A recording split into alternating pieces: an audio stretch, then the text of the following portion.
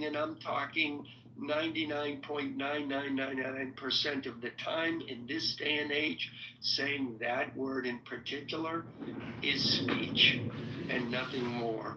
And we go back to sticks and stones may break my bones, but names will never hurt me. And I think that's a wise, put in a little kiddie form, it's still a wise thing. We understand that in a country that has free speech, if you don't believe that little kid's phrase, then you're in a lot of trouble, because you're going to be torturing yourself constantly. Because people say a lot of dumb shit. And I at least understand when I've said dumb shit. Okay, but there are people who don't, and you have to give them grace, because it's not about them, it's about you and your own peace of mind. And I think what JP and Anthony are talking about is they're not going to let people who say dumb shit upset their peace of mind.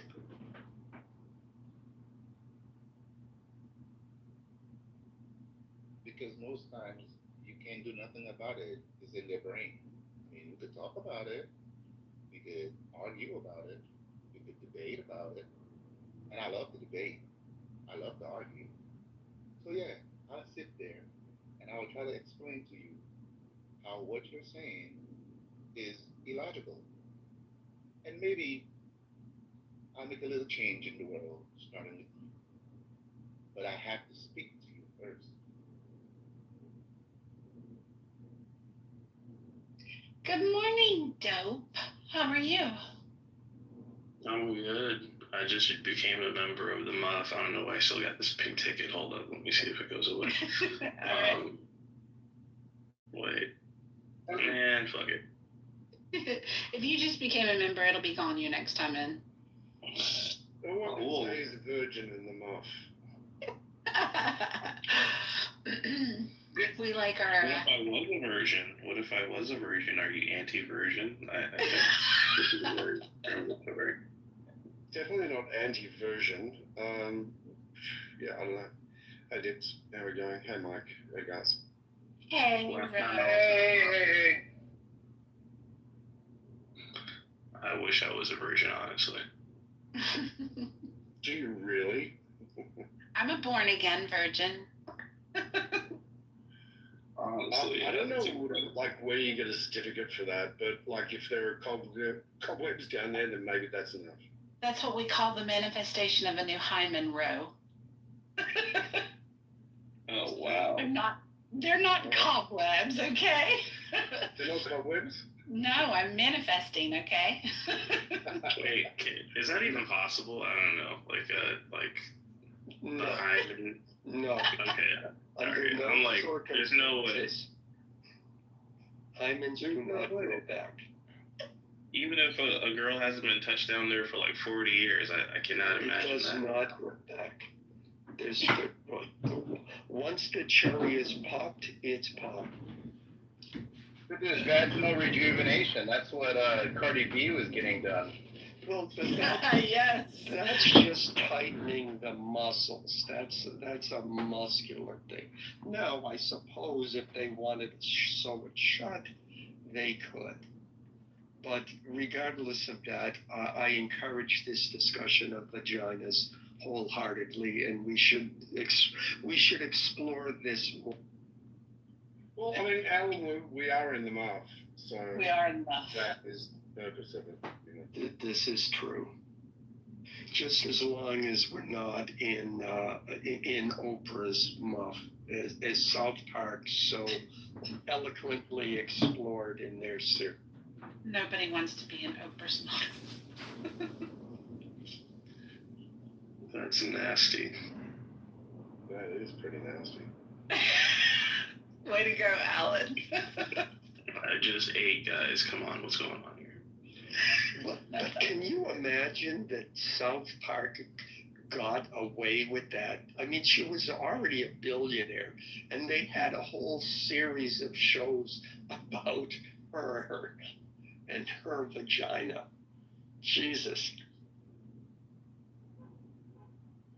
Yeah, Jay Busy, exact. Kristen's actually giving us some education on hymens in the chat. If anybody would like to take a personal one-on-one session with Kristen to be able to learn some more about hymens, she's available for consultation. Thanks, Kristen. Too thick to penetrate? No, hymens are obstacles. Yeah, that's true.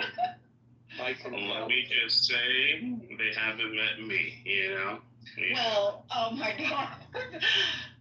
Well, let me just tell you, the manifestation of the new hymens is very real. Okay? I will never call them cobwebs.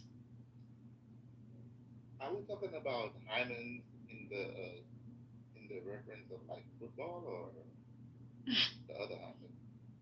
The other hymen. We're in the muff, Jay Pizzy. Wow. We're in the muff. I'm just messing with you. I know what's coming. Morning, derisive. I don't know if I said that to you yet or not, but there was convo going on. I didn't want to step over people. Hi, good morning. First time caller, long time listener. Nice to have you back. Hey, Ron. Hey, everyone. So let's get into some of the conversation. For me, it was last night. Surrounding guns and mass shootings and stuff like that. It was actually a really good conversation. So, Dibs, thanks for putting that together and holding that space. It was actually pretty cool. I like the idea of actually bringing in some alternate views Yes. from both sides and to be able to, have a conversation. Yeah. I think it would be great. Yosh is such a fabulous speaker on the topic, and he's very, very pro 2A, and he's extremely knowledgeable about the laws and the Constitution around it. But I think that having some people that are really can very intellectually have the conversation about why, like, AR, potentially looking at like AR bans and stuff again, like just getting them kind of geeking out together, and Yosh is the kind of person I think he could have that conversation with anybody and it not go upside down. Yeah. Like he and Roger sound like they'd actually be, fit in the same bed. Getting people outside of that who've got differing views. Look, I mean, I getting two people who are on literally opposite sides of the fence on this, can make for great fireworks, but it's the meet in between that really makes an interesting, conversation where, there's movement, where there's concession that can be made that you don't have to be completely 2A. That's what just happened, Ro. That's what just happened with racism. This happened. Yeah. But the thing of it is, I think JB might possibly know maybe another person or two, because he's very staunchly in the more gun law camp. And between Stilgar and Yosh, I think, and Mojo, if Mojo actually came back, I think that would be a great representation of, fewer restrictions. And then we just need 2 or 3 others that support the other camp and are knowledgeable enough to have, to make the arguments. I'd love to sit and listen to them just, ping pong back and forth. Yeah, Sig would be a good one to have in that room for sure on one side of it. Yeah. Oh, by the way, I'm sorry if I cut through. It was either you cutting out or me cutting out, but I may have interjected there for a brief second. Oh, okay. No, not at all. Well, let's try and make it happen. Like, get a few people in here. Yeah. That'd be cool. Grab a few names. We could either do them here or go into healthy debates about it, maybe. Okay. Whichever. Look, I mean, from Australians' perspective, where we don't have the Second Amendment. There's nothing in our constitution about guns, I have to say. And it's a different history. Australia has a very different history to America when it comes to guns, and also Civil War as well. So there's some understanding, but what's been in the culture in America is a very different thing in Australia.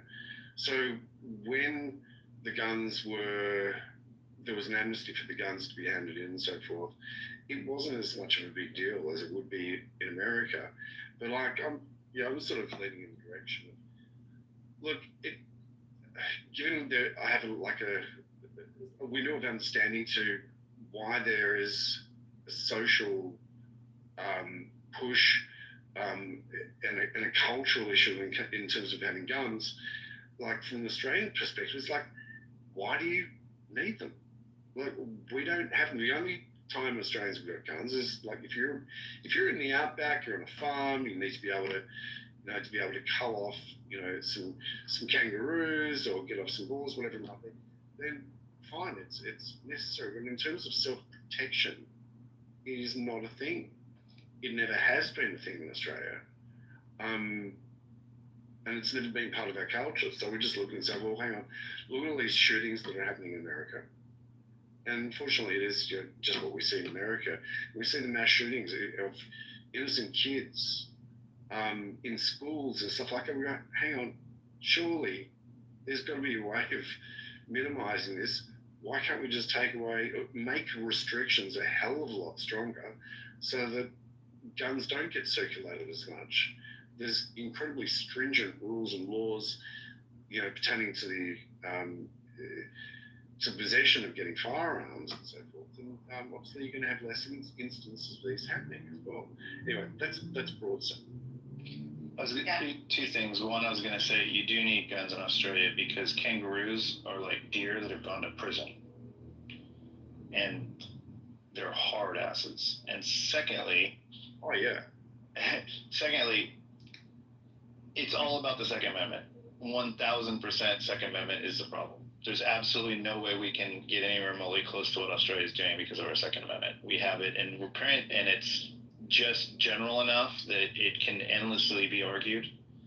And because it exists, guns are guaranteed to us. And because guns are guaranteed to us, and because we let the cat out of the bag and brought out the same guns that the U.S. Marine Corps uses for everybody and their brother to buy one, there's no going back. There is no discussion to be had, Rollo. Honestly, there's no going back.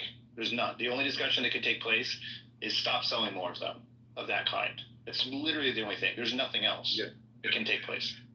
Yeah, I mean, in terms of guns and kangaroos and shit like that, look, they can be a bit scary sometimes. Yeah, true. They are needed, and they're utilised by farmers out in the outback and the countryside and so forth, because there's a purpose for them there, and it's a practical purpose of it. And in terms of the restrictions, it's the same, I guess. Look, not everybody has the right to be able to drive a car, but you can get a license to be able to have one. And in order to be able to keep your license, you need to be able to follow certain rules. I don't see why those rules and that type of philosophy couldn't be applied, and be it slowly over a period of time, right, to stem the culture somewhat, not to change the culture completely, but to be able to stem the culture somewhat. Just the idea of have people feeling, right, the need, not the want, but the need to be able to have a gun for self-protection is just something that is completely foreign to people in Australia. If we want to continue with guns, great. And I have something else, if you guys want to talk about it, that I was listening to on a podcast, a media criticism podcast the other day, which I thought was pretty funny. It's this consulting group think tank called The Third Way, which is described as a Clinton-esque Democratic consulting group that is trying to rein in the negative perception of the Democratic Party. They released a list of words that Democrats should stop saying because they alienate the general American public, and they say that by using these phrases, they're fueling the are the Republicans and Donald Trump. So it's like 4 categories of lists of words, if you guys want to hear. I'm curious. Okay. I'll take that as consensus permission to go ahead. Right. Mr. Rice, if you feel free, let's try this out and see how it feels. Okay, so there's We'll 4. We'll tap on maybe the gun topic at another point in time. That's fine with me. Thank you. You're very generous. So there's, I think, 4 categories. So the first is called therapy speak. And it says, these words say, I'm more empathetic than you, and you're callous, and you're hurting other people's feelings. So the words are privilege, violence, as in environmental violence, dialoguing, othering, triggering, microaggression, progressive stack, centering, safe space, holding space, and body shaming. And there's seminar room language, subverting norms, system of oppression, critical theory, cultural appropriation, postmodernism, Overton window, heuristic, and existential threat to climate, the planet, democracy, or the economy. Then there's organizer jargon, radical transparency, small d democracy, barriers to participation, stakeholders, the unhoused, food insecurity, housing insecurity, people who immigrated, and there's gender orientation correctness, birthing person / inseminated person, which I had never heard, pregnant people, chest feeding, cisgender, dead naming, heteronormative, patriarchy, LGBTQIA+. Then there's the shifting language of racial constructs, Latinx, BIPOC, allyship, intersectionality, and minoritized communities. Finally, explaining away crime, justice involved, carceration, incarcerated people, and involuntary confinement. So it says the conclusion is, think about conversations with persuadable voters in your life, friends, family, coworkers, and consider whether the use of this language above would help or hurt your case. Recognize that much of the language above is a red flag for a sizable segment of the American public, and it's not because they're bigots, but because they fear cancellation, doxing, or trouble with HR if they make a mistake. Anyway, it goes on. This is from the Democratic Party to the Democratic... It's from a Democratic consulting group. Yeah, it sounds 1,000% accurate in my take. It's just, it's full of things that we're tired of hearing. I think it sounds... They're trying it sounds really smart. It sounds like an outsider. Yeah, the reality is, are Democrats going to listen? Probably not. But as an outsider, that person's right on. First of all, that entire list I need to go to my safe space. Go take a shower, Alan. You need to go take a shower. Just hearing those words, just sent me over the edge.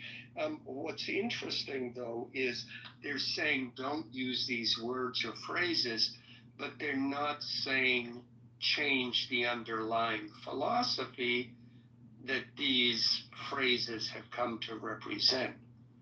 So it's, if I'm understanding it correctly, derisive, is that the thing? In other words, we still believe these things. We're just advising you not to use them if you are trying to, and that was, that's clear. When you're persuadable voters. So that also implies that, well, there's just some people that which is actually, which is not an unreasonable thing to say, is, look, there's some people you're never going to convince, so don't bother with them. But yeah, I mean, I don't know that qualifies them as Clinton-esque Democrats either, because a Clinton-esque Democrat and I guess as someone who voted for him, I can tell you, you cannot use those words. You're still gonna, I'm still gonna pick up on whether or not you believe in the underlying philosophies.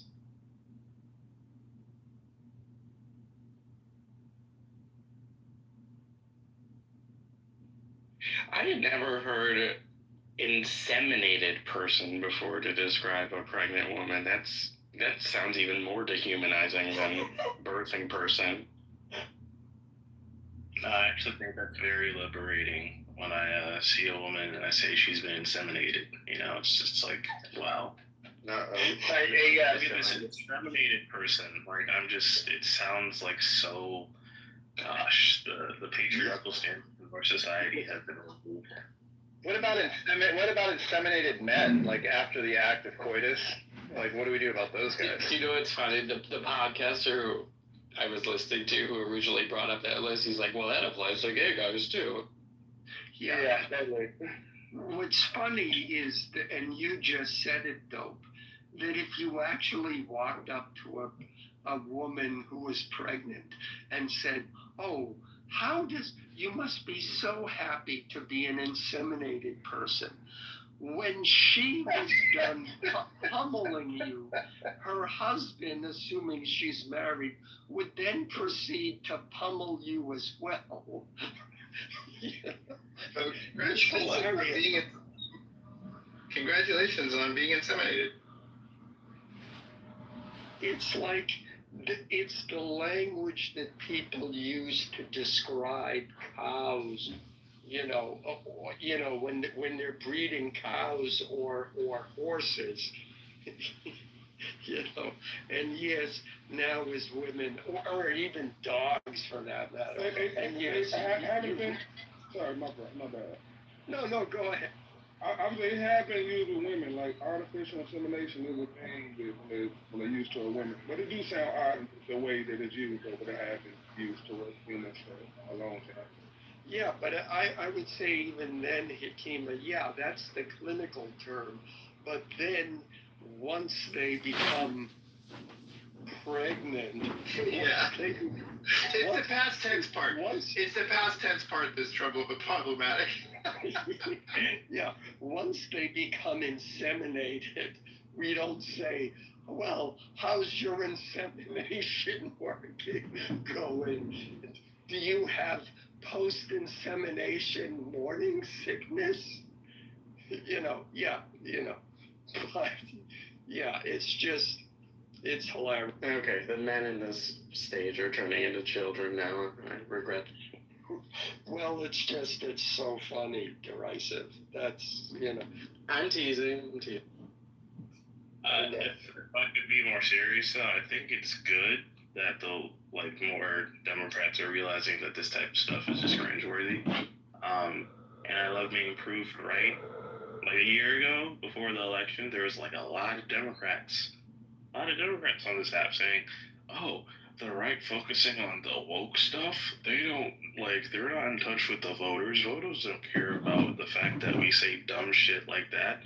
Well, I mean, obviously the average person is not going to be thinking about that as much as they'll be thinking about gas prices or the economy.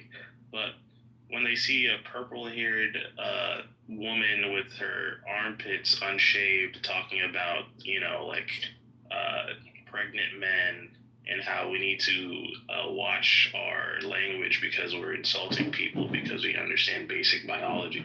People are not going to get down with that, It's like if the Republican Party was filled with a bunch of Westboro Baptist church members, and that was the general perception of the Republican Party, even if the economy is doing great, people would not necessarily be the biggest fans of the Republican Party. It's just logic. I don't understand why it took so long for them to understand. And now I'm happy that they do understand. Well, but again, Dope, I would say what their focus of that list is simply on the words. They're still adhering to the underlying beliefs or political positions that those particular words represent. Yeah, without a doubt. Yeah, so they still believe that what they're saying is, well, we still believe that a pregnant woman is simply an inseminated person, or that a mother feeding her child, that we should refer to them as a chest feeder, and that anybody, including both men and women, can breastfeed under our definition of what a man and a woman is, but just don't use those words so that we can convince them that we're right. Oh yeah, I'm not saying that they're changing their entire philosophy. I'm just saying they understand the optics of it is trash, which they were denying only like 7 months ago. Yeah, I would tend to agree. It's just like essentially, it's the greatest blow. The Democrats, of course, will say that they're for women's rights on abortion, but when it comes to a biological male competing in women's sports, that they were like, this might be something we can pass sometime.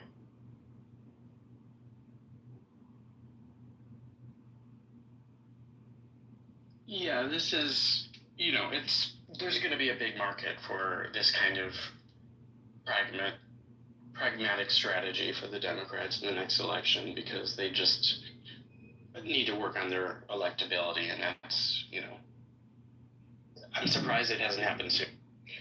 Yeah, I mean, this is kind of the thing, though. It's just essentially is that the best way Trump can, be favorable is that if he doesn't want to have struggles in the midterm, is to not make such a big deal about the Epstein files.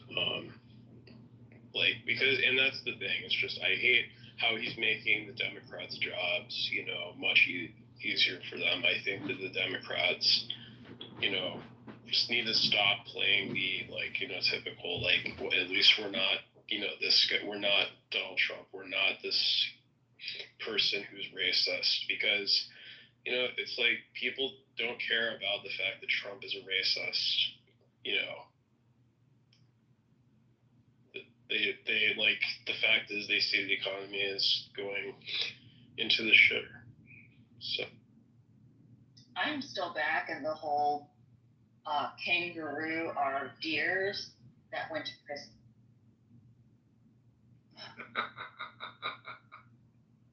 I forget, Rose. I'm still chuckling about that. I'm sorry. I just. Also, Alan, I do have a question. I do have a sincere request. I would love to get a list of those terms. Oh no, it was derisive who has the list. Oh, sorry. Or direct, with just however I can. If you do a search, or something, yeah. if you do, okay, so the consulting group is called The Third Way, and if you do a search for The Third Way memo, word policing leaks or something like that, you'll find it. Great, thank you. If you could put a link in the chat, that'd be great. No, but if you can, I'm not doing it. I'd be happy to. Thank you. Appreciate that. Yeah, I was going to ask Ro, have you heard about the emu wars in Australia? I never would have known about, except for the what is it? Something. It's called like abbreviated history. They're animated things. It's hilarious. Yeah.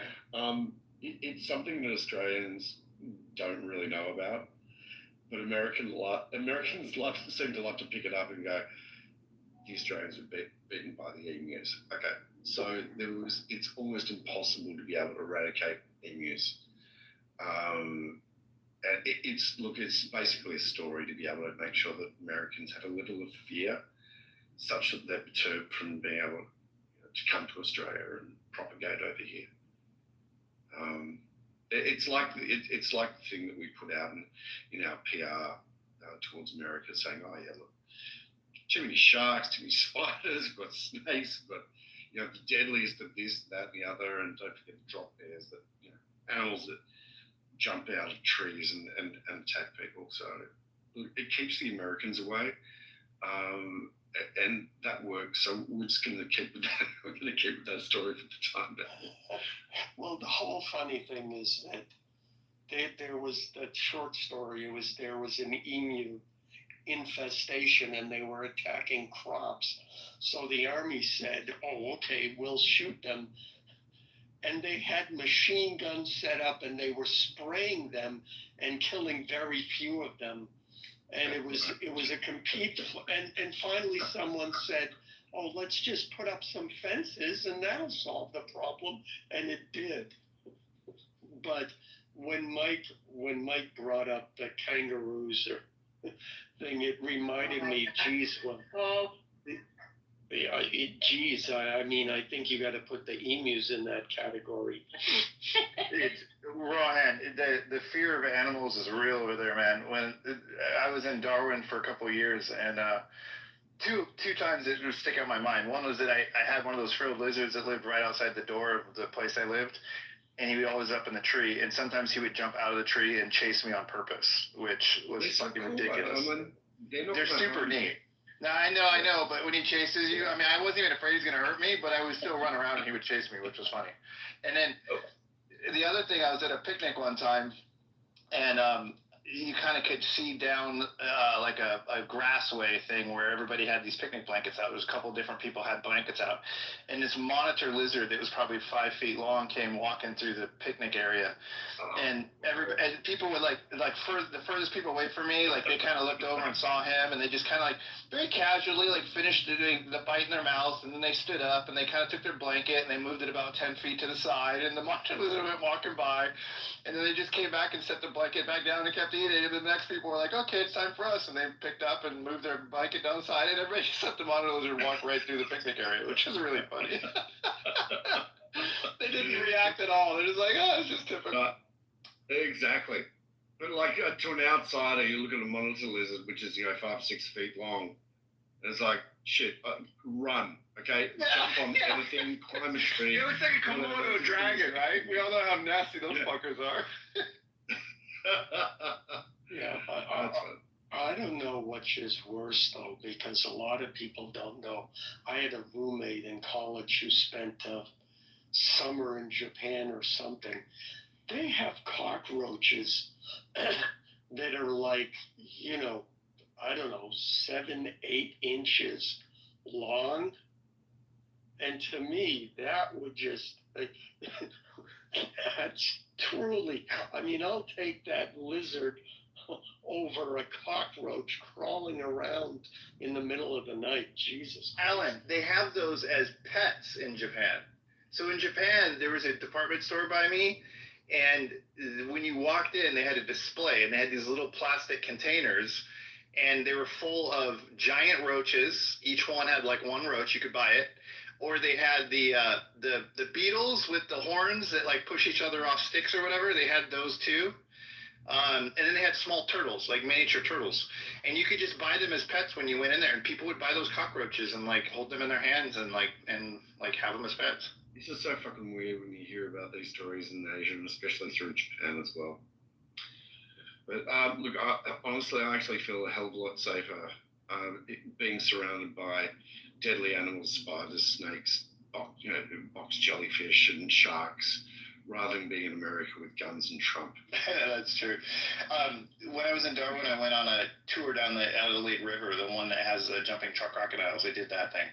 And they told me, one of the things they said is that it's the most reptilian populated river in the world. And they said, and the banks have the most snakes per square mile, kilometer or whatever in the world. And so they said, if you fell in the water, you'd get eaten by a crocodile. And if you didn't get eaten by a crocodile, you'd get killed by a snake. And that's how they prefaced us going out. And they're like, you can't trust crocodiles. You can't trust them at all. Like that's just the way they are, right? And I was like, okay. So we go, and as we go walking out on the dock to the boat we're going to take to go on this thing, there's this crocodile floating in the water right next to the dock, just watching. And everybody kind of pauses, and they're like, oh, don't worry about him. That's Charlie. And it's like, everybody's like, what? So I think they set it up that way because they know Charlie hangs out there. Yeah, I've got pets for these things as we go along. Guys, I just want to say it's really nice that, we're all enjoying being in the muff. It's nice to be able to share the muff with everybody. So, keep on coming back. Deb, Moons, heading off to sleep. Have yourself a great day, everyone. Good night, Rob. Bye-bye.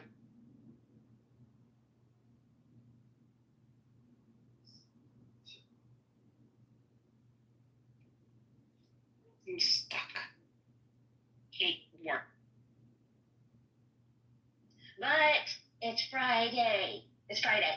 And it's a long weekend, Joel. Yeah. I'm excited about that. You want to get more coffee? Want to have a coffee break? I just Yeah. made my second cup. I'm gonna go make me some in just a second. I have to finish this. Let's see. I invite everybody to watch. I think it's the first or second episode of the third season of Married with Children, and Al Bundy's testament to Labor Day. It is a hilarious episode. I think it's on the Roku channel, or might even be YouTube, if you want to truly understand the meaning of Labor Day.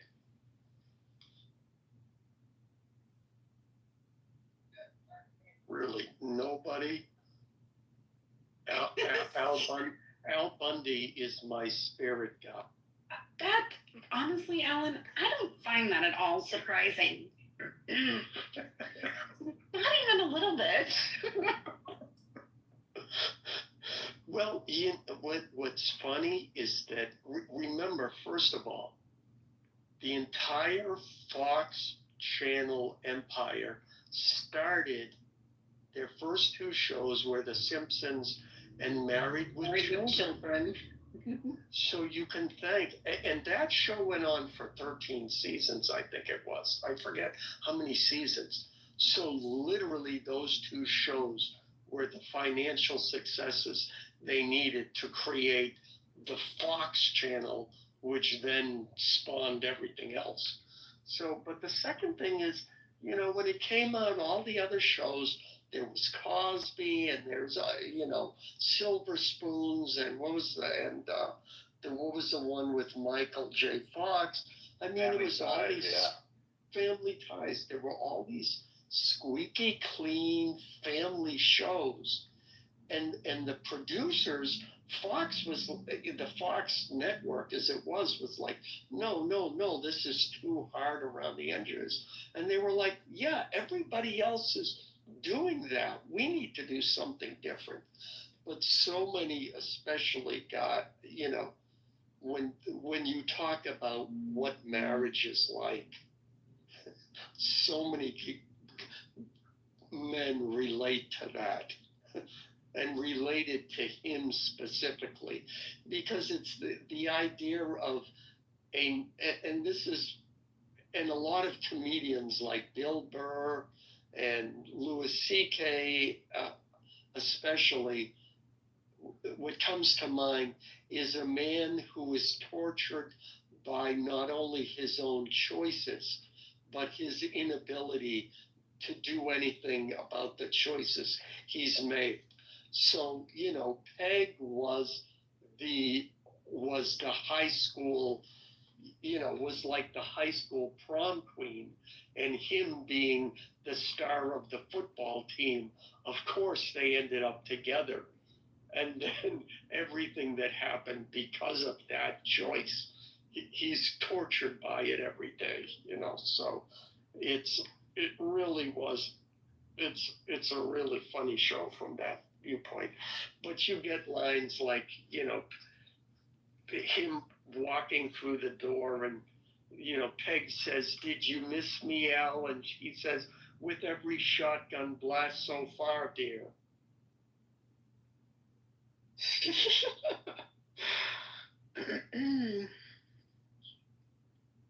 I don't know.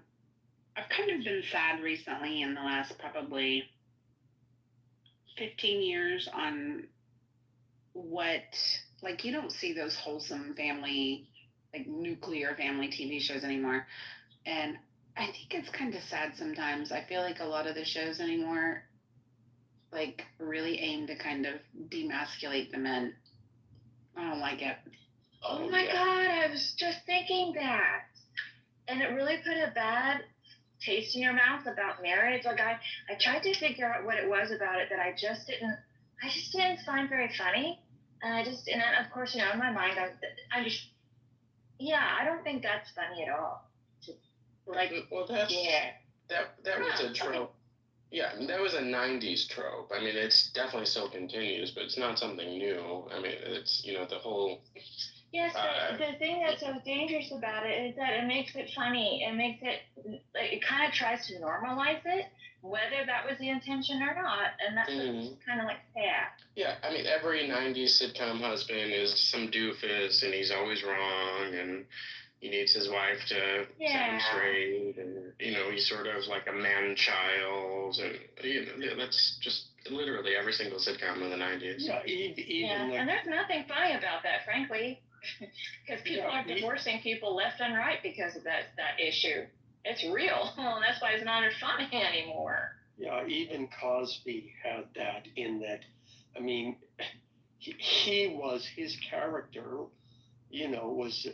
was an obstetrician.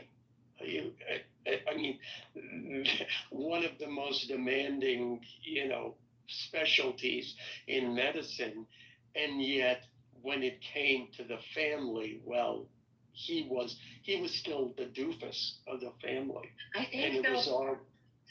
No, go ahead. Oh, well, I mean, I think that most of the time, though, I think he played it like, well, I didn't know. Yes, he did. You know what I mean? Yeah. Like, and his wife called him out like, yeah, you did. Oh, yeah. But, it goes back to, and even the actor, I forget his name, on Good Times, it was always, I forget the characters' names now, but I remember watching it as a kid and thinking, why is the mother overriding the father? I mean, things like, there was one episode where JJ had an opportunity to make money, and serious money, with his art. And the mother said, no, you can't, for some obscure reason. And the actor who played the father,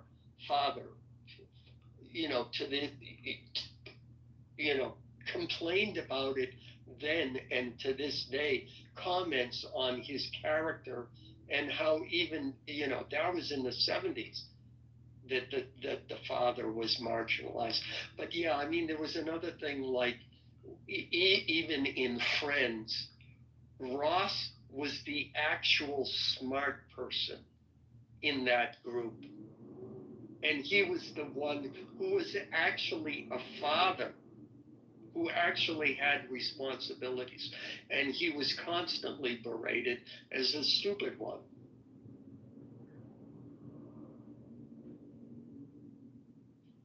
So I agree with your sadness. Yeah, I don't like it. And I mean, I don't know. I feel like there was a lot more balance in the 90s. I feel like as time has gone on, I feel like more and more and more. Anytime, if there's a dad represented in the family situation, they just do kind of make him adult. Like, yeah, like he's a moron, and I will say Blackish. I stopped watching after like the third season mainly because we got rid of cable. But that show, and I think the actor Anthony, I forget his name, I think it was him. He was not going to be made the buffoon.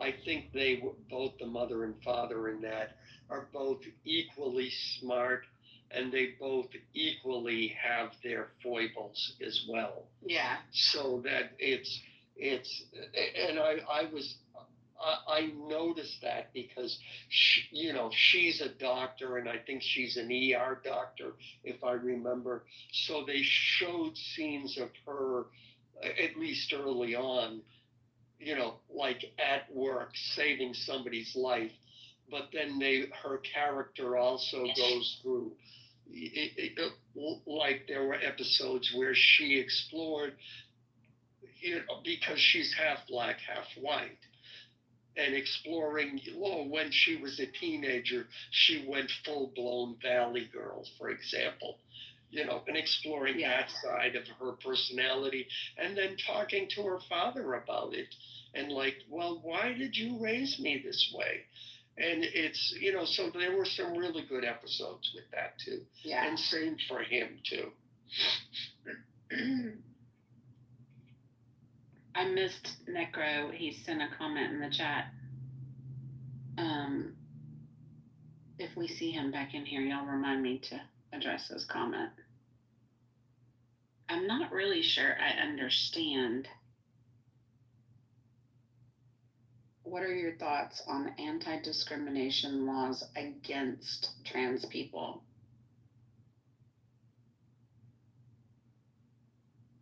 What is he asking me? He might, I don't know, depending on what his political perspective is, he might be framing that to say laws that, exclude trans people in sports or things like that, or exclude trans people from locker rooms of their choosing or some. Okay. I'm just trying to make sure I understand what he's asking me. He could be also talking about the fact that transgenders are not a federally protected class group of people, and in maybe some states, I don't know nowadays if they are or not, like in California, but in general, yeah, it would be about that federal protection of class and seeing whether or not we thought that they needed it, Yeah. Well, that's how I would take it. Didn't, I forget which title it is, but didn't Biden expand Title 4 or Title 9 or whichever one it is to include transgender people? And I think Trump just removed them. So, right. So it may be related to that. But by all means, let's continue to speculate on what he meant. Smart ass. I mean, I just wanted to be prepared to answer. So I was like, I'm not really sure if he's asking if I think there should be anti-discrimination laws for trans people, or if he's asking if I think the laws that don't provide them the protection are unfair. I'm not really sure which way that's going, so, all right. Oh, well, either way, I can ask him for clarification. Good morning, everyone. Happy Friday. Hey, Serendipity. Good morning, Nye. Good morning. Hi, Nick. Oh, they're slippers. Good morning. Slippers. Good morning. Nothing beats a Jet 2 holiday. You like your Jet 2 holidays, slippers. Wait, slippers, what is that from? I see it overlaid on videos, or on Ratchet videos, or but what's the origination of Jet 2 Holiday? Where's it even? So it's an actual song, and then somebody just overlaid it with the flight attendant discount announcement. So there actually are two separate artists attached to this whole Jet 2 holiday that we see on social.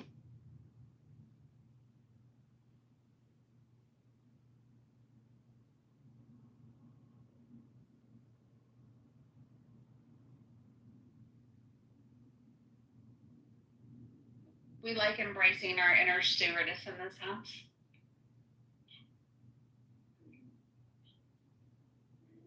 I think there should be a national push to bring back the word stewardess.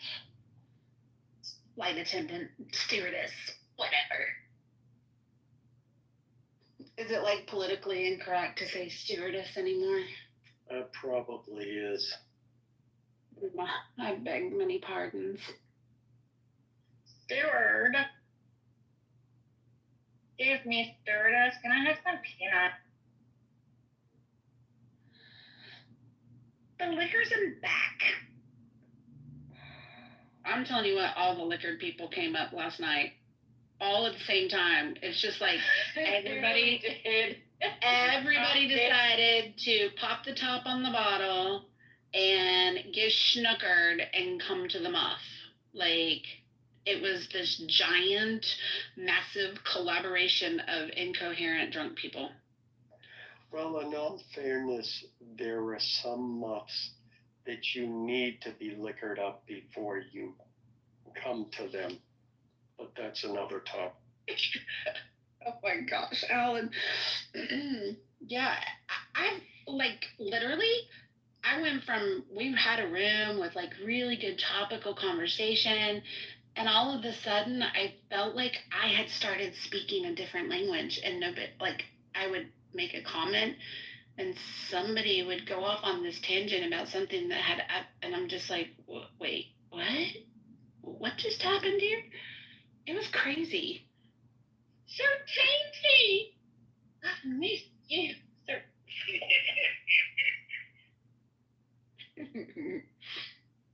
Yeah, it was very strange. Like Doc, I haven't seen Doc in here at all. He showed up. Oh, dude, he's the OG drunk on Clubhouse. Oh, man. Good He's fucking like- lord, that dude stays drunk. He's like the CH representation. Well, Bruce is, I don't know. Bruce is definitely a little more entertaining as a drunk than Doc is. Doc's more on the obnoxious scale. Yeah, Oh, but for Bruce, sure. but Bruce still works. Bruce is still mobile. He's Yeah. able to get where the hell he needs to go. Yes. He's not sitting up in his house, making pyramids of beer cans and shooting guns.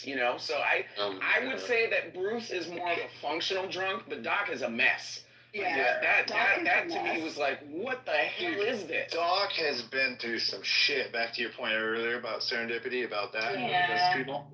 Yeah. Dude, he's been through. I had some conversations with him in the early years where we went deep into his military experience, and he's literally like the beginning of Saving Private Ryan, like where people were holding their guts in, like the medics on the battlefield are holding people's guts in. He literally did that, and he did it for a solid 4 years in combat zone and totally survived it, which is pretty shocking. He mentioned like maybe a month ago, someone was talking about some femoral artery or something, and he was saying, oh yeah, there were times, you have to sit there and pull it out and then squeeze it, otherwise the guy just bleeds out. I mean, just casually talking about it. But that was a scene in Black Hawk Down where the medic is like, he's trying to get at that artery, and he knows if he can't get it, the guy's going to die, and it slips out of his hand. And the guy is like, and he's like, yeah, I got it, everything's fine. Telling the guy that, knowing that, no, the guy's going to die. Yeah, Doc is fucked up. I think his illusions of grandeur and sort of drunk pathology fantasy is sort of mixed together, and I think that about 90% of his military stories are either fabricated or extremely embellished. That's the sense I get. It's really hard to say because he definitely served in combat, and you definitely see action as far as like you definitely do that as a medic in war. There's no question about it. I agree. I mean, I agree. Knowing him as his personality, I kind of agree. The problem is you really don't know what's real and what's not. No? Yeah, but You know I what just know a pathological liar when I see one. You know what visual I get every time I see Doc, which makes it really hard for me to take him seriously. Even though sometimes he can be perfectly fine, but sometimes he can really, really annoy me. But I can't get this visual out of my head. It has just followed him for years and years and years for me. Like, I see him, and I always go back to one of the first times I heard him in a room talk about his dick being the size of a beer can. Of a beer can. Point blank example. He's full of shit. I just cannot, like, every time I see him, I'm just like, You couldn't have waited until I got to my office and had I'm at least sorry. a bagel. At least a bagel. Like, Oh my It's god. Friday. that's just Adam, goes to show, guys. Sometimes Adam. outrageous things stick with people, okay? Maybe it is girthy. Maybe he wasn't talking about. That's exactly what I was talking about, was girth. Oh, can women on stage take a cold shower, please? Talking about Doc. Ew, honey, no. We're just talking about a certain part of the anatomy, not particularly him. Oh, I got it loud and clear. But Okay. Serenity, that begs the question. What? What visual image comes to mind with the rest of us? That was a good question, Alan. Yeah, would you like to go down the roster on stage? No. Okay. Alan and I think of a Woody Allen type. Oh, that's hilarious. Oh my god, y'all. No, we're not doing that. You would not be wrong, derisive. Oh, wow. Others have made that comparison, much to my dismay. Well, I was sort of,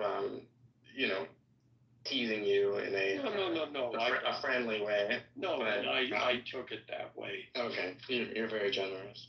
Listen, as long as the guys, and I'm speaking in general, but to the guys on the stage, just as long as you don't shave it down too much. I don't know about the other ladies, but a bald penis is not an attractive penis. So please keep some hair on that thing.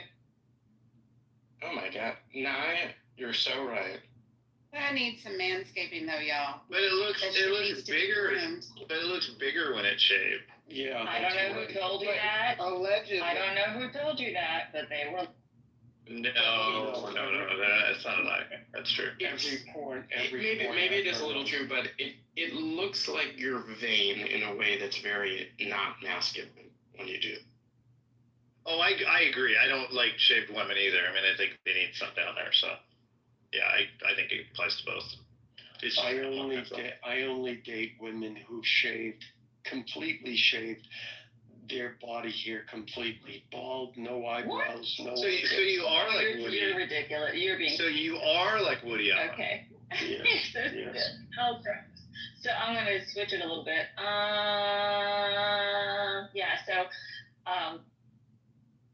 So you know that movie with Adam Sandler who does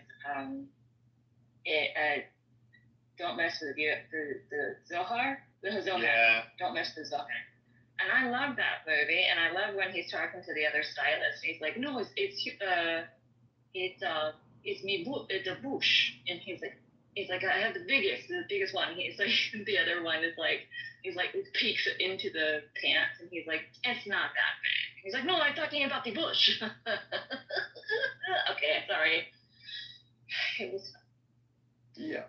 On the other hand, on the opposite hand of the scale, you should watch The Last Tango in Paris with Brando, because the woman in that, I'm sorry, it's like a shag carpet.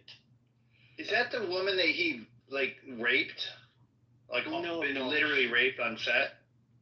I don't There's know. a story behind that.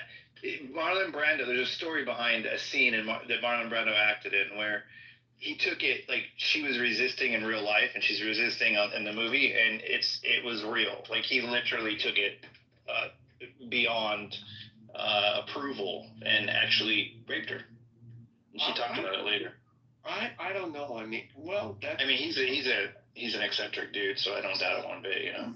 Yeah, well, I mean, what I remember in that movie is I think it's that movie. I'll Google Yeah, it might have been. This is John. Please put me in the queue.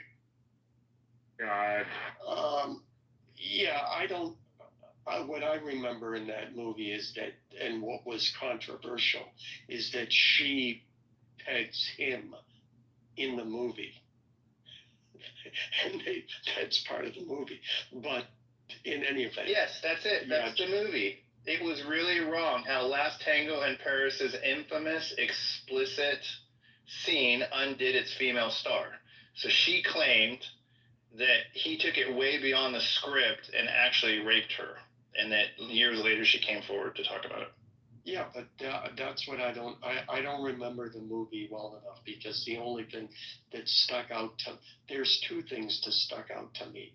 Number one, that her pubic hair went from like between her legs up to her navel, and it was a patch that was like maybe 2 inches thick and like 5 it's a triangle, but maybe 6 inches at its widest point.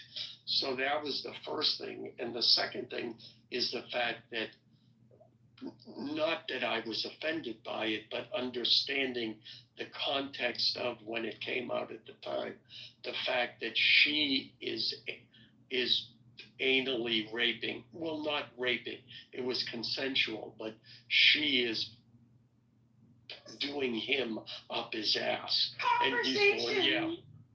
And he's not good, yeah, fuck me, do my ass, whatever.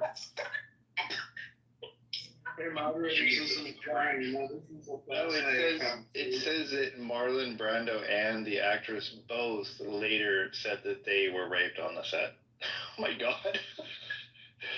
Good grief.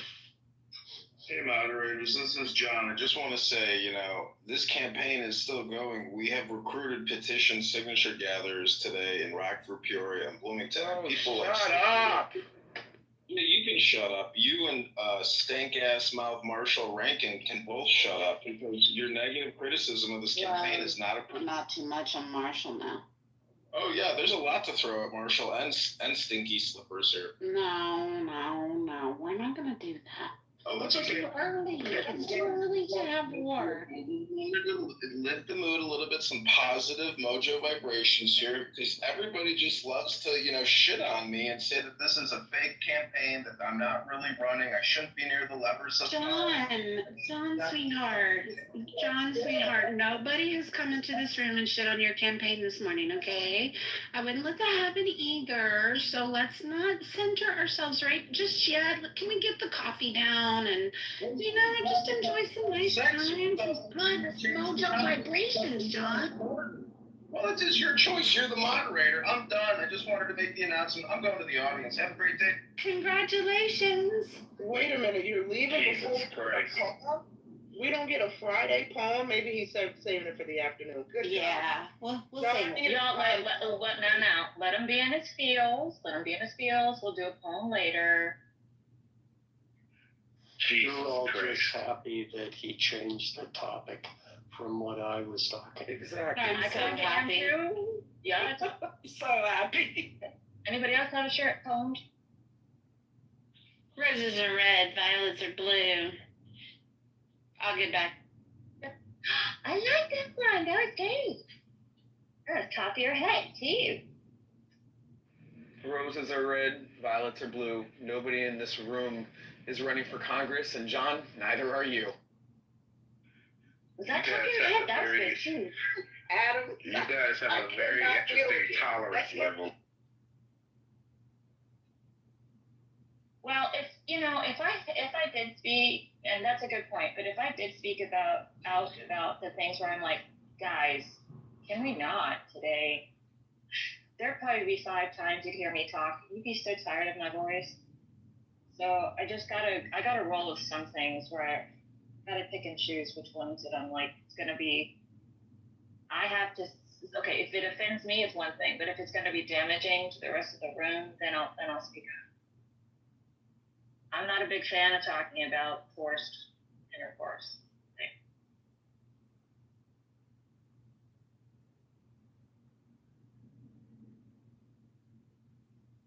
Jesus Christ.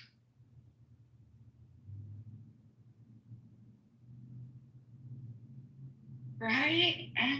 Yeah, so. I mean, y'all, it's a long weekend. We're on a holiday. I'm so excited. And I just made a new pot of coffee. Ooh, what does it taste like? I don't know, it's brewing. Okay. Yay. I thought you already had it in your hand. No, I just started it. Okay. I actually just took a sip of mine. It's a little foamy, but you know what? It's fine. And it's also free. So.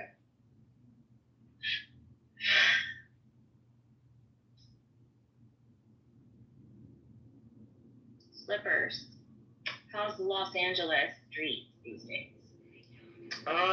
Good. Traffic was a little bit predictable this week, so I decided to leave super, super, super early. And yeah, I mean, I tested a good theory, and I feel like this is working out. Yay! It's great. No protesters lately? Oh no, they're going to be doing the Palestinian protest probably either today in the afternoon or perhaps tomorrow in the afternoon. I mean, they've been doing it every week for months. Okay.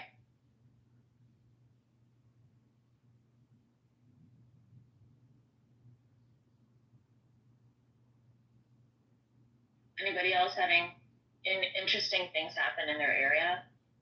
You know what? People are cooking on the Barbie for Labor Day.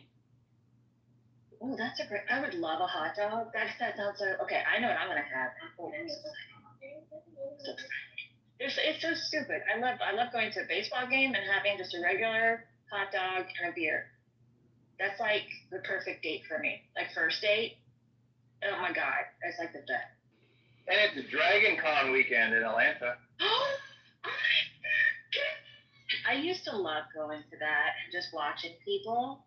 Like I didn't even have to attend or do any kind of costume or anything. Or there's some rooms I was interested in, but it has gotten so bad. There's just, oh my god! I don't know if anybody else has been there. Do you guys know what do you think? The Dragon Con? Does anybody know what? Anybody know what con? Yeah. My granddaughter's just at a Repticon. The Dragon Con is enormous. It's like the biggest in the world, potentially. Yeah. It's huge. Yeah. They have a parade. What Dragon Con? Is it dragons? No, it's all geek. It's all geek. You would love it, Nye. It's all geeks. It's like. Have you guys heard of Comic Con in Los Angeles? Oh, of course, yeah.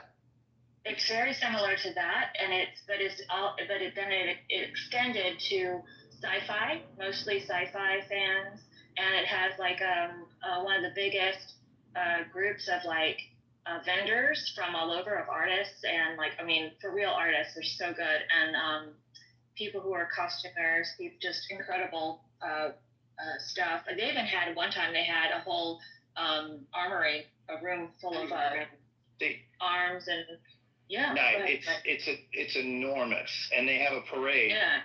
That has it's actually all the other cons combined, kind of. So it's got sci-fi, it's got comics, middle, like, yeah, and like there's movie stars, anime stuff. Like, it's all part of it, and they have a parade that goes through the city. I think Saturday morning.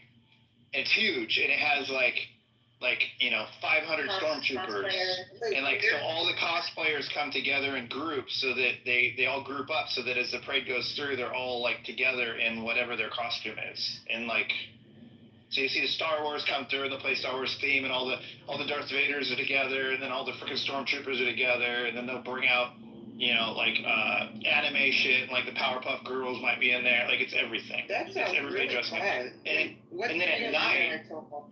It's called Dragon Con. It's every Labor Day weekend in Atlanta. And then at night, it takes over this entire giant hotel downtown and a bunch of other buildings. But at night, everybody parties out in front of the hotel, fills the whole street. You can't drive on it and stuff. And all of the risque costumes come out. So if you go there at night, like the girls are like half dressed as like anime characters, just showing their boobs and stuff. Like it gets all risky and crazy at nighttime. Just walking down the street. Yeah, it's and they have like, and the people who are in costume, they don't get paid. I mean, the people who are there, the stars from like, that are from TV shows, movies, things like that. They have appearances in the stars room, so you can go get their autograph. You can have pictures taken with them, things like that. People like they save their money and this is what they spend their money on instead of a vacation. They go there. There's a quad of four major huge hotels like Hyatt, Marriott, that's downtown, and they're all connected. So they coordinate with all the ballrooms to have these like, what do you call them, sessions, like info sessions or discussion groups, things like that. Like they'll have a Star Trek session where everybody that's obsessed with Star Trek will come in. They'll have Star Trek actors there, and they'll have like, it's like like you go at conferences basically, but each conference is based on a geek thing, specific topic. Yeah. Yeah. So it's just really cool. So you get to like congregate with a bunch of your same like artists and excuse me, other fans that are super fans. But like if you can imagine any kind of like creative genre of a movie, like horror or sci-fi, all that kind of stuff. It's like behind the scenes in movies, anything and everything.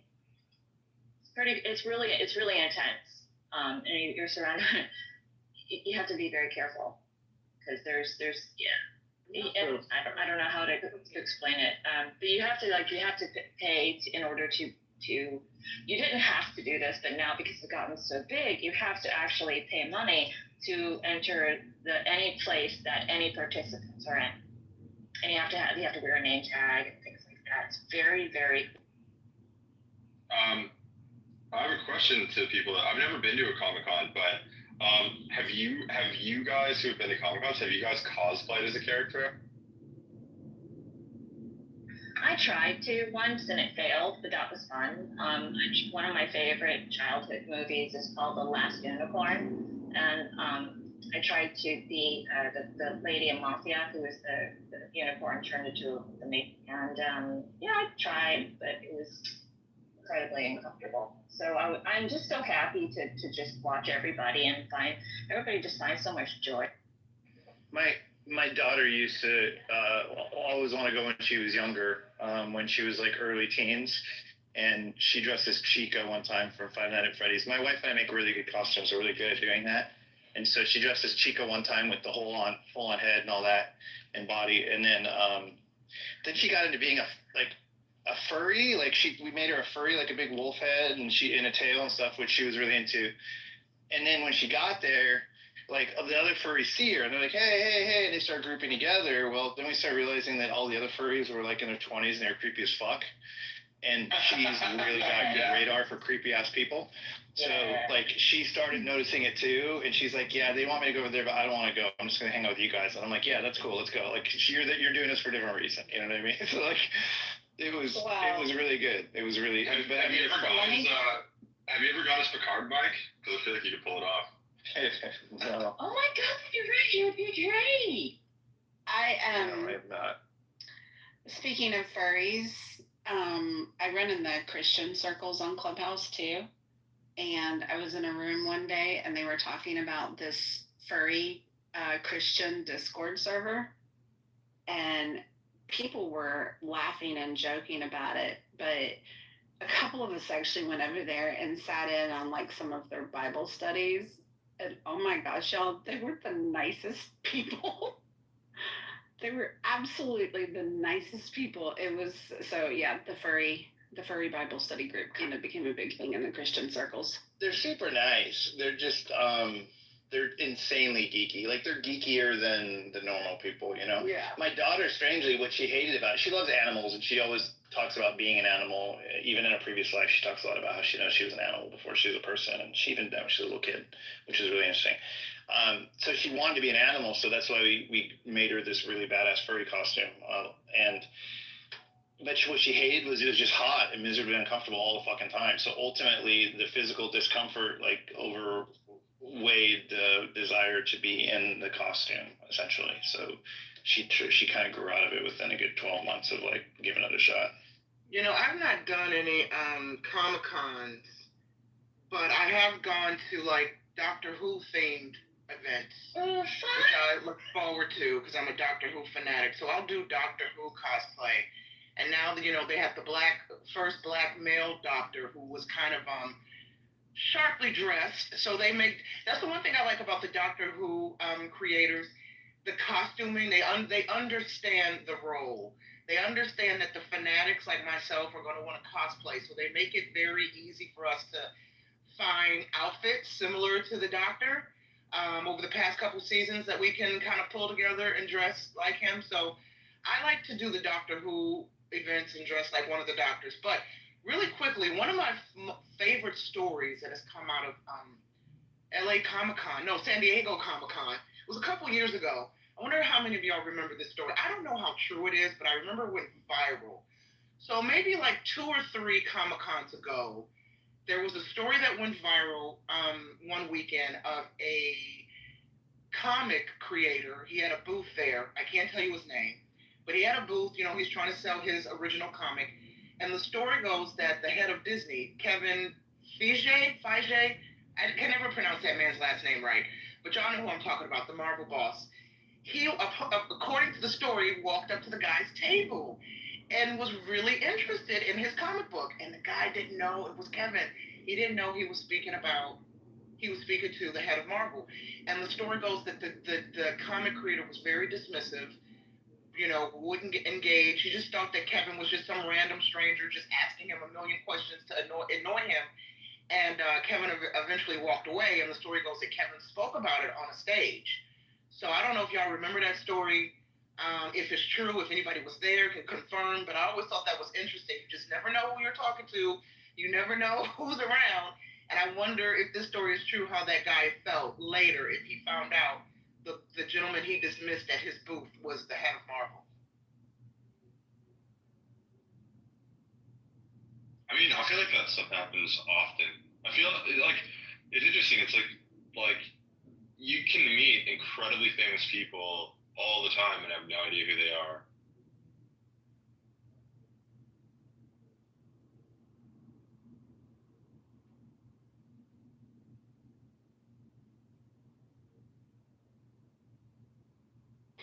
Yeah, and a ton of people fly into Atlanta for Dragon Con, and there's a shit ton of Doctor Who stuff there. And the center, what is it? It's like the giant area where all the booths are there. So if you make things or you sell things or whatever, you can have a booth. It's enormous. It's like a gigantic. It's like 4 stories of a trade show, and it costs like $80 to get in to just see the booth Per day, though. Per day.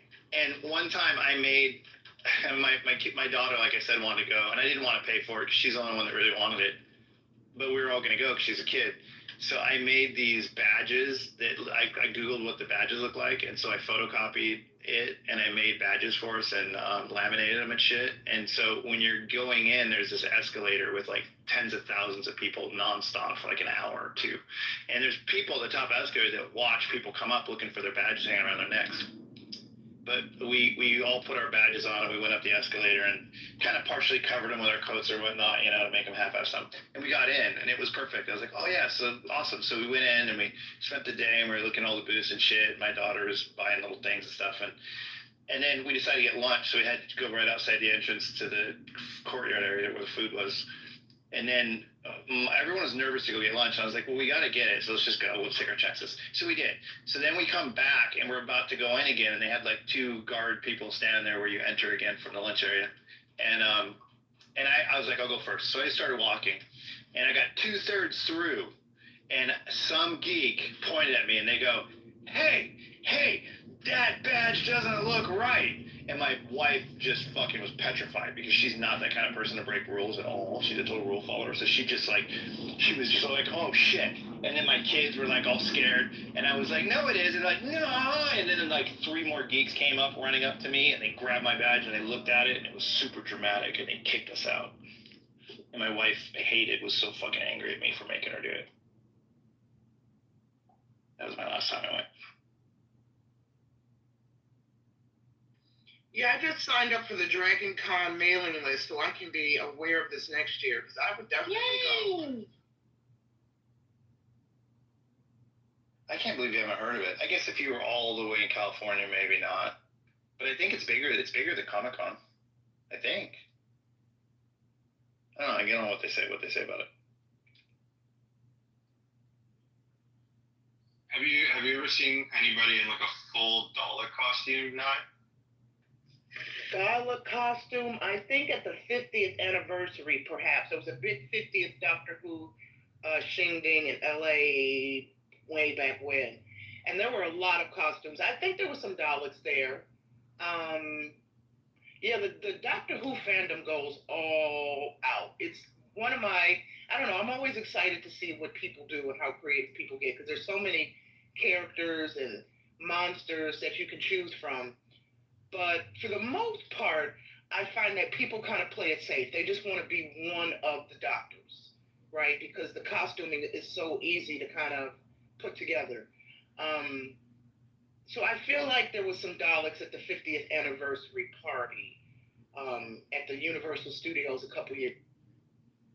But I'll tell you, the one thing that I do want to dress up as at any event, I just have to find the right event to go to. One of my favorite horror movie characters is Pinhead from Hellraiser. So I love the opportunity to go to an event dressed up as Pinhead.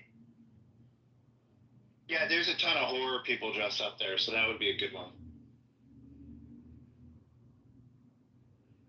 I was just gonna say quickly, did you know that Doctor Who, the original series, like the old black and white series, did you know that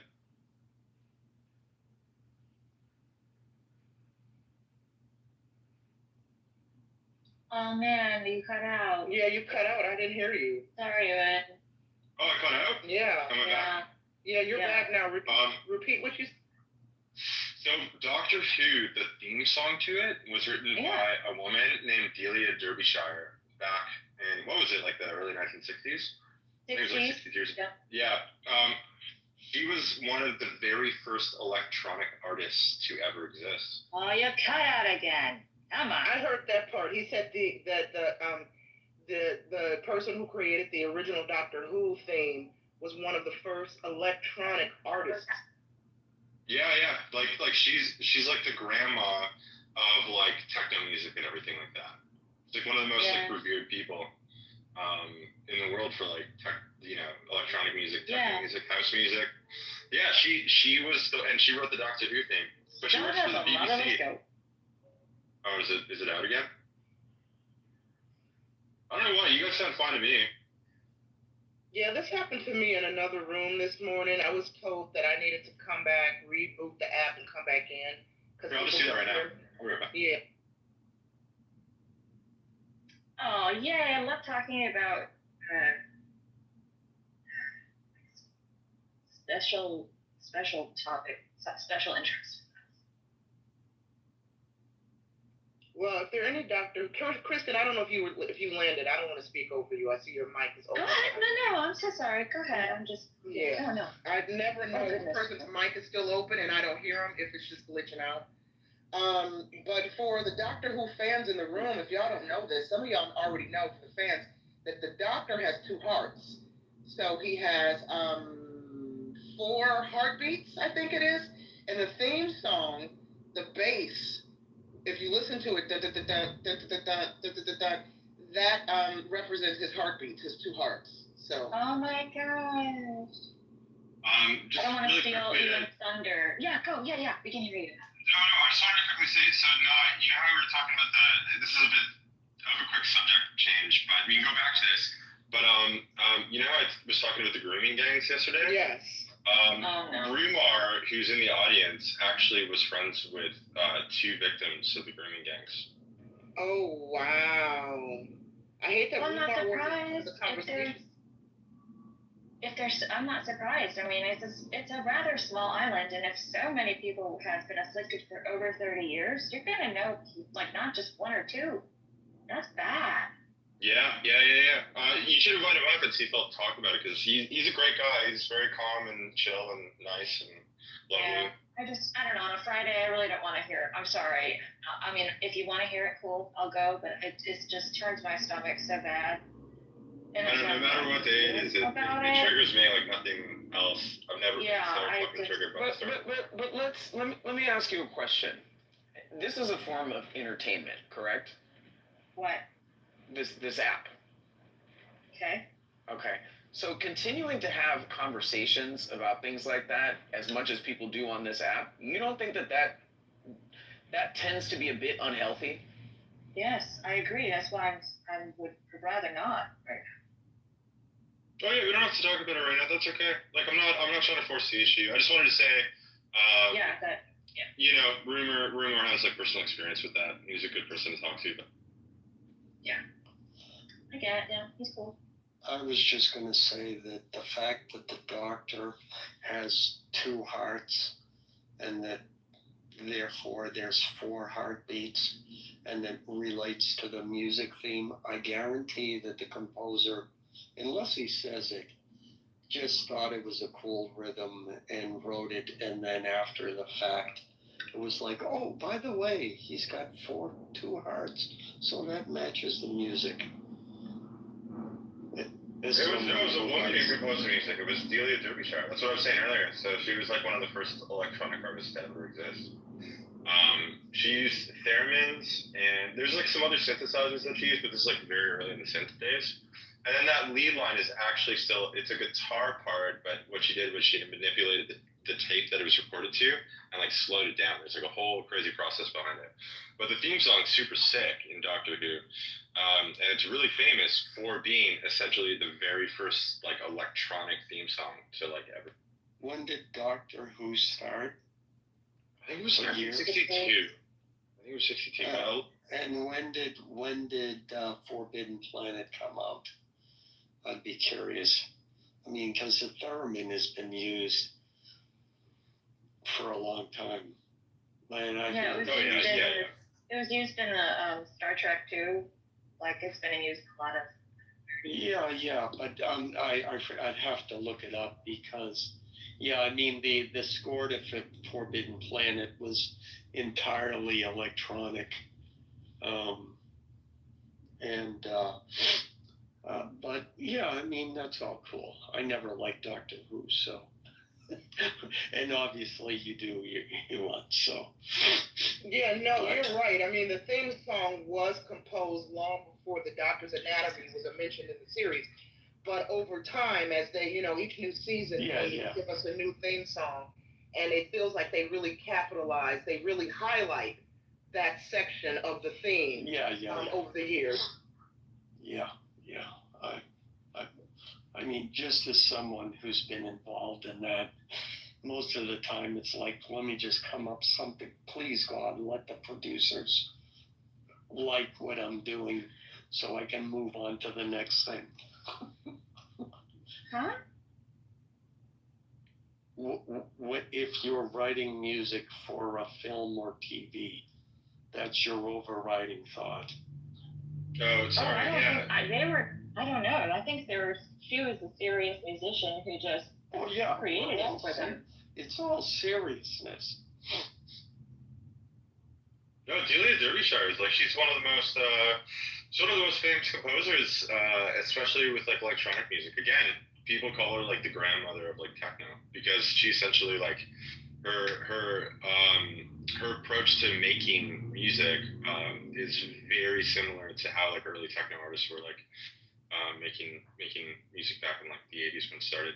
But I wasn't saying that it was the very first ever electronic theme song or whatever, but it was one of the first. It was. No, it's absolutely, it was a popular show, and to have a purely electronic theme song in the days of when everything was done with live musicians, I mean it is absolutely significant in that fact. Do you know what I love? Because you just made me look up Forbidden Planet. I remember this film now. And what I love is that it's starring Leslie Nielsen. Do you guys know who Leslie Nielsen is? Yeah, of course, yep. Yeah, the guy that did The Naked Gun. That's so fucking amazing. I forgot that he was in this film first. Well, that's amazing. That was the whole point, is that they hired him. They hired Robert Stack.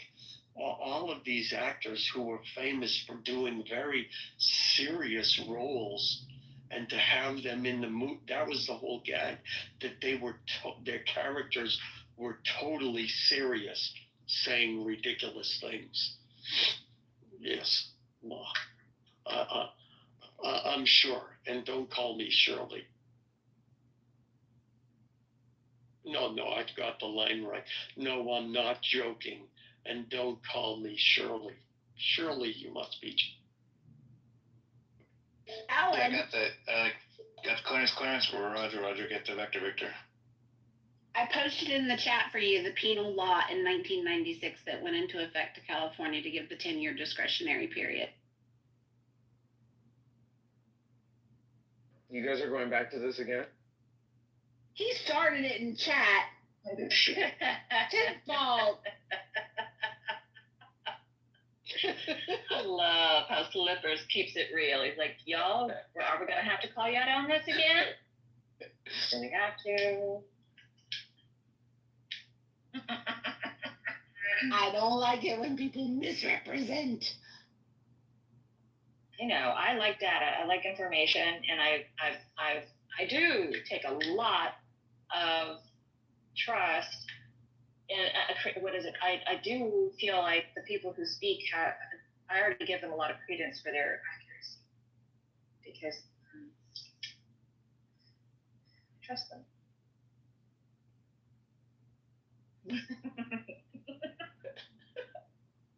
Y'all just ignore the chat, okay? I'm not even looking at the chat. I'm sorry. I'm half working. There's the chat saying, oh. Good morning, Sean. I missed you. And you? What's up? Hey, what's up? You have my head spinning talking about techno. Let me just say, Orbital from the UK and Prodigy.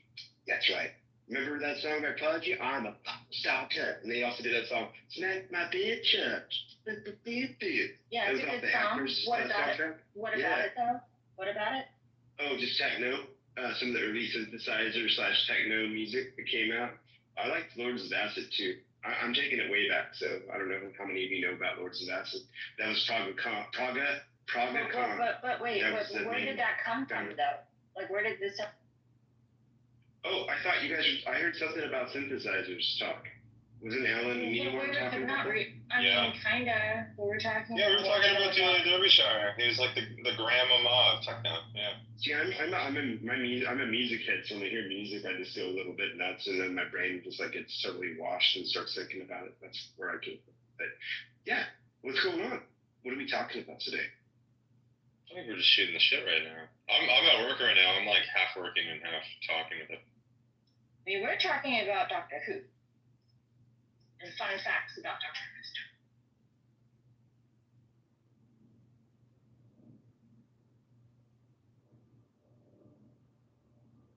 Yeah, I don't know anything about Doctor Who. Who is Doctor Who? You should get in here. Do you know what? You should watch the old Doctor Who series because it's like really, really good. But then it gets better with the revival. When they revived it in 2005, it just gets better and better and better. You know, David Tennant is my favorite Doctor. So yeah, you could go back and watch it from the very beginning or some of the older classic episodes. But I would tap into the revival episodes that started in 2005 with Christopher Eccleston reviving the role of the ninth Doctor, and leading up to the first black male Doctor that just wrapped the most recent season. Yeah, some of y'all know I'm a Doctor who I'm obsessed with this show. So, yeah. I'll go on mute because I'll bore you talking about. Yeah, no. I love it. I'm Other only people familiar are with 2005. I heard about it, but I never knew that there was it was off of something from even previous to that. But I've never seen any of it, so that'd be kind of cool to watch it from the beginning. Like that would be so binge worthy. It sounds like. I trust your judgment. I like your taste and knowledge when it comes to film. Now, and movies. people get on this. They get on like we've got Jarl back there talking about the same thing he's been for the past far along. He's been on Clubhouse. So I think it's fair, Nye, that you can, if you want to nerd out about whatever it is, I am so willing to hear you. Because I appreciate Doctor Who. I'm not a huge fan, but I'm definitely in the audience of that. Like I love the story of the pond and of River Pond and River Song and Amy. River Song. Yeah. Thank you. Yes, I knew that I got that wrong. So, yeah, it's a really interesting. And it was like, well, why can't, like, it always poses questions like, well, what about that? Well, how does that work? Okay, what is the deal with this stupid screwdriver? So, all of it's very interesting. I was a fan of ER, by the way. I liked ER a lot. I even cried when Anthony Edwards' character died. Insane. But we're talking about Doctor Who now because I'm letting other people they've had plenty of time to nerd out about this. Well, all I'll say is this: one of the best moments of Doctor Who, spoiler, is when Captain Jack Harkness was revealed to be the face of Bo. Yeah. And that was one of the most amazing episodes, one of the most amazing reveals. You have to watch many, many, many episodes to get to that reveal. Sorry to spoil it for anyone who might be thinking about going back to watch it. But yeah, I love him. Captain Jack, I loved him. River Song, David Tennant's years with Martha. Yeah. David Tennant's Doctor was the best 3 years of Doctor Who in the history of Doctor Who, in my opinion. And I got the opportunity to interview him and the Black Doctor. So I'm kind of embedded in the Who universe a little bit. How was that? Oh, that's pretty cool. He's probably like the nicest guy. He comes across as like super nice. David Tennant, I got to interview him about a totally different project some years ago. I think it was an HBO series. And HBO had a press event I got invited to, so I got to speak to him. It was via Zoom. He wasn't actually there. The rest of the cast was there in person. So I got to speak to him via Zoom, and I tied in a Doctor Who question to ask him about the character on the HBO series. I don't even remember what the series was called. That was like 5 or 6 years ago. But the Black Doctor, I interviewed him a couple months ago, and it was absolutely fabulous, that interview. And what's interesting is, sorry guys, for those of you who've heard me tell this story already, I'm going to make it really quickly because I'm just so proud of this moment. What's interesting is I had always heard that the BBC is very, very particular about granting interviews with the Doctor Who cast. So I've been trying to get an interview with any one of them for years, never had any luck. And then just recently, when this most recent season that just wrapped before it aired, Disney reached out and said, hey, do you want to interview the new Doctor and his companion? Absolutely. But what's interesting is I'm all about projection and manifestations. I believe in that wholeheartedly. I know some people think it's, folklore and magic and all this shit.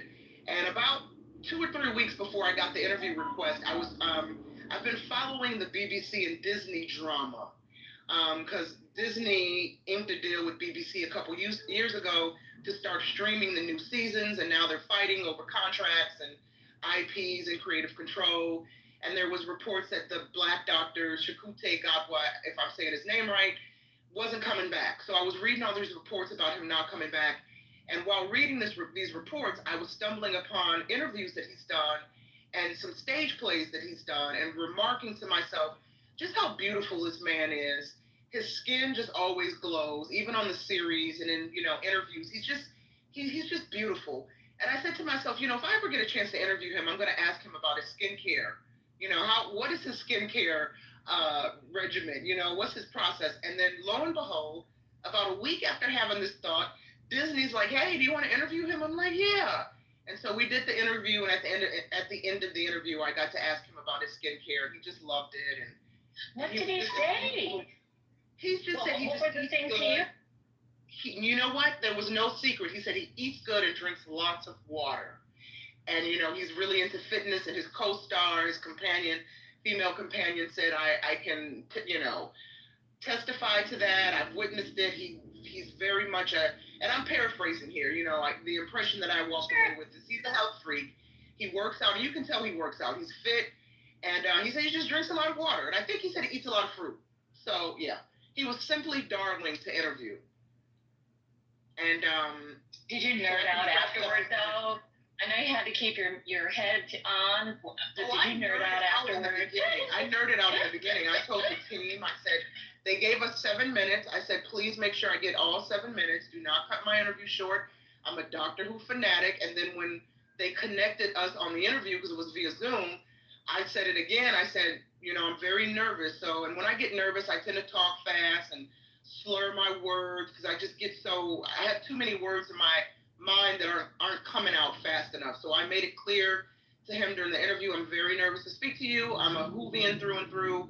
And he was simply darling. Was so impressed and just very humbled by my fandom. So it was I'm glad I got the opportunity to speak to him. Now, my bucket list now is Keanu Reeves. He's got a movie coming out in a couple months, and I'm hoping I get Keanu Reeves and Gary Oldman. Those are my bucket list interviews. So if I can get Keanu Reeves and Gary Oldman by the end of the year, I will be a happy. Those would be great. I hope you get those. I will definitely want to listen to those. Yeah. I'm so happy for you. Oh my God, that's amazing. That is so cool. I will tell you this, because my thing is film and TV. That's what I went to college for, to be a film and TV writer. I have written a Doctor Who pilot. So that's another thing. If I can just get into that orbit, find a writer, find a showrunner, and pitch my pilot for a new season. I don't care what doctor they do, use the episode with. But I would love to be a writer on that show. I mean, a girl can dream. Absolutely. And in fact, to tie it back to Dragon Con, just because I know, like, people who go there and who also are big fans of several things, like, there are people who would take that script that you're writing and do it independent. Like, I know it's different, but if you're interested, there are people there who would do their own kind of fan films, and they kind of take their own writing and they do their own shoots, and like people from local talent, things like that, for their own, because if they're hobbyists and they do that on their own. There's a guy who's done X-Men, and he had the opportunity to interview Patrick Stewart, and it's just really cool. There's a lot of people who are like, yay, cool costumes, yay, but then there's other people who take the fandom to, like, they make more of it. It's really cool. Hearing you talk now, I'm like, you need to go to Dragon Con ASAP.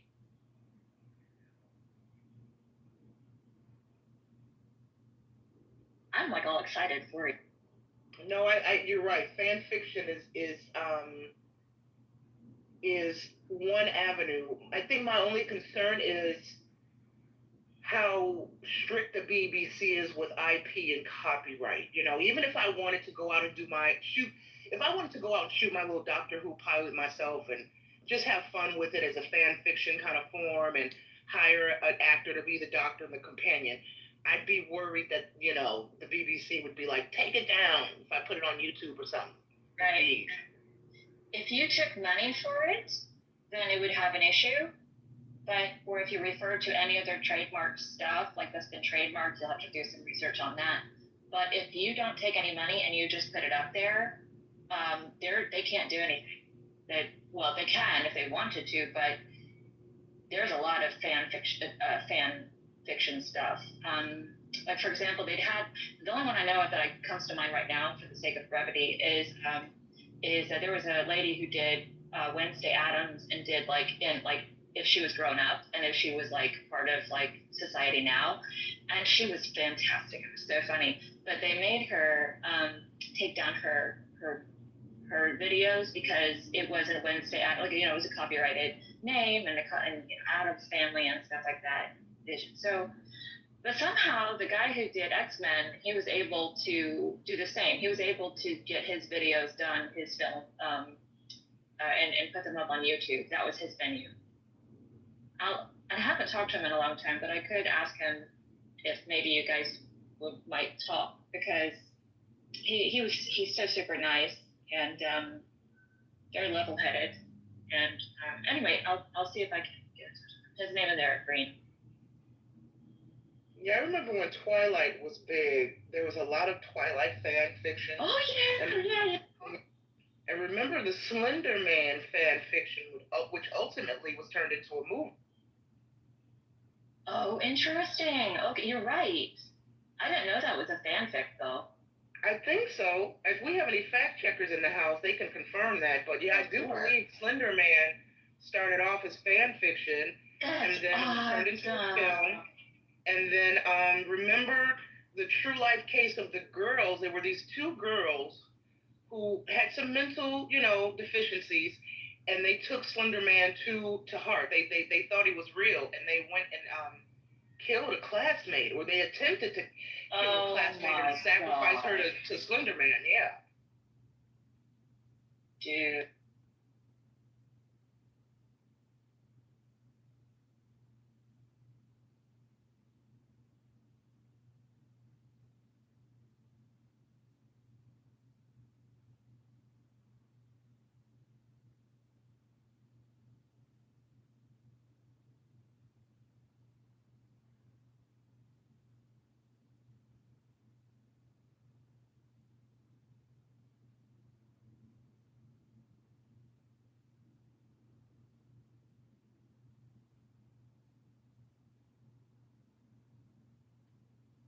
Thank you for sharing that. I am so excited. It's great to hear you talking about stuff. Well, thank you, Kristen. Yeah, I always get excited about movies and TV, and anything Doctor Who related is always piques my interest.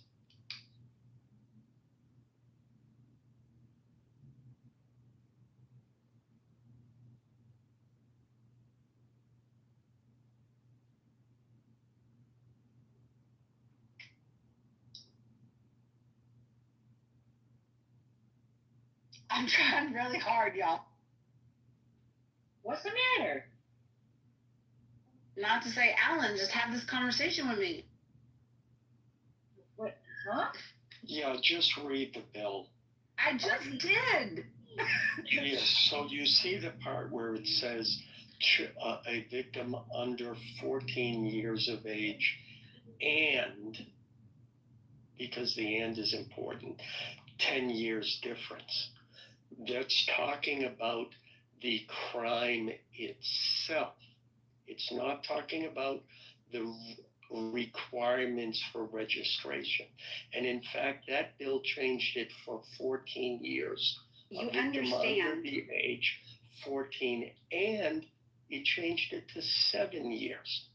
There is nothing in that bill that talks about the registration post-conviction of the sexual predator. Alan, you understand that bill is specifically about the penal code regarding a judge's discretion to on full sexual acts. It's not about the crime. That bill, essentially, the way it was originally worded, gave judges the discretion in vaginal intercourse circumstances for them to be able to waive the mandatory sex offender registry in consensual situations as long as there was not more than a 10-year age gap. What that bill did was it 28. No, the reason. Right there. Wait, let me finish. No, let me finish. I promise I will let you rebut me. Okay. I will let you rebut me. Okay, but the bill originally, that penal code gave judges the discretion in vaginal intercourse circumstances that were consensual, that the judge could waive the right to the mandatory sex offender registry.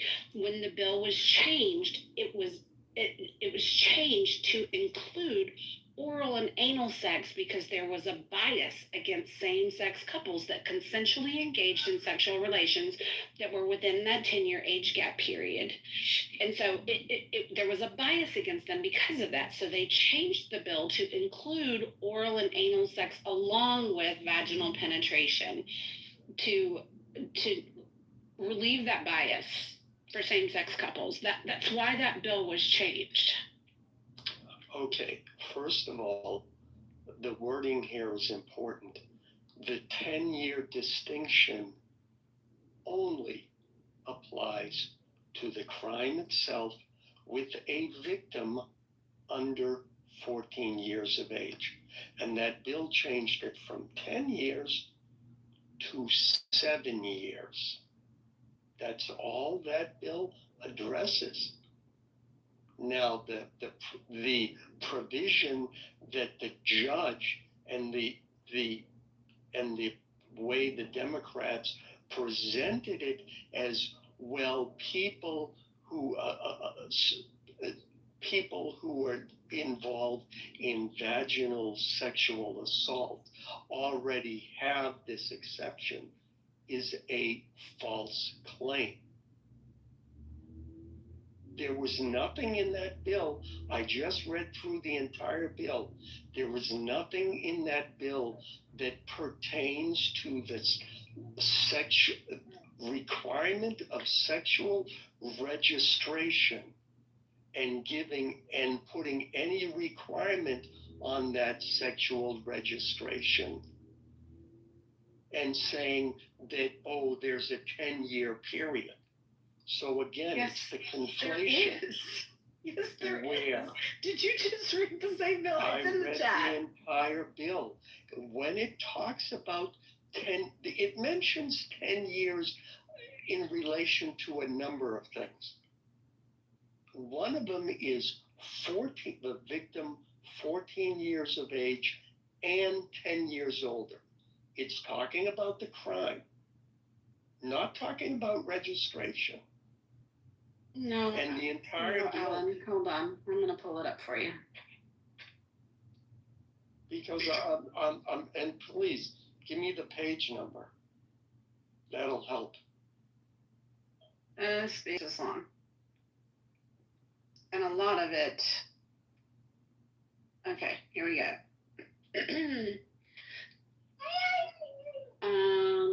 Let's see what up. Look at the page numbers. The existing law under the Sex Offender Registration Act requires a person convicted of one of certain crimes to register with law enforcement as a sex offender while residing in California or while attending school or working. A willful failure to register as required by the Act is a misdemeanor or felony. This bill would exempt from mandatory registration under the Act a person convicted of certain offenses involving minors if the person is not more than 10 years older than the minor and if the offense is the only one requiring the person to register. The penal code is amended to read as follows. Sections 290 to 290.024. Inclusive shall be known and may be cited as the Sex Offender Registration Act. All references to the Act in these sections are to the Sex Offender Registration Act. The whole bill is about the Sex Offender Registration Act, Alan. Every person described for the rest of the person's life while residing in California shall register with the chief of police of the city in which they're residing or the sheriff of the county if the person is residing in an unincorporated area. Okay, blah, blah, blah. I'm going to get past that. The following persons shall register, and it goes down to list people convicted in any court in that state or in any federal or military court who have committed in the perpetration or an attempt to perpetrate rape or any act punishable under blah, blah, blah. And it goes through those. Notwithstanding, a person of a violation subdivision of Section 286 shall not be required to register if at the time of the offense the person is not more than 10 years older than the minor as measured from the minor's date of birth to the person's date of birth, and the conviction is the only one requiring the person to register. All of this is from the Penal Code of 1996, okay? And they're saying this section shall remain in effect. It is hereby amended to read, I'm trying to get to the meat of it. Inclusive shall be, it's citing a lot of law. Okay, every person, that's just the whole, why do I feel like this is bill are you reading? SB 145, Alan. SB 145. I'm reading from, okay, I'm reading from, you said this was SB 1148. Let me check the number. No, it's SB 145. Well, you just about 20 minutes ago cited SB 1128. No, I didn't. The whole argument has been about SB 145.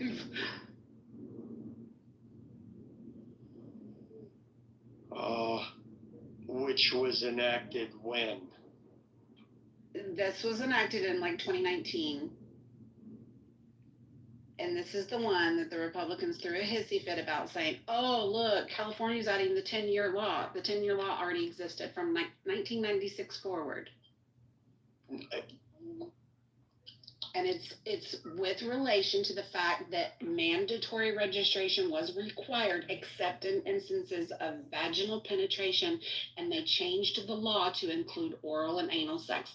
That was the purpose in the change of the law, was because it was unfairly targeting same-sex couples that consensually had sex but may have fell under that statutory rape issue. And the judge didn't have the discretion to not force them to register. So that's why they changed the law.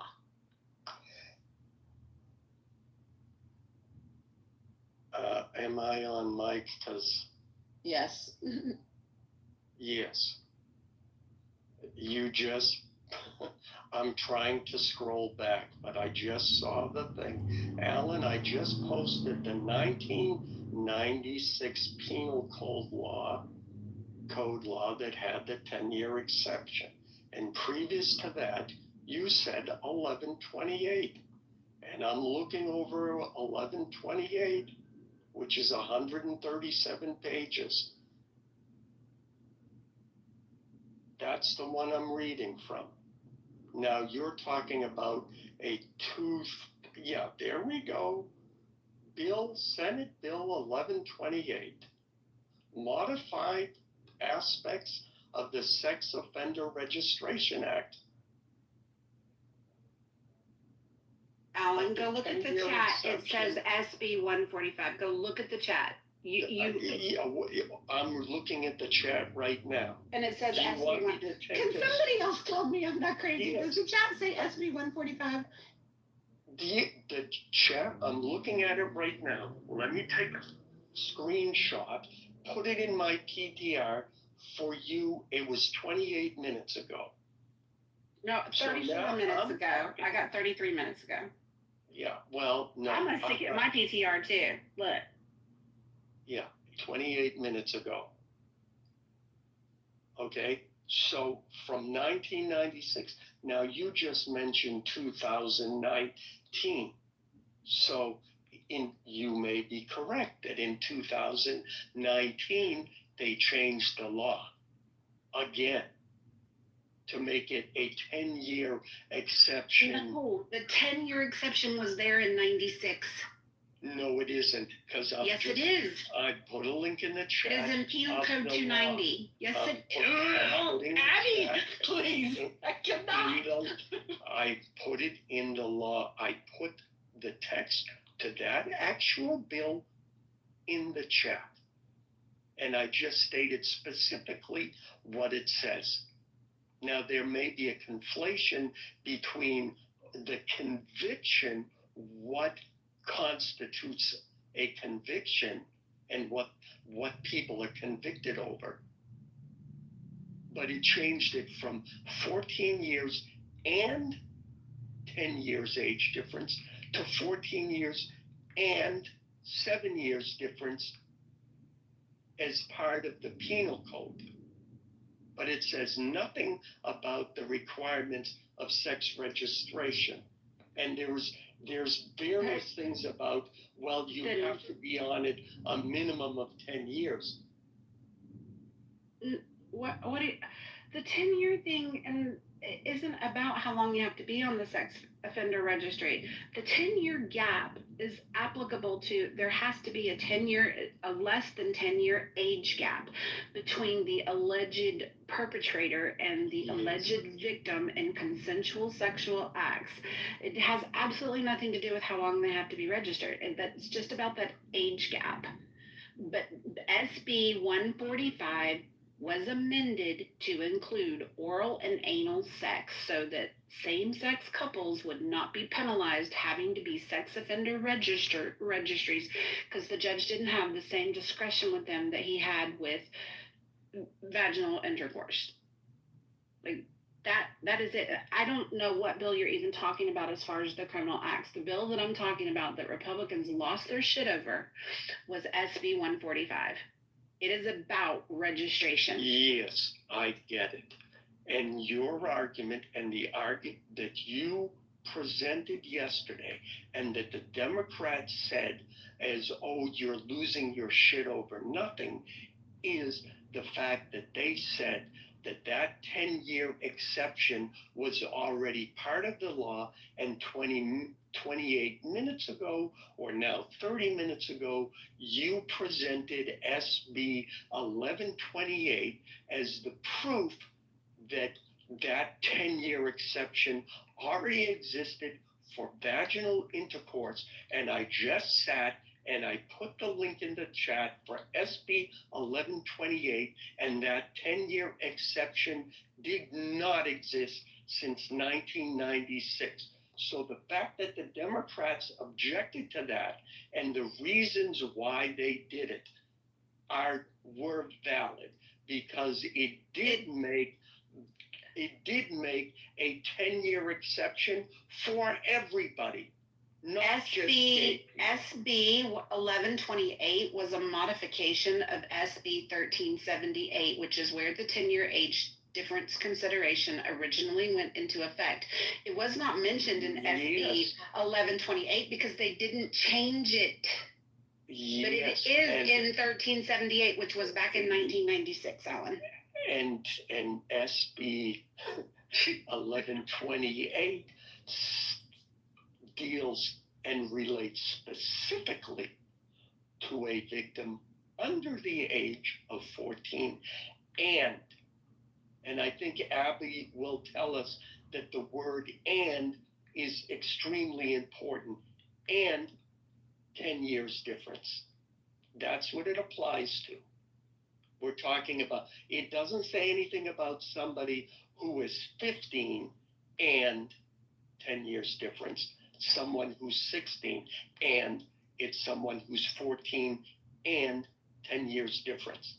And what what is being presented is that, oh, for anybody at any age, if there's a 10 years difference, well, then that's okay.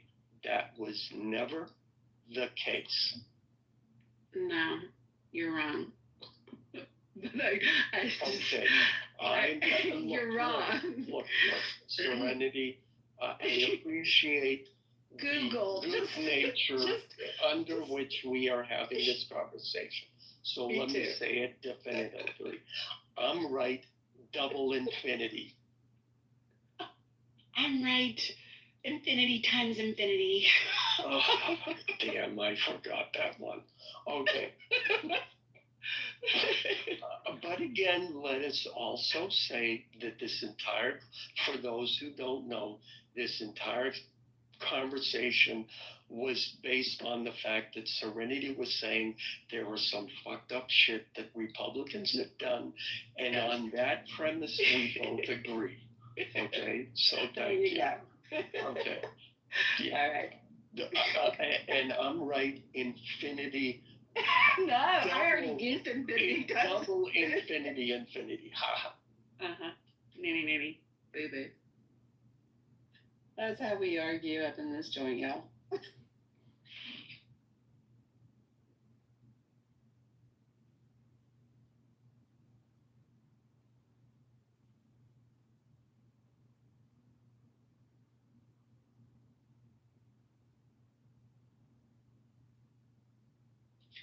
It's SB 145, Abby. That's the one talking about what that law changed.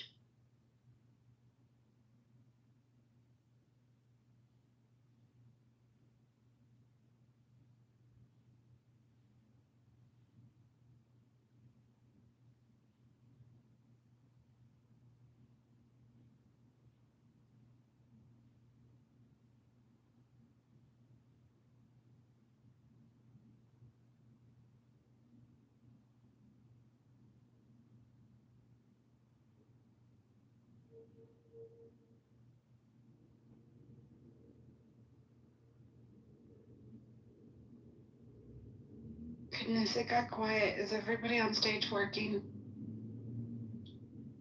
Jess? Yep, I'm trying to plow out these stories so I can get off work early today and have the rest of my day. What? I want pizza. I'm trying to go get pizza. No, I just want to say I hate the dialects. I hate everything about them. And when I watched Doctor Who, it was a complete turnoff. And I hate their voices, the voices they use that in order to, just disgusted me. So I just want you to know that I just had, as much as you love it, it drives me crazy. Thank you very much. Look at my PTR. I know. Exterminate. Exterminate, Jesus. But I liked the doctor, the guy with the long hair. I forget his name. It was those episodes that I watched. Alan, one of my favorite, and this will be funny to no one but me for all the wrong reasons.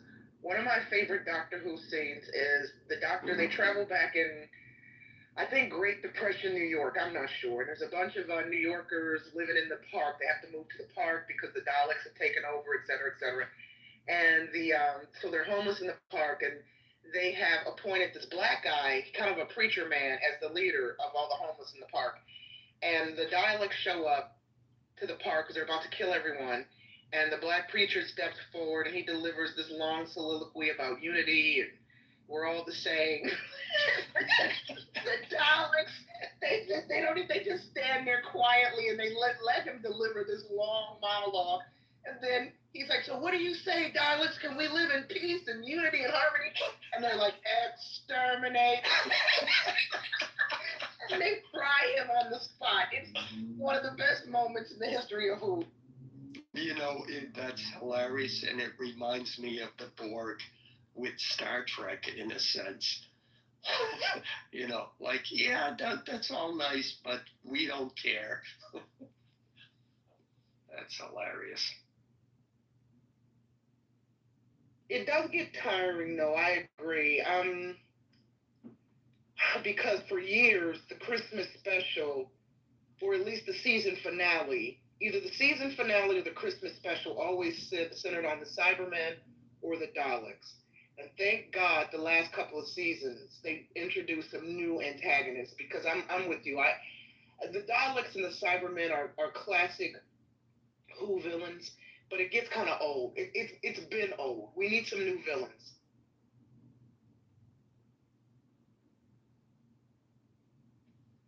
Yeah, there's only one episode comes to mind is where these two planets have been locked in battle. Like they hate each other, they want to start a war, but they're using computers, so the computers can never calculate the perfect move to actually start the war. And Doctor Who is like, just do something, anything, it doesn't matter. Start fighting. Can you, can you give me like a Cliff Notes version of what the hell it's about? Doctor Who's basically about, he's a Time Lord, he's a 1,000-year-old Time Lord from the planet of Gallifrey. There was a great war between the Time Lords and the Daleks many moons ago. The planet was destroyed, most of the Time Lords were destroyed. For a while there, the premise was the Doctor was the only Time Lord left, but then, you know, over the seasons, you learn about the Master, so that they're not all completely dead. They introduce new Time Lords here and there. But it's about a Time Lord who can regenerate, so each new season, the Doctor dies, but he doesn't really die, he just regenerates into a new Doctor. So that's why we've had like 14, 15 Doctors now over the history of the show. And he travels all through time and space in his spaceship that's called a TARDIS, which stands for Time and Relative Dimension in Space. It's bigger on the inside. It looks like a phone call coming through. It looks like a classic British police phone box.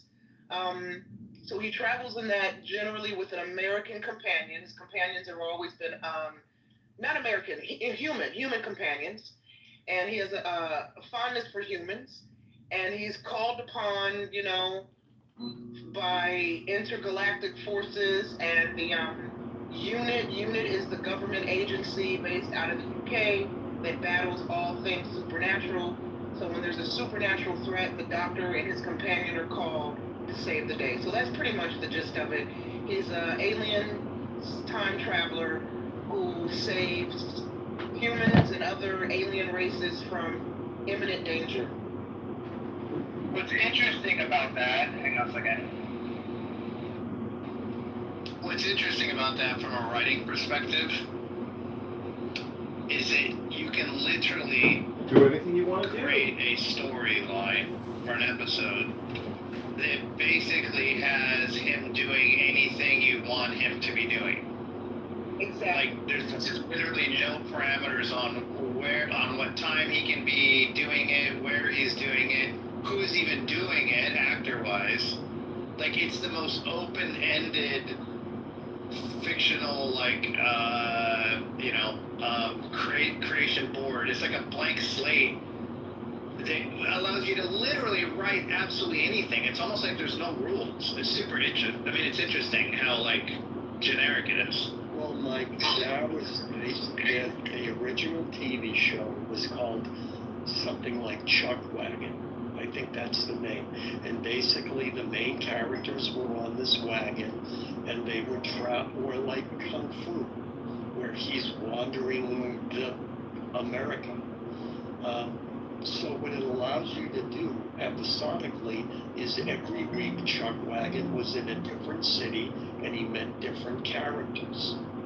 And that's what Star Trek was. As Gene Roddenberry said, look, this is Chuck Wagon in space. I'm on a spaceship every week. We end up at a different planet. We end up with different aliens. And same for Doctor Who. You try to create a vehicle in which you can introduce new characters. And yeah, like if you want to write a story about dinosaurs or cavemen or the Middle Ages, like he can just show up there and do whatever the hell he does in that time frame. Exactly. And can he fight like werewolves and vampires and stuff like that? Do they exist there? Well, I don't know if there were any episodes. I never really liked the show, but if he wanted to go back in time to 18th century Transylvania, they could do a show like that. Does it pick up other monsters like that? Like other monster lore that exists? I didn't watch the show a lot, but... Oh no, I was asking Niner. Well, just at night. Speaking of Star Trek, hold on, just recently, I don't know if it was a Star Trek new series, I don't know what's going on, but they put a TARDIS in the show. So they kind of married Star Trek and Doctor Who just a little bit.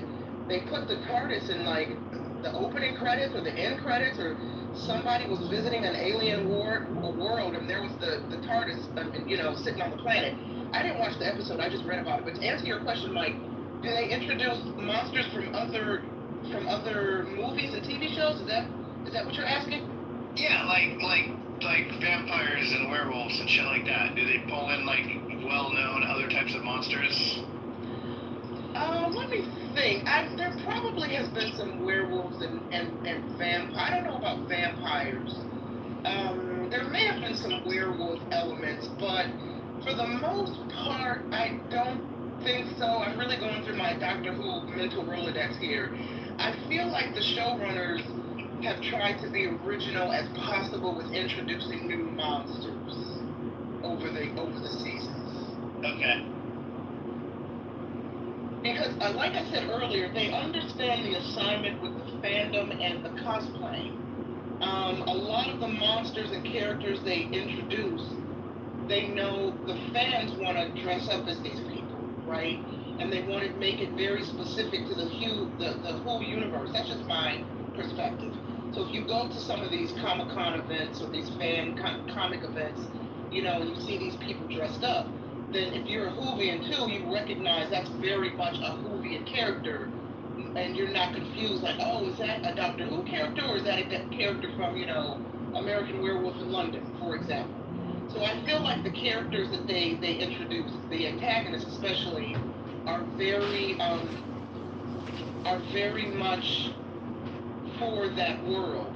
And even the characters, you know, just recently I did a press junket for Outlander Blood of My Blood, right? And one of the actors, I gotta pull up his name escapes me, but he very famously, and he's been in a lot of shows, but he very famously played Vincent Van Gogh in an epic Doctor Who episode. I mean, his performance as Van Gogh was just, it makes you tear up, especially at the episode. So that answers one of my questions. So they do encounter like real people from history. Oh yeah, they definitely do real people. Oh, okay. Definitely do real people. So I was doing the junket, and even though the junket was about Outlander, every reporter that came up to speak to this one guy all asked him about Doctor Who. Because of his performance as Van Gogh.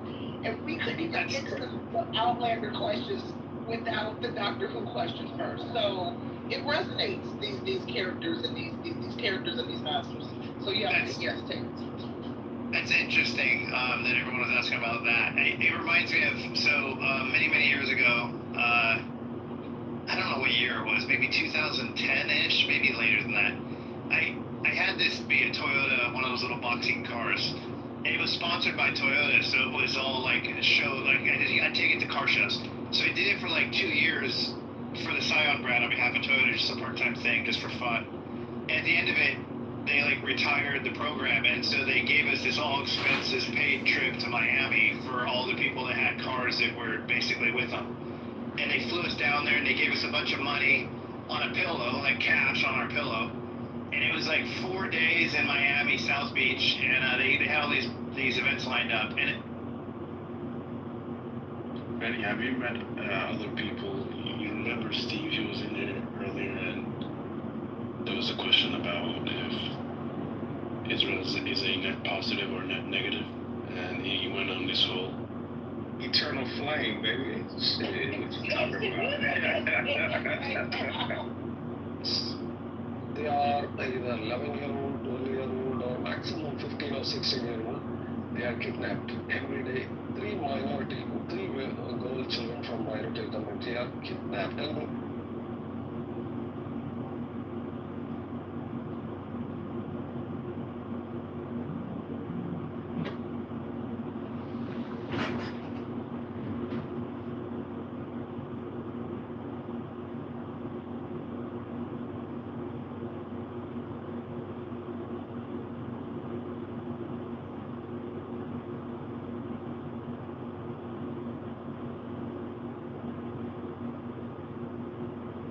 I'm sure they're just kind of chill myself. So everybody moved to the other room moving forward. Yeah, he didn't really care about the car that much, but I looked back and Ray Wilson all by himself in the stand car. I'm like, huh. So I walked over and I said, hey, Ray. He's like, yeah, I'm like, I might. Like, hey, you know, he's shaking hands. I sit down. He talked for like 20 minutes. Just me and him, just chilling at a table. And it was so cool because, to your point, the reason I'm telling the story is the one thing that I didn't say one fucking word about was The Office. I talked about 6 Feet Under, which was my favorite show. We talked about him on there. We talked about a couple movies he was in. But I literally never said one fucking word about The Office. And it was on purpose because I thought like that's probably all people ever want to talk about. Speaking of The Office, you're going to watch, I was a huge fan of that show. I love The Office. They have that spin-off starting soon called The Paper. I saw that. Yeah. I saw the spin-off. Yeah, I'll definitely watch it. Have you seen The British Office? You know what, Mike? I've seen episodes over the years. Only recently did I start from the beginning. I said, let me go back and watch The British Office because I miss The Office, and I've seen every episode of the American Office a dozen times at least, right? So I said, let me go back and start watching from the beginning, the British version. I literally just started it maybe 2 or 3 weeks ago. Okay, so when I watched The British Office was maybe a year or two into the American Office, but not recently.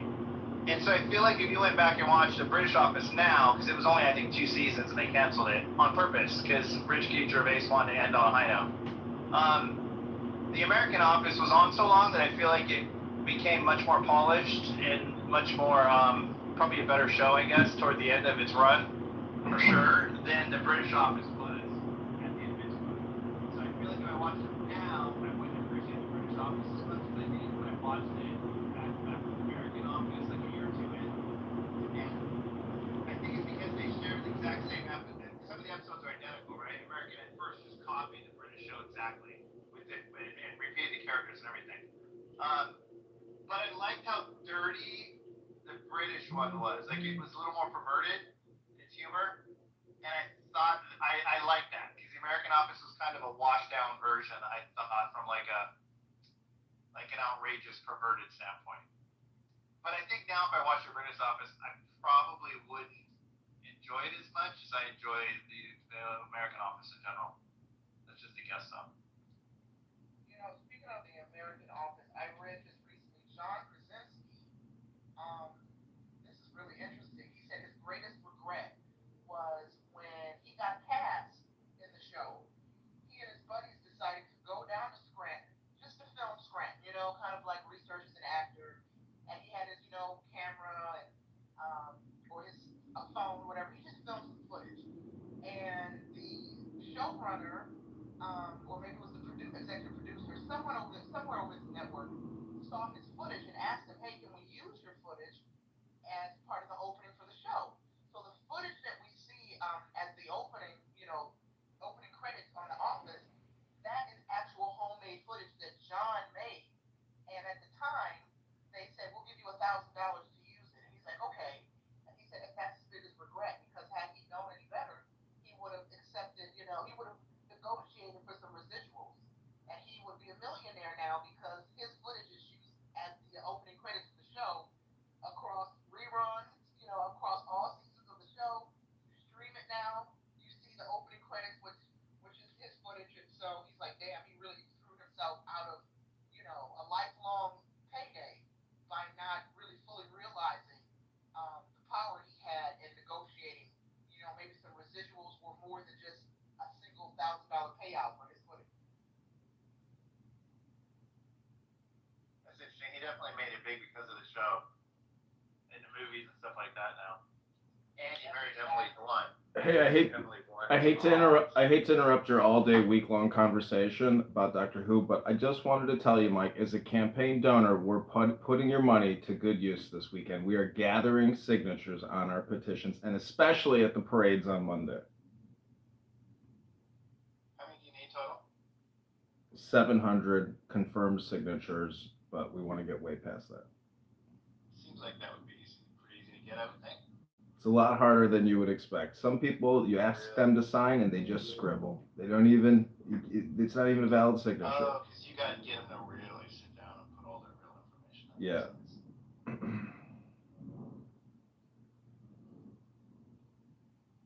But I'm posting in the gig section right now on Craigslist to find promo girls who have MAGA hats. So I want to get hot chicks with MAGA hats and American flags gathering signatures. They won't even have to move. Men will just come up to them and sign. Listen, the way I look at what you're doing is we're politically aligned, so that's easy to understand. And then you're doing something. You're literally doing something when other people just talk. And so I respect that. It doesn't mean that you're going to have a chance of winning. It doesn't really matter. The fact that you're doing it, I mean, it takes effort, and it's a step beyond what most people are willing to try to do, and I support that idea.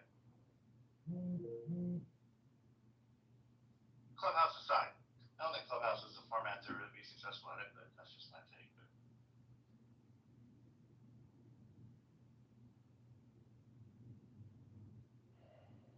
Yeah, it's easy to get attacked by people who click a mute and an unmute button on this app as if it actually means anything. You know, getting angry over loser tards on this app who want to criticize me for doing what I'm doing. I mean, it's a me problem if it actually bothers me. I mean, personality aside, you're smart enough. You're certainly smart enough to hold down a role like that in real life. And like I said, we're politically aligned, so I'd rather have you than somebody that's opposed to us politically. Well, I mean, it's not political to want to have a fair and balanced budget. That's not, see, that's the point is they're going beyond politics. They're stealing from us. They're robbing us. They're looting us. They're shaming us into an unfair bargain and a deal that we're not signing up for when we vote for these people. 2 trillion a year when we only collect 5 trillion a year. And it's not even 2 trillion. It's more than that. It's like 2.3 trillion a year. So they're looting the treasury. The Federal Reserve is allowing Congress to do this, and Congress is allowing the Federal Reserve to do this. So until people start calling that out, that diabolical union between an international banking cartel and our Congress, I mean, you could say it's our, confederation of banks, but I mean, it is what it is. Trump can't get him to lower the rate. John, when I hear you talk about this stuff, it concerns me not that you're going to win or lose, but that you're going to be assassinated for exposing this corruption. Yeah, it's that cat's out the bag. There's bigger mysteries than that morons can't figure out. So I'm not worried about calling out the Federal Reserve when you can't even fire people that work there, because then they tell their sorority judges on the federal bench, you can't fire her. You can't fire her. Nobody has any passion about fiscal responsibility anymore. It's the reason we have 2 political parties that couldn't give a shit less about it. It's not an issue that's just very divisive. Pretty much uniformly, no one gives a shit. Yeah, look at Abby asking, what's the difference between per capita? Per stirps? Do you want to go at it with me? We can get into some basic trust and estate discussion. How do you understand how per capita is defined? Okay, Abby. Abby knows everything. She's such a genius lawyer, but yet she's on Clown House talking 40 hours a week. Wow, what an impressive Clown House career, Abby. Hey, so when you're talking about people or Clubhouse itself, I think the value of Clubhouse is directly related to the individuals within it. I think Jarl just learned what the word per capita. I think he just learned. I don't think he knows what it means. I think he just learned how to say it recently, and it's like a thing because he runs around Clubhouse accusing people of not understanding per capita, and then he throws out ridiculous statistics that are completely inaccurate, and then he argues in ways that represent sometimes that he generally understands per capita, and sometimes he has no fucking clue what it means. But it's like his buzzword. He should name himself per capita. It should be like his freaking Clubhouse name. Well, people on this app don't even know multiplication. Why would you expect them to know division? What is per capita? Here's how Gerald argues. He did this with us the other day in here. He says Americans are 5 times more violent crimes than Canada does. And so then we Google it, we look it up, and it comes up to 1.8, I think it was, or something in that example. And so we say, oh, no, here it is. It's 1.8. So what he'll do is he'll say, hang on, now he's not going to let me talk. I'll put the source going. Let me bring him back in 1 second. He can defend himself here in a second. So he'll say 5 times. He'll say, actually, here it's 1.8. Here's the source. And he'll say, that's double as much. See? And where you're like, but you said it was 5 times. But that's double as much. You guys are fucking horrible. And you're like, but now you're moving the goalposts. You said 5. Can you acknowledge you're wrong about 5, and then we'll stop and talk about the 2? It happens, right? And then he'll throw out per capita as a buzzword, and then it's like a revolving. Dude, we annihilated that 2 days ago. I mean, it was really sad, actually. But now I'll let him come up and defend himself. Hang on a second. Did Brad face dead? No, but he did try cooking a shepherd's pie in a crock pot yesterday. How'd that go? So, very quickly. Do you know anybody that can actually cook and talk on Clown House at the same time? I don't think we should think serendipity is 1.6. Maybe I said violent crimes, I don't remember, but the actual statistic that I was referring to is homicide rates from firearms. the homicide rate from firearms in the United States is actually the last time they tracked it was 4.054 per, I believe it's 100,000 people, and in Canada it was 0.704 that same year. That is just about 500% difference. It's you can do the math. Maybe I'm off by like a handful of percents, but it's 100% accurate. And to your statistic, I think it's violent crimes. I mean, again, the point stands, Mike. A 200% difference, or even a 100% difference, is massive, right? In other countries, look at, like, when they compare crime statistics, they'll say there's a 10% difference, a 15% difference, a 5% difference to, like, European countries. But if you compare to America, it's a 200% difference. You can make fun of the fact that, oh, I said 200, but it's 175%, or I said 500, and really it's 475%, but it doesn't matter. Those numbers are insane. America has a ridiculous gun problem. That's all. No, you can't compare Canada to America and gun issue, because Canadians don't carry guns like Americans do. Like, they carry almost That's why exactly. That's why we don't kill each other at the rates you do. No, you do it a lot higher, because your violent crime rate is much, much higher than ours. And 23% in the last 5 years as opposed to our 5. Yeah. Hello? We kill each other differently. You kill each other differently. That's all there is to it. We kill each other with drugs more than you kill each other differently than us. You still kill each other at a very high rate. It's relative to ours. It's very close. It's not higher than you do. I think per capita wise, it's actually higher than us. Violent crimes, including death. Violent crimes? Yes, it is higher. That's our one method. Just violent things in Canada, sure, yeah, we'll draw gloves, we'll fight, we'll have fist fights. That's fine. That's totally fine. That's great. Fist fight people. Don't shoot them. How about we look at the murder rate? We're not talking about fist fights, Jarl. We're talking about violence. Crimes are. You get into a fight at the bar, it's a violent crime. Canadians love fighting at the bar. That's like our second national sport after hockey. We're talking major assault. Yeah, I'm not really talking about fist fighting, but I mean, it's kind of a gaslight of the room when we say something and then you categorize it in a manner we're not saying and then act like you're responding to that. In both countries, let me take a look. I'm pulling it up. Hey, Carl, is your healthcare free? Let me just ask yes or no. Simple question. Is your healthcare free? Well, you say, why is it a binary? Why do I have to have the Is healthcare free? The actual, Do you so you want want Canadians to to get healthcare? Sean, every Canadian has heard Yes this or no? there. Yes or no? No. Suck my dick. Okay, that's cool. No, actually, I respect that answer. I'm glad you didn't say yes, because what percentage out of your pocket comes out of your pocket to pay for it? And doesn't your country discriminate people's healthcare based on age? Well, let's stick to the homicide rate. I'll pull it up. Oh, no. I'm talking about real shit in your country and its problems. Doesn't your country discriminate you guys based on your age? And who deserves healthcare and who doesn't? It's kind of refreshing to have a Canadians get free health care. What the fuck? That's not discrimination. Yeah, you're walking around it. That's okay. You know what? I'm going to go back down because I have a client here soon, but I just had to ask you a few questions, but you answered them. Thank you so much. So wait, I didn't hear the answer. Is it true? Does the healthcare system there discriminate against people if they're over 65 or something? Children?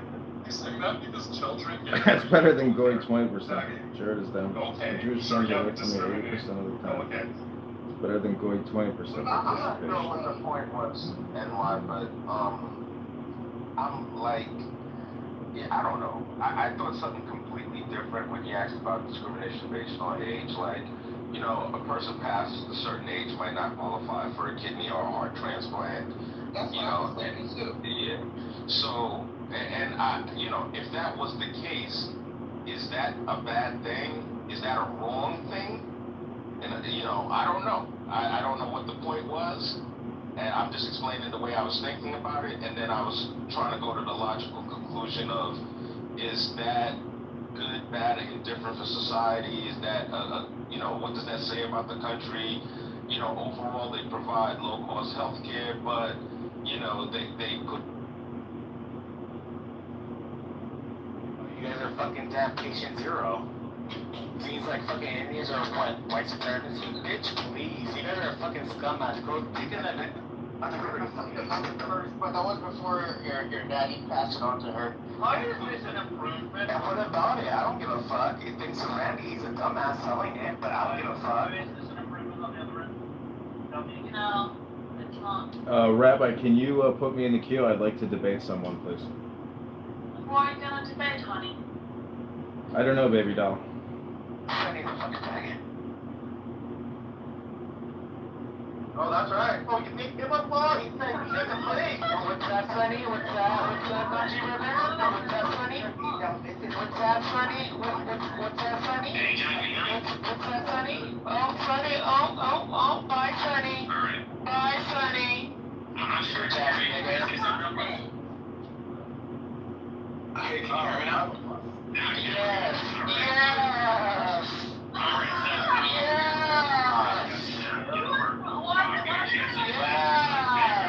I run the fucking house right now. similar to like a Dorian or There was no significant between 2014 and 22. Great increase in birth rate. Data. Lower than the U.S. through 2022. But a different source indicates Canada's violent crime was 14% higher than the U.S. in 22. Canada's homicide rate has historically been lower, but it has also seen a significant increase. Between 2014 and 2022, Canada's violent crime rate rose by 43.8%, while the U.S. saw a 5% increase over the same time frame. While still lower than the U.S., Canada's homicide rate also increased substantially by 53.5% between 2014 and 22. So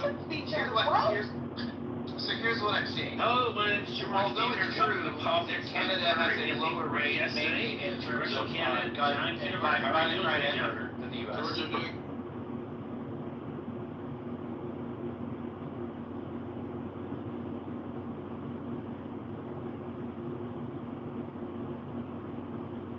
So, down to is this. You're really on. Oh, fuck you. Yeah. I have not been any time before.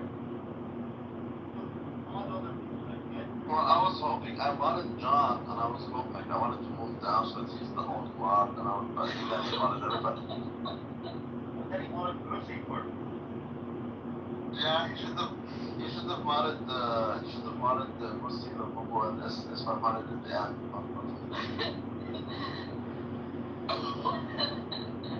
Well, he shouldn't have modded anyone. It would have been cool if he's the only mod. So, John, you found out. You hear that, John? You know what I like, Randy? That game you came up with, like, where you gave floating rides, specific floating rides. Well, Yeah. I wanted to kick. That was fun. I wanted to kick Bussy from the room, but I don't think it allowed me to. So I was like, you know what? Fuck this room. I didn't want to listen to that shit. Why did you want to kick Boosie? No, I wanted to boom the room, but I didn't want to do it myself. Why did you want to kick Boosie? Because he's a horribly loud, toxic, annoying person to put in your brain. Bro. Oh. There you go. Yo, what happened to Hamas? The fuck? Yeah, he is not allowed to be in the same room with me. It's not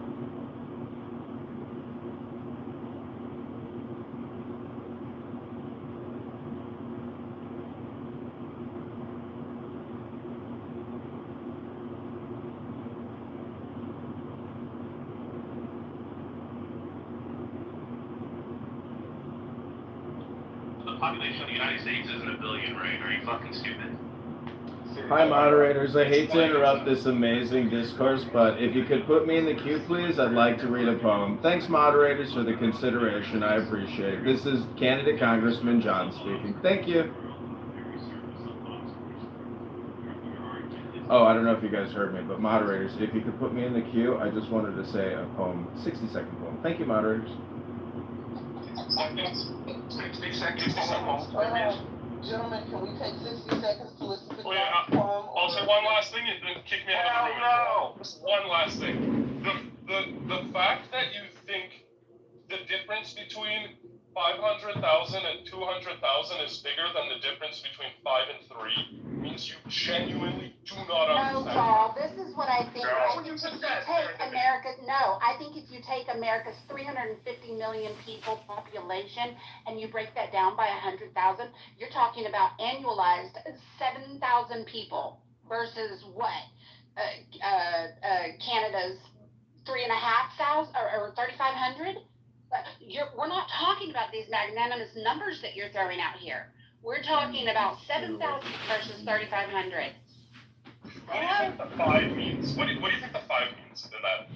Like 5 what? What does it mean? 5 and 2 what? Explain it to me. I want to make sure you understand. What does the 5 represent in that rate, in the murder rate? What does the 5 mean? It's very simple. I know it is. It's 5 and 100,000. Just say what it means. You can be off by. Hi, moderators. This is candidate Congressman John Kitover. I hate to interrupt because this isn't a moderator speaking, but if you could put me in the queue, I'd just like to read a 60-second poem. Thank you all very little. Can anyone explain what the number 5 and the number 2 mean there? You don't have to be right by like you can be off by a factor of 10, 100, and 10,000. I don't care. Just explain what the 5 or the. Hey, yo, please show me.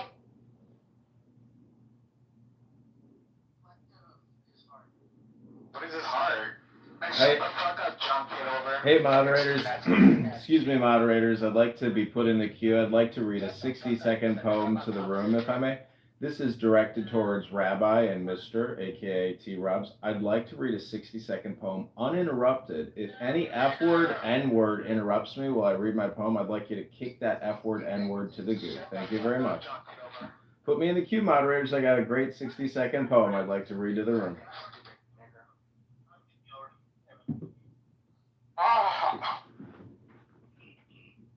Okay, this is the poem, moderators. Here we go. This will be the best 60 seconds you ever spent on Clubhouse. Shut up, John Kitover. Shut the fuck up. What did he say?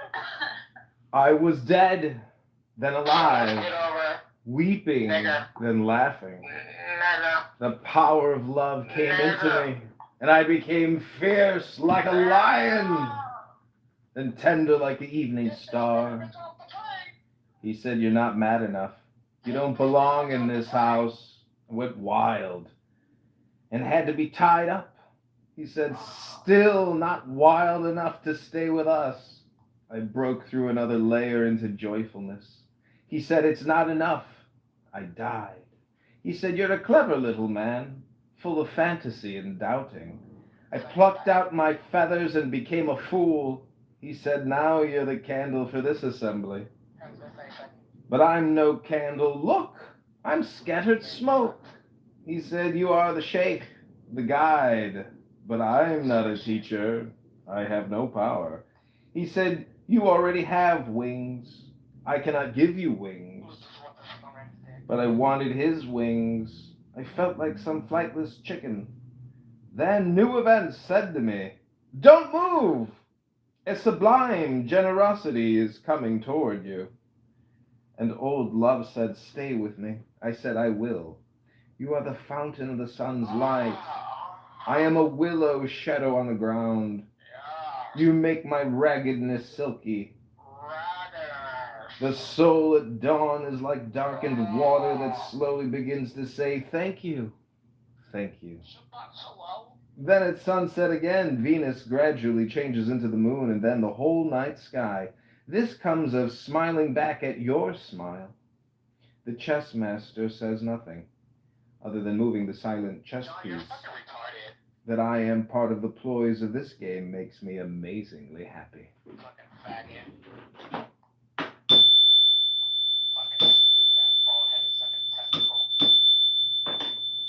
Well, the one thing that is common amongst all of us in this room is our brains.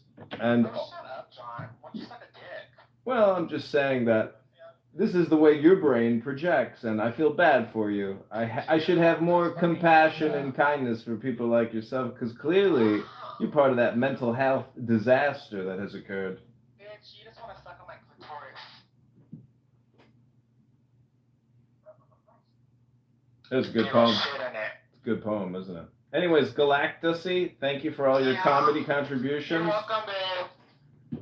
Thank you very little indeed. Exactly. I hope you go to chemo. What did you just say? Did I stutter? Yeah, I think you did. Well, good. You heard me clearly. I think you said something like, I hope you get chemo. Is that what you said? Then you have ears. You're a smart half-breed kike.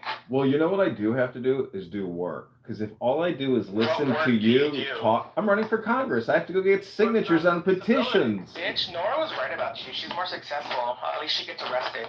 Yeah, she gets 5150 every day of the week. Congratulations. Well, maybe you should get something from that other than the boo-boo here sucking on Randy's dick. You know, by the time this is over, Nora's not only going to be a nonprofit activist, she's going to be a lawyer. What's that, tranny? Oh, the tranny is speaking. What's that, tranny?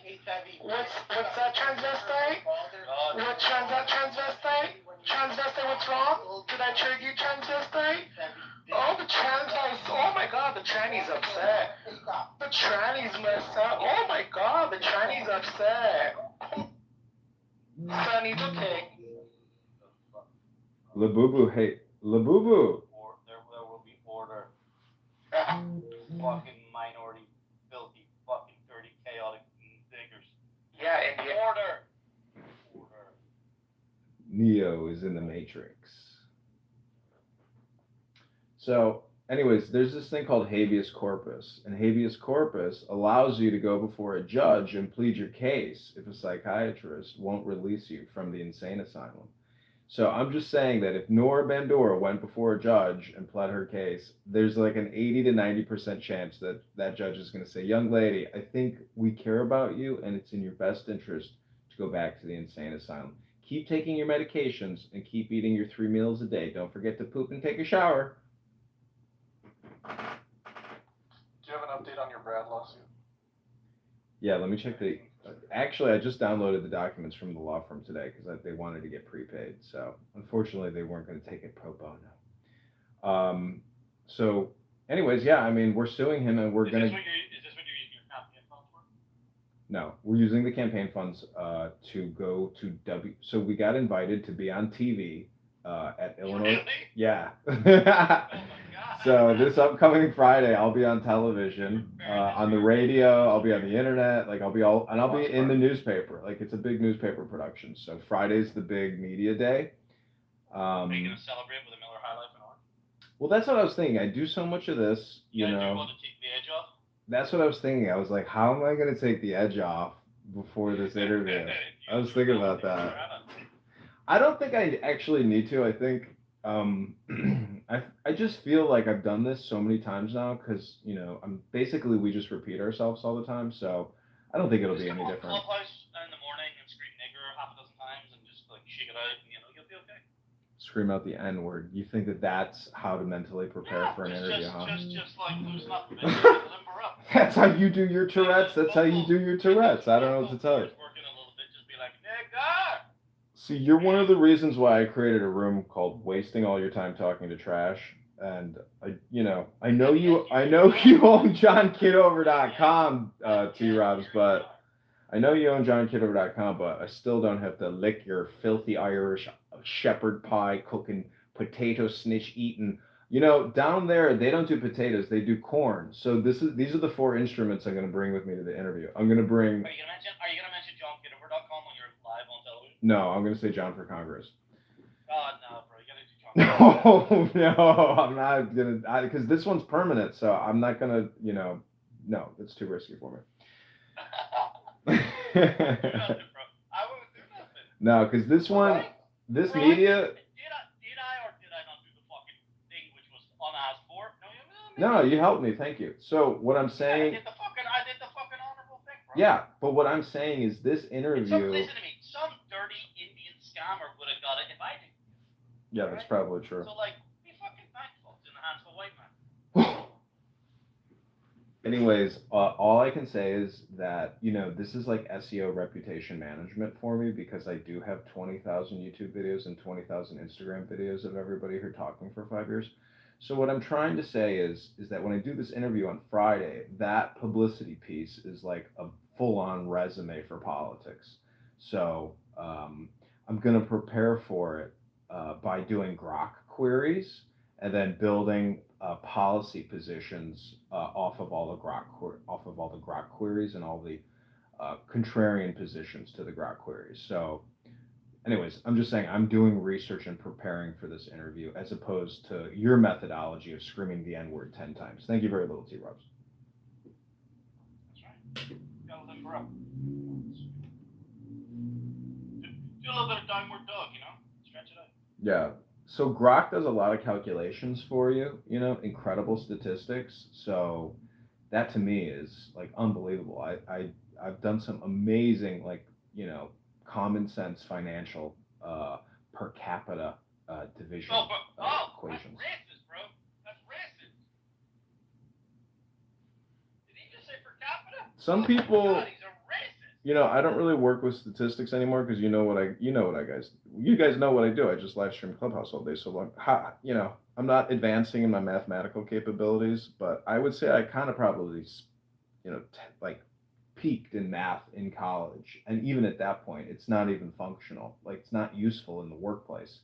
If you come out of college today, you have to be so proficient and mathematically capable on Excel. Otherwise, you're worthless. Like Randy here. You gotta be a prompt engineer.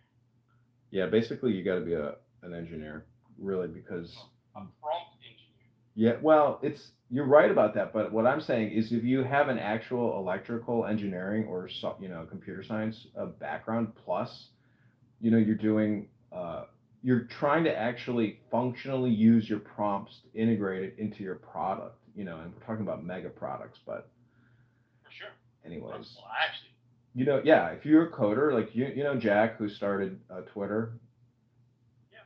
If you go to his X account, he actually, you can see he's a lot more mature or crazy than somebody like Elon Musk. Elon Musk is a content whore. Adrian Dittman is a content whore. Jack just posts, and there's a quote that says, "We believe in functional coding, and no kings, no presidents, etc." So technically, America is set up in a way that every American should be an accountant and a software developer because we have no king. We're technically like a mega corporation. So everybody is vying for position in this huge accounting scandal, which is nothing but financial fraud. That's the craziest thing about the American system, is everybody is integrated into the biggest skim ever, which is 2.3 trillion a year. It's currency manipulation, but we're giving it all away to Fortune 500. Grok will actually tell you in the big beautiful bill how much each corporation got from it, and it's just unbelievable. It's 500 billion a year split up amongst the Fortune 500.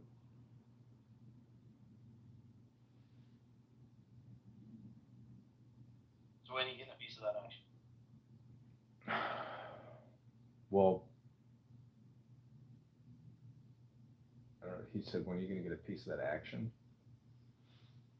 The whole thing is I have to get signatures. So I have to be totally focused on gathering signatures. So today is like the kickoff day for signature gathering.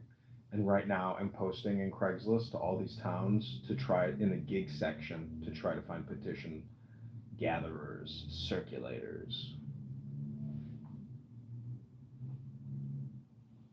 But I'm going to have to personally go out there and get, probably 400 signatures myself at a minimum. So it's literally, meeting people in the real world. But I'm going to live stream it and put it on Clubhouse as I'm gathering the signatures. I'm going to bring a chest cam with me. What for? There's no point to do all this work unless you film it all. So I have a chest cam. Oh, but you mean on Twitter or on YouTube? Yeah, I'll live stream it onto YouTube and X. And I'll live stream. Oh, the John Kitover show's going television, going real world. Yeah, you need to get me distribution in the UK. Like I Really? Yeah, I can do a fake English accent, pretend I'm like an English lord, and basically reverse engineer Sacha Baron Cohen. Do the same thing that he did, but pretend I'm English. Instead of Borat, it's Boris? No, we'll call it King John. You know, I have this book on King John and how he ruled Ireland. Have you ever read the history of King John? King John the Fifth. I don't know the number, but the book I have is called King John. It's one of them. I'm not sure which one. But anyways, I'm just saying, like, when you read it and you read how the way they lived in their caravan, you know, like their royal caravan or their supply line, it's wild. Like, it's because it's the medieval world. It wasn't like, you know. Bro, I'm literally parked outside a castle. Well, anyways, I'm just saying the way you lived in luxury as royalty in the medieval ages was really interesting, because it was basically like very high standard, but also, you know, very cringe and crazy. It's amazing that people would like worship a king, you know, like everything was for the king. So such a crazy concept. Yeah, well, the king was put there by God in theory, right?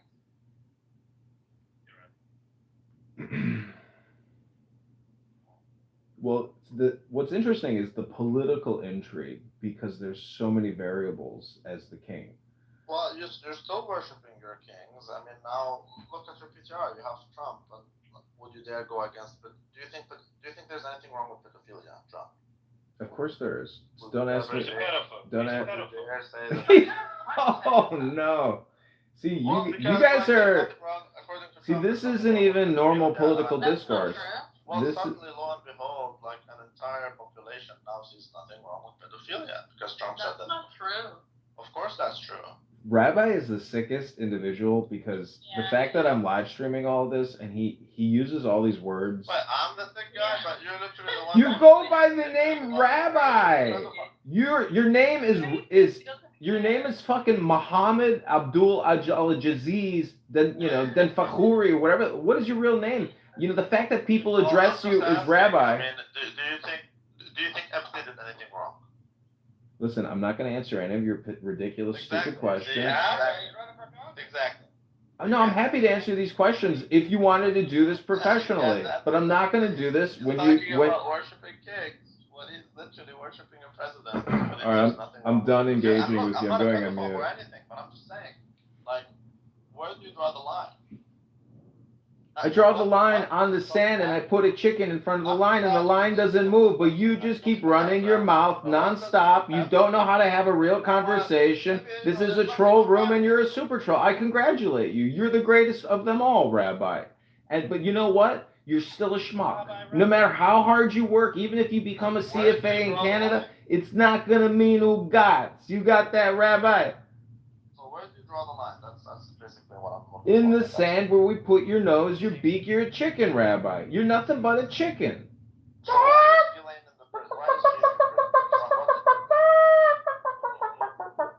You're nothing but a chicken, Rabbi. Do you believe that Trump is either a pedophile or simping? Listen, if this is how you spend your Friday, I created a room earlier. It's called Wasting All Your Time Talking to Trash. You should have come to my room. You would have been perfect for it. But instead, I came here to live stream you into the room called Wasting All Your Time Talking to Trash. Everybody, that's what Clown House is.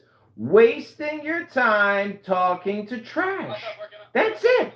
These moderators are trash. They're nothing but human trash. They're a dustbin, a garbage can, a pile of turds. There's horseflies all over them. There's mushrooms coming out their ass. This is trash. This is garbage, human vermin, scum, villainy, time wasters, losers, schmucks, morons, idiots, trolls of the worst kind. You shine a little light on them and they scurry away like rats and cockroaches.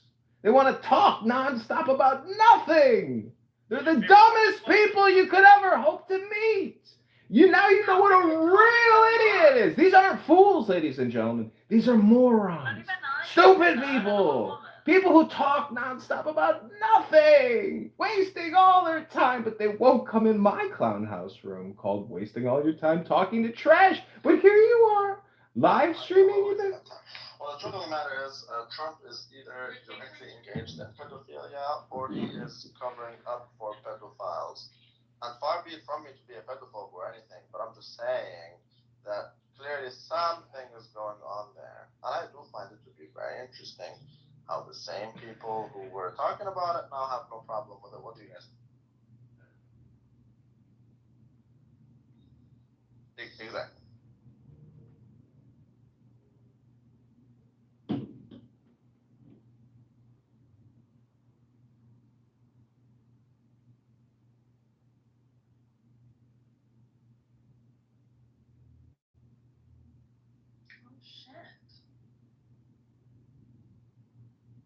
Shalom.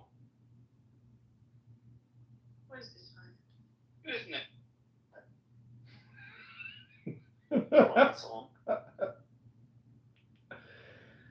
Oh man. Here we are again, repeating the pattern, stirring the pot, the same game all over again, just like in old times. And I'd say about 30 seconds, Mon's going to appear on stage. And it's going to be just like the old times, Pepe. Just like season 1, season 2, season 3, season 4. No reason. The reason I've given is because, spam account. In other words, making more than one account. So people are reporting me. Yeah, it's not Clubhouse. It's the people on Clubhouse. They get accounts clipped. Exactly. No, I know. Yeah. So it's just me being on here. This person doesn't want me to be on here because they don't want the lies exposed.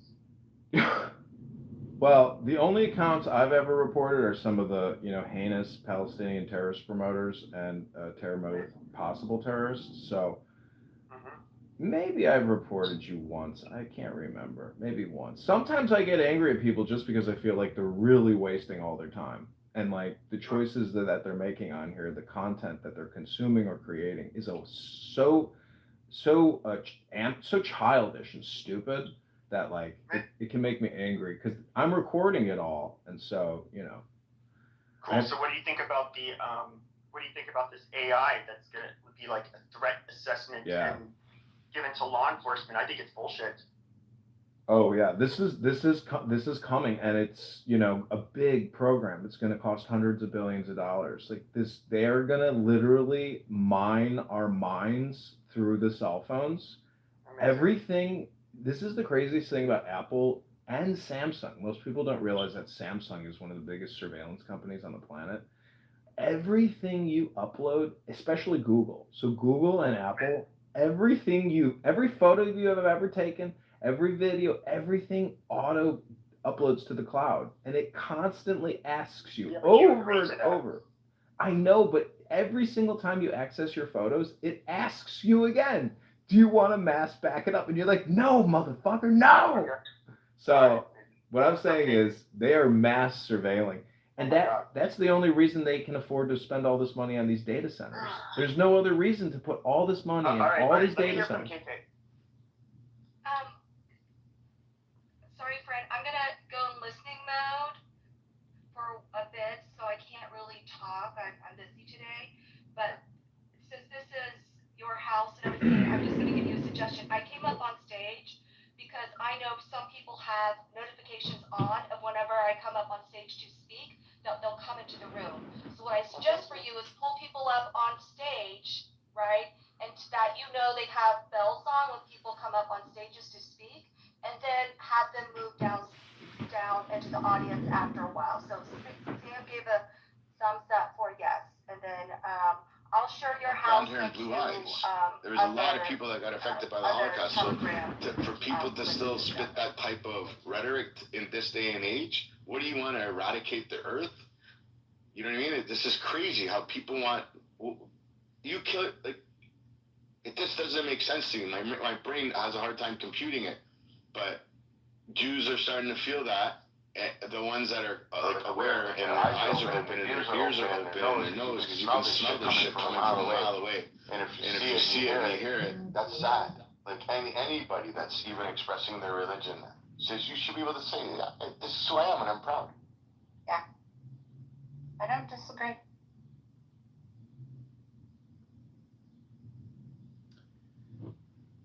Not at all. Hey, moderators. This is candidate Congressman John Kitover. I'd like to read a 60-second poem, if I may.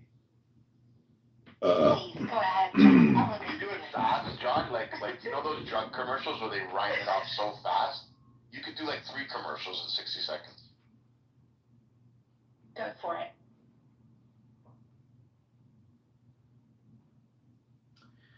How does a part of the world leave the world?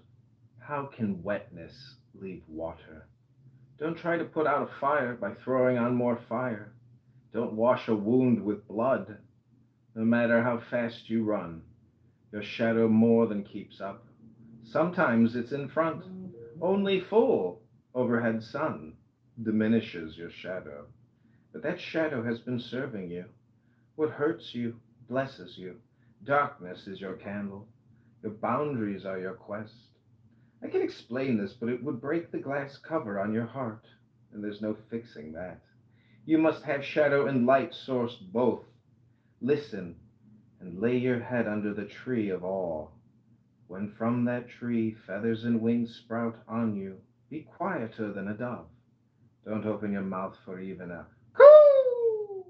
When a frog slips into the water, the snake cannot get it. Then the frog climbs back out and croaks, and the snake moves toward him again. Even if the frog learned to hiss, still the snake would hear through the hiss the information he needed, the frog voice underneath. But if the frog could be completely silent, then the snake would go back to sleeping, and the frog could reach the barley, the soul that lives there in the silent breath. And that grain of barley is such that when you put it in the ground, it grows. Are these enough words, or shall I squeeze more juice from this? Who am I, my friend?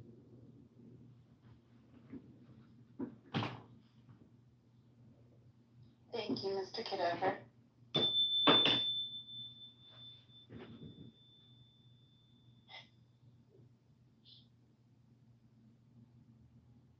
Look at y'all coming in the muff and getting a little poetry.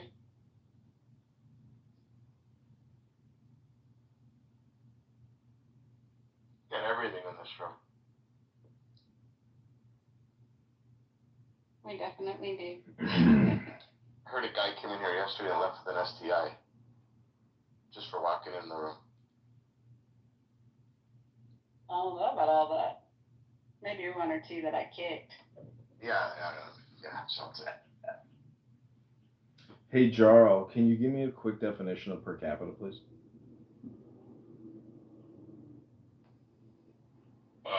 Per 1,000 people, or per 1 million people, or per 10,000. It's simple as that. You mean it's not a division by the total number of the population of America? The legal population? Yeah, that's a pretty semantic definition. Got it. So what do you think the real legal number of Americans is? Is it 300 million? The legal number of Americans? Like legal citizens? Yes, Social Security bearing individuals who actually file a tax return. I don't know, but I wouldn't argue whatever number you give me. Well, I guess what I'm saying is nobody really knows the true numbers because the IRS doesn't publish those numbers. Okay.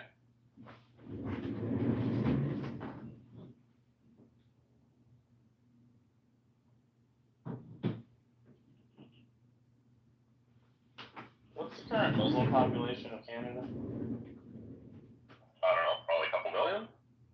I don't know, but 5,791 incidents happened during 2022 and 2023 of anti-Semitic attacks towards Jews. And it's increased 211%. Well, I think Jews have to become like ninjas, Absolutely. I see Chabadniks, dancing in the streets with the menorah, and I'm like, I cannot believe, what they're doing. Like, but they're they have no fear, and that's what I respect most about them is that they It's not that. It's because they have faith. Well, their faith overcomes any fear that they might speculate on. Absolutely. I don't know. To me, it's just, it's the wisdom that gives them that faith, because it's more than faith. It becomes certainty for them. So they've taken a step past faith into certainty, and that's real power, because that's real action. And the thing is, it's that joy and love, that they exhibit and give when you meet them, if they're, doing something at some public event. But in today's world, there's these radical protesters who might throw a rock, throw paint, attack you somehow. Like, if Bill Gates can get a pie in the face, your local hub, I'm not putting that out there. What I'm just saying is security is now, and that's awareness and taking that extra step. So if in 2025, you can expect X number more of, situations. So I'm just saying, if you can speak about it mathematically, you can take a lot of the, I guess, delicate words out of the conversation. He's still gone. Good morning. Good morning. Hello. Or grand rising, I should. Right. I guess it is afternoon. What are we talking about? We're talking about school shootings? How to respond to them? Can you add a new poll, Savannah? Yeah. Like, how do you add, like, what type of sashimi do you like? And then you're gonna have like 5 different. Can you put Vegas roll in there for Abby? Silky. With cream cheese. Moist.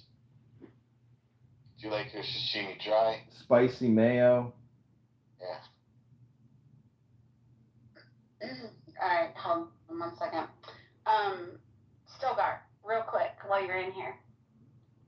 I am thinking about putting together, I want to get like 2 or 3 2A, minimal gun control people, and 2 or 3 who are very more restrictive gun to do a room and have a discussion about it and kind of let you guys volley back and forth. So I have. Listen to me. That's right. She gets us. I said it. She gets it. What I always did when I played with the corkscrew with the little handlebars, it always looked to me like a screaming person saying, "Listen to me." Listen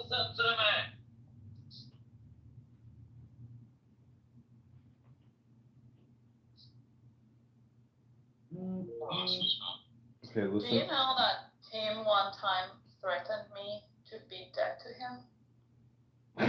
So is that were you threatening to lick his arse? I was not threat. It was a threat. He said, "You're 5 seconds away of being dead to me." Not a second, probably 5 steps away. I recently joined the International Tourette's Association. The ITA is known as the International Tourette's Association, and they have an online verbal tracker now for people that use the N-word. Mick Dickerson and Randy are up there in the top leading polls of all humans alive right now on the planet that use the N-word. So congratulations, gentlemen. You've set a new International Tourette Association record. Oh, child. Congratulations, gentlemen. John, who did you mean? You said Mick Dickerson and Randy. They're the same person, though. No, T-Robs and Rabbi here. They're 2 different, personas. Congratulations, John, gentlemen. Did you hear that Nora was arrested yesterday again for that? Yeah, I heard, yeah. What's wrong with Lou? Lou, have you ever had a job yet in all these years of being on Clown House? No. Congratulations. You're going to make a great AI researcher. You're going to be so good at AI prompting, you're going to start doing prompting saying, why am I doing promptings on AI? Why am I doing so many promptings on ChatGPT? Why am I going to do so many AI promptings on Gronk? What? Don't you think that that's traffic? I know we had a conversation about Nora earlier today. We talked about habeas corpus. I'm sure McZed can tell you what habeas corpus is and how it can help her get out of the psych ward. McZed, why don't you tell everybody about the power of habeas corpus? Okay, my question is, who The neighbors. Who did Nora attack this time? The neighbors. Oh my God. She attacked the neighbors. She attacked her personal neighbors? Yes. No, my neighbors. No. The neighbors like in a different universe. What other type of fucking neighbors? Like apartment neighbors. Listen, McZed is on vacation in Italy. He can't hear you that well. He's got pizza in his ears. The videos that she has uploaded in her Twitter show that she has like a garden and stuff and a backyard. So it must be like houses. So at a neighborhood, she got into a scuffle with her neighbors. Something like that. Yeah. No one said scuffle. And the police got called? How else does someone else get arrested, nigga? This you're being a lawyer. I'm asking who called the cops. You're a real fucking cop. Are you trying to find out to see if you can help her out? I'm just trying to find out who called the cops. Her brother. Her brother? By numbers, 1, 2, 3. Apparently, yeah. So her brother called the cops. No, nobody. That is not known. That's hearsay. Is it? I thought it was. Yes, nigga, it's hearsay. So we don't know who called the cops. We don't know who called the cops. Is her family helping her or trying to keep her Wait, locked Lou, up? why does T-Reps think you're an N-word? Are you an N-word, Lou? Yes. You're a Mulanyan. That's right. He's a mully. Listen, McZed. Listen, we fired you 3 weeks ago when you didn't show up for the job. McZed, the point is she's sitting in a psych ward and she's been decommissioned. She can't come on Clown House anymore. And everybody was looking forward to her latest YouTube video and Instagram. We're all sitting here amazed at her artistic capabilities. It looks a lot like some of the other tragic, videos you see. You haven't seen her thirst trap videos on Twitter yet? You mean her thirst trap portfolio or profile pictures here on this app as well for all these years? 14-minute long videos. Oh, wow. Well, wow, that's so exciting. The thing is, we've seen the video in the elevator shaft, so that cat's out the bag. Have you read her journal yet? Every single time I go out on a date and I get catfish. We all have. I screenshotted every single page. Whoa, we got a movie coming. The Nora Shalash story. Did she free Palestine? Was it worth it? She deserves minimum a South Park episode. Oh, she could make it onto South Park with her elevator pitch. Yeah, like crazy about the Jews. That would be hilarious. She's got a great elevator pitch. Do you know how much money she could make from all these Middle Easterners if she started her own OnlyFans? That's what we tried to consult her on. We said she could probably raise a lot of money off of her viral video, but she lazily said, "Nah, I just want to talk to Diego. I love you, Diego." So stupid. So stupid. I bet you she felt that one. Punish people for their retardation. She's sitting in a psych ward. Her very well. Yeah, Diego is a groomer. He's a social media groomer. I don't know how this happened, but she's convinced that you and Diego fucked. Ooh. Really? I mean, like, I thought it was a joke. So you might be part of what sent her over the edge. That's right. Oh, then I'm gonna go for it. That pussy sent multiple people over the edge. Damn. Thank you, Tomas. Scarlet letter. Well, we didn't know if he ever beat it over the edge or not. Scarlet letter. Issa and McZad recently met up in Italy for a little love on the northern border with Switzerland. Nothing wrong with that. McZad, was Issa a catfish or was she a goldfish? She has the memory of a goldfish. It's 100% catfish. She has the memory of a goldfish. What? Never mind. 100% catfish. McZad, did you see the Pope when you were in Italy? We did go towards the Vatican. We had gelato there. Ooh, was the gelato That good? doesn't answer the question. Let the record show. That does not answer the question. I don't think that I saw his greatness from Chicago. Oh. Turns out him and his brother are gay. What? For each other? I don't know. But Really? they're both gay, yeah. Who's gay? What do you mean it turns out? Based upon what reporting, you're crazy. No. I'm 42 years old and I've developed very good gaydar as a heterosexual. Get the hell out of talking about like the respected. Don't get triggered if I spread a little gossip about the Pope. Jesus Christ. He's an expert from Chicago from all I hear. I haven't heard anything. It's all political. Jesus. Jesus. It's just political. Jesus. Jesus. It's just political. Jesus. Jesus. It's political. Jesus. Jesus. It's political. I'm just saying. I thought he was gay. Jesus. Why are people getting so upset about the LGBTQ nowadays? I'm just saying the Pope is gay. So why does that upset everybody? He's not gay. The guy is asexual. And you're going to sit here and tell me he's not gay? His brother's gay. His brother is gay. Look at the interviews. The guy is gay. He's flamboyantly gay. He's like Dr. Adams, but a Pollock. Okay, but that doesn't make him gay. Listen. How many genders? Distrct, Mississippi. Mixed, tell us about Adam Kadmon and the first transsexual. Who is Adam Kadmon, Mixed? That's Adams. No, I'm saying before there was Eve, what was the name of that human that Adonai Hashem created? Adam. I know its name or his name was Adam, but you know, what was Adam's gender prior to the creation of Eve? Man. But wasn't No, there you can't be a man. You can't be a Wasn't man. there first another couple that he kind of like washed off, and then he created Adam and Eve? No, Adam and Eve are the first. You know, Adam is the creation. Eve is the creation from Adam. That's why every woman is subservient to man, because you came from us. It's not the other way around. Oh my God! Shut up.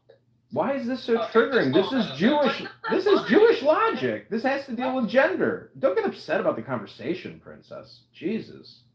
No, you just sound like Yes. a man that is lonely and wants to blame women for all of his problems. Like, what's wrong with that? Oh Jesus! I'm gonna go have lunch. Nothing. Just own it. Melissa is such a feminist that she thinks that God is a woman. Oh, child. Look at this. We got British Hodel in the I house. don't think God or gender neutral. God does not have a gender. I don't think God is a woman. You know, British Hodel gave great advice to the people in Gaza before the war. British Hodel kept encouraging Palestinians to invest in Bitcoin. You mean Pakistani hodl? No, British Hodel. No, Pakistani hodl. So wait, were the people in Gaza? Pakistani, he's Indian. Were the people in Gaza transacting with shekels, or did they have their own Palestinian currency? Anybody? Or was it a blended currency in Gaza? What was the question again? What was the primary currency being used in Gaza, or what is still the current primary currency? US dollars. Bitcoin. Anybody? I put it in grok. No, it's the shekels. You guys spent years talking about the war in Gaza, and you guys don't even know the currency that they transact in? Jesus. You didn't know either. This app is That's so the political. wrong. Jesus. This app is so political. Jesus. You didn't know either, otherwise you wouldn't have asked Grok. Is it children? Listen, Lou, let's just talk about AI for the next 10 minutes How because it goes. I love AI, just like I love Noah, Woo, and I love Phantom. oh, hi, Fatima. Did you just say Adams? Hello, Yola, Rabbi, Anderson, Hello. Shake. How you doing, Boo-Boo? Mr. Anderson, can you tell Noah to come on stage? You go test anyone, boo boo. Yeah, new house permission. Isa got it, exactly. They do call anybody boo-boo. Don't feel it. Fatima, did you hear the bad news? Did you hear the bad news? Our girl Nora Bandura is back in the psych ward. She attacked her neighbors. She's in a straitjacket right now. They're pumping her full of lithium. And she's sitting there saying, fucking Rabbi in Clubhouse, fucking T-Robs, fucking Issa, fucking bitch, fucking McZed, all these fucking Zionist entities on Clownhouse, a fucking Clownhouse!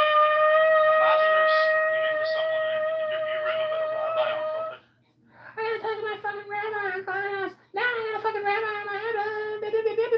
Okay, pump her full of lithium. I don't think the lithium is working. Ah, call my fucking rabbi! Call fucking go!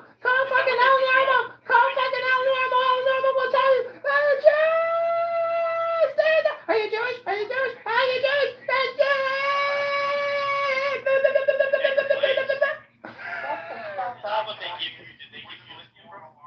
Yeah, they definitely do. Let me go, let me go, let me go, let me go, let me go. Why are you detaining me?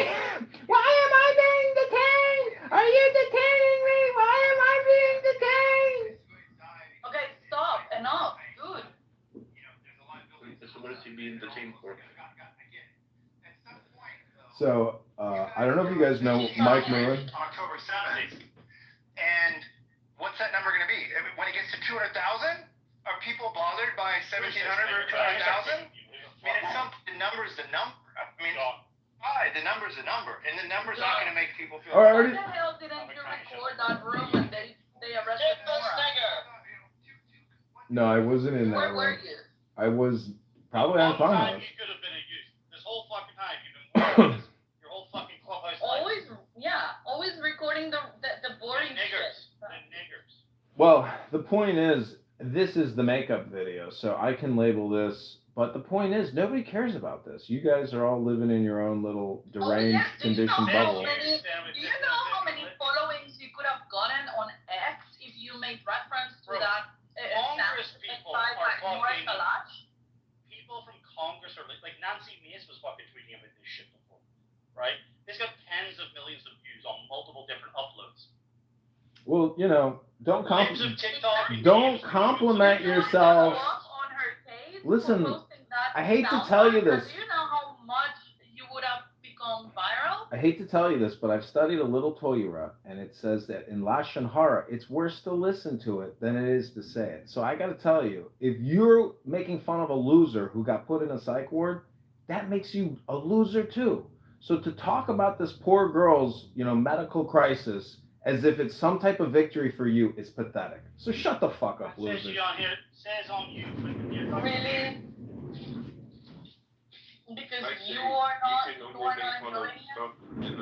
In person's control. If it's something out of their control, I don't think they should be subjected to them. No. We can make fun of black people. Come on. I mean, you guys can because you guys are cool with Rabbi Randall McDickerson, so you guys are cool. Well, anyone else? Randy is aggressive. Are you not going to defend yourself? What's wrong with Randy? Rabbi's muted. He just know he's muted. He's What's talking up, all the time. Well, I know I'm good at what's up. Shut the fuck up, Rabbi. Little Rabbi. Shut up. What's not wrong with little Rabbi? Well, I have no clue what you guys were saying. Shut up. Jake was slandering you. You didn't hear? Jake slandering Rabbi? Guess what? My book says that the people of the book are revered for having the revelations before me. So me disrespecting them would be like disrespecting the word of Allah. Exactly. Okay. No, I know Sheikh Musa's a bit. Thank you, Rabbi. How you doing, little Rabbi? Long time no see.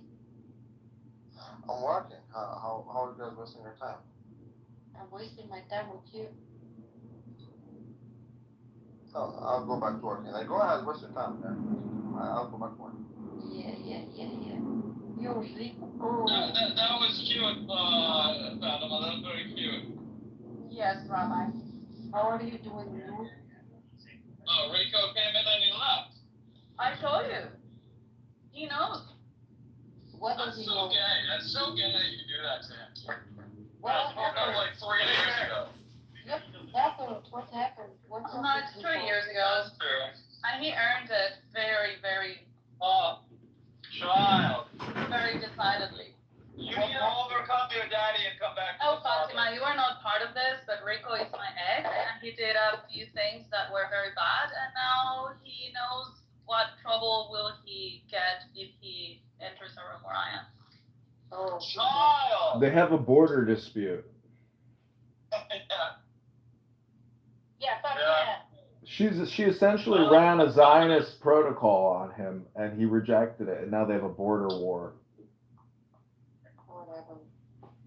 Now, what if he did that out of the interest to preserve the relationship like the Quran says? Sometimes it's better to lie to the woman.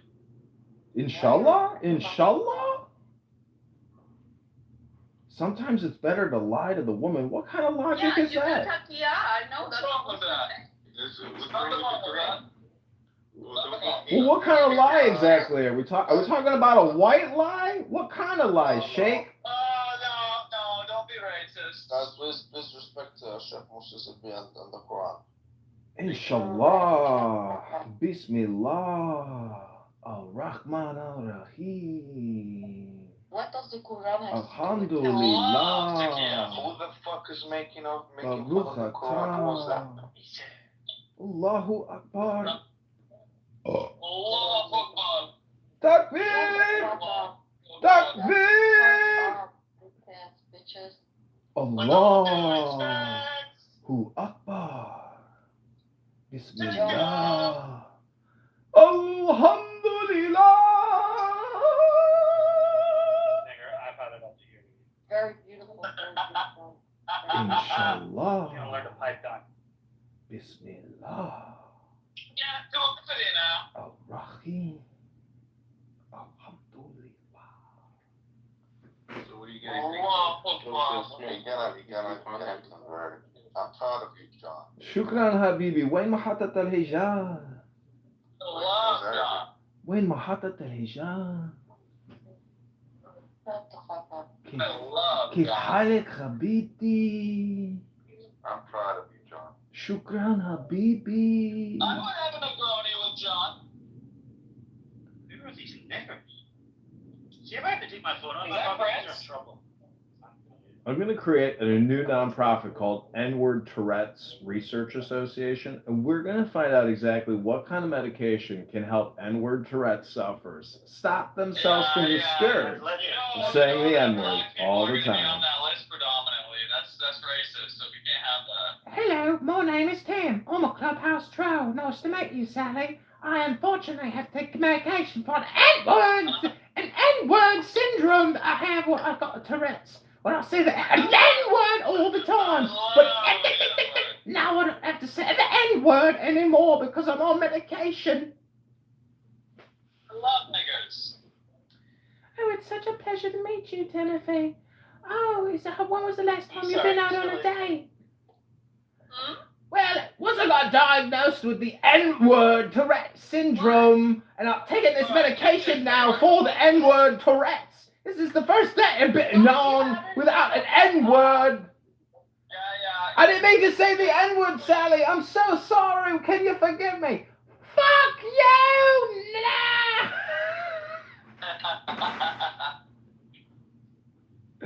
You see, T-Robs, if you use the N-word all the time, you become the N-word. I don't know what to tell you.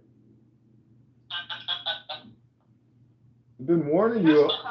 I've been warning you about your vocabulary, Timothy. Stop using the N-word, or you become an N-word. Okay, Negroni. A Negroid. I like Negroid. I love Negroids. But do Negroids love you? No. You love these Pakistanis and Indians, but they love you back. I love Indians. That's a tough.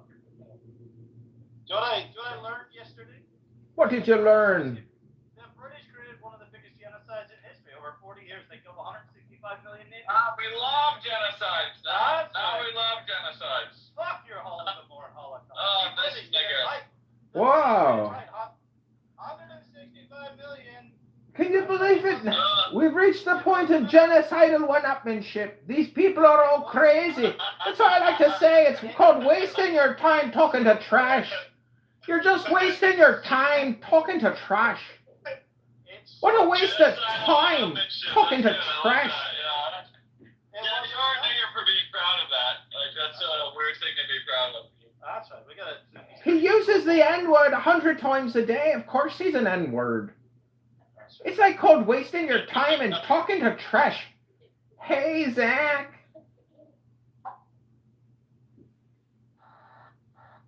Wait, dude. Mod me! Mr. Anderson. Hello, Zach. Long time. Indeed. How you been, Zach? Mod me! That's right. Who muted Zach? Shut the fuck You tell him, Zach. Hey, yo! CRT, Hey, yo! BLM,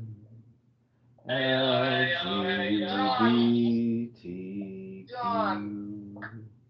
CRT, That's enough. BLM, LGBT.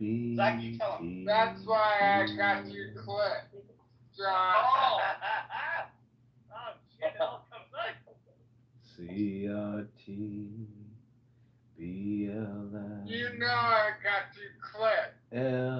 BLM, CRT, LGBTQ. CRT, CRT, BLM, John. LGBTQ. Oh, hi, the boo-boo. Oh, more. Oh, God. The boo-boo. Hi, the boo-boo. Hi, the boo-boo. I love the boo-boo. Labubu, what are you gonna do this weekend, Labubu? What are you doing this weekend, Labubu?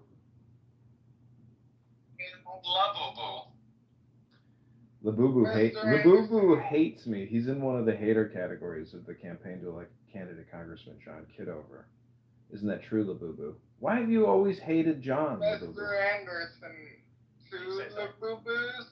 I know. We have to vote one off the island. Who's it gonna be? Kick the I'll Negroni. sacrifice myself for love. Kick the Negroni. He needs a job. Put him in the goo. What's your Labubu? Kickman. Kickman. Boo-boo. So in a room recently.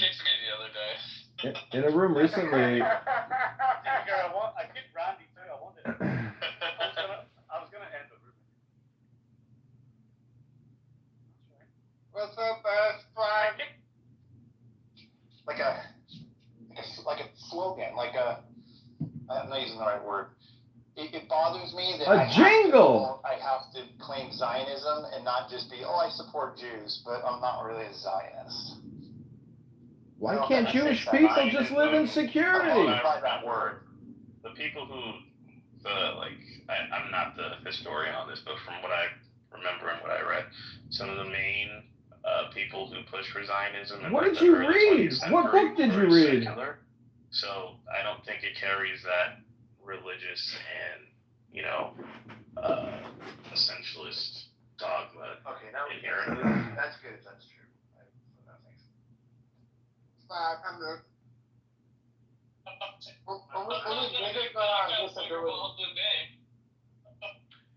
All right, moderators, I'd like to be put in the queue. I don't want to listen to this retarded ass shit anymore. I'm gonna just read a poem, talk over everybody, because if I could give you anything for those who have given so much to the campaign, I think it would probably be a beautiful poem just for 60 seconds. I know most people want to just come here and get their dopamine and talk over each other and talk about nothing and waste all their time. But I created a room earlier called Wasting All Your Time and Talking to Trash. And thus, welcome back to another episode of Wasting All Your Time Talking to Trash. Bitch, you're the nigger. You're a fucking damn Asian nigger, bitch. Oh, you know what? The Muslims are fucking up your people, bitch. I'm glad. Mashallah now. Nora's over there. Where are those who died serving God on the plain of Karbala? Where are those who know how to open the gates? There's no rational answer to this. A prison full of debtors has been let out. Where has everyone gone? Where are you?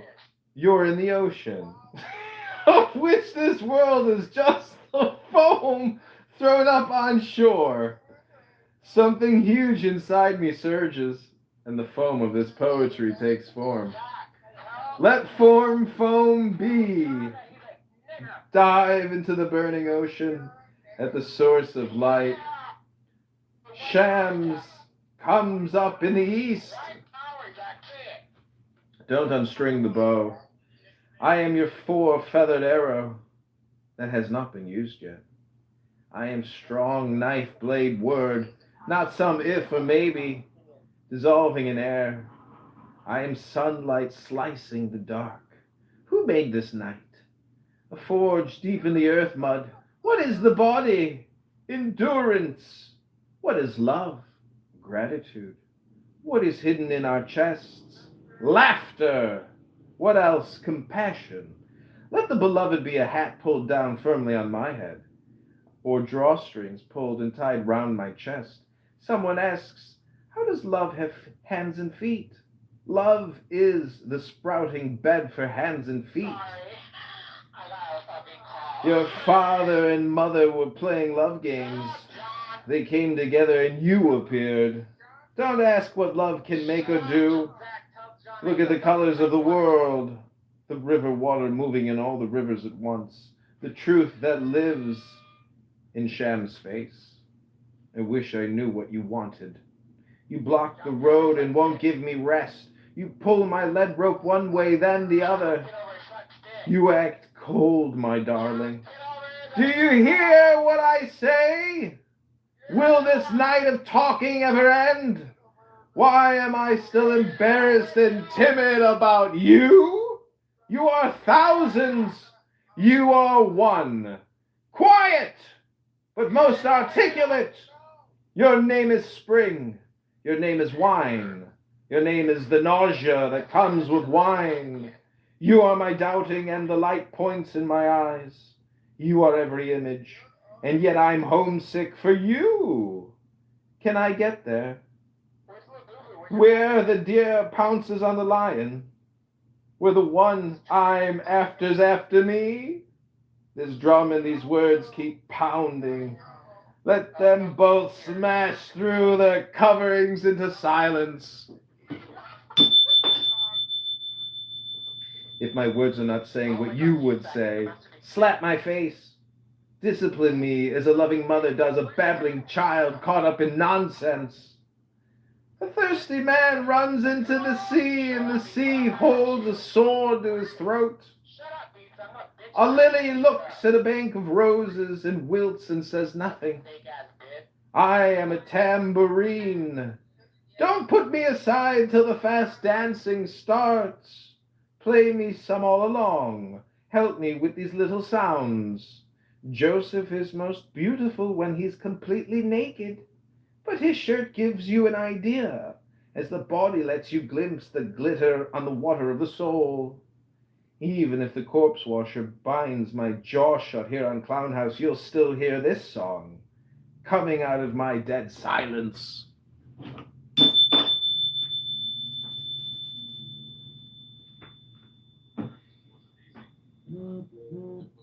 Hard to stop. It was amazing. I'm here snapping my fingers. Vote John Kitover. Go to johnforcongress.com. Link is in the chat.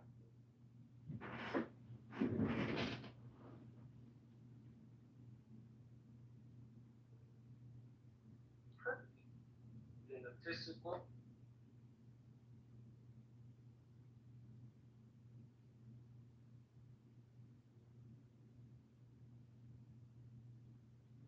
Are you in all the districts, or do we have to?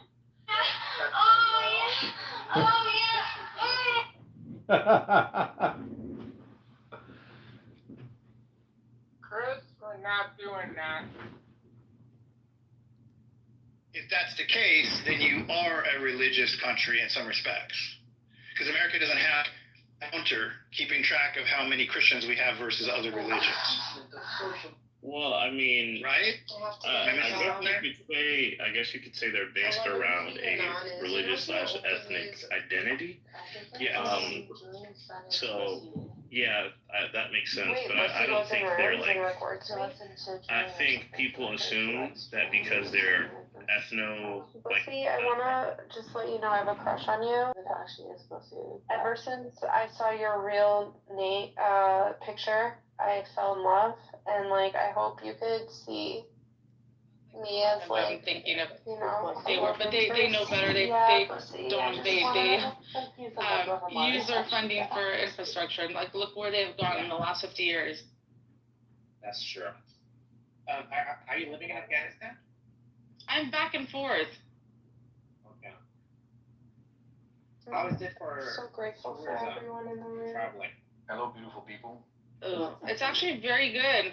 There's a lot of tours that come in and out. I mean, there's like tourists, like guides and groups, and like they're enjoying it because they were under a whole different impression of how Afghanistan is, and when they go, they're just like amazed, like how it really is on the ground, right? Yeah, I see those videos. Did you eat meat over there, bro? About Jesus. Yeah. About Jesus. No, I mean, Volcanic is a vegan, by the way. Did you eat meat over there, Volcanic? Did you change? Where? I changed a little bit. I started eating a little bit of meat. I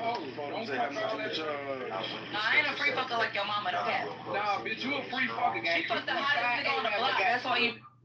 Actually, really, it's weaponized against Israel because it completely ignores the same or worse discriminations in other countries where they have bans on Jews, like Saudi Arabia, Jordan, and Libya.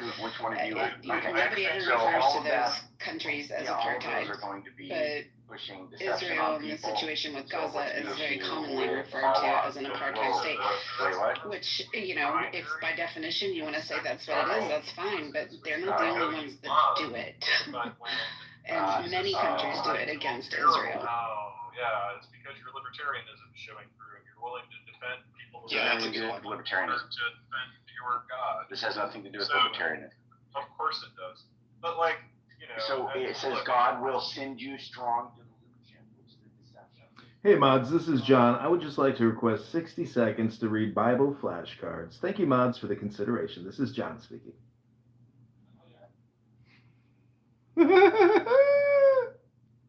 Mostly listening.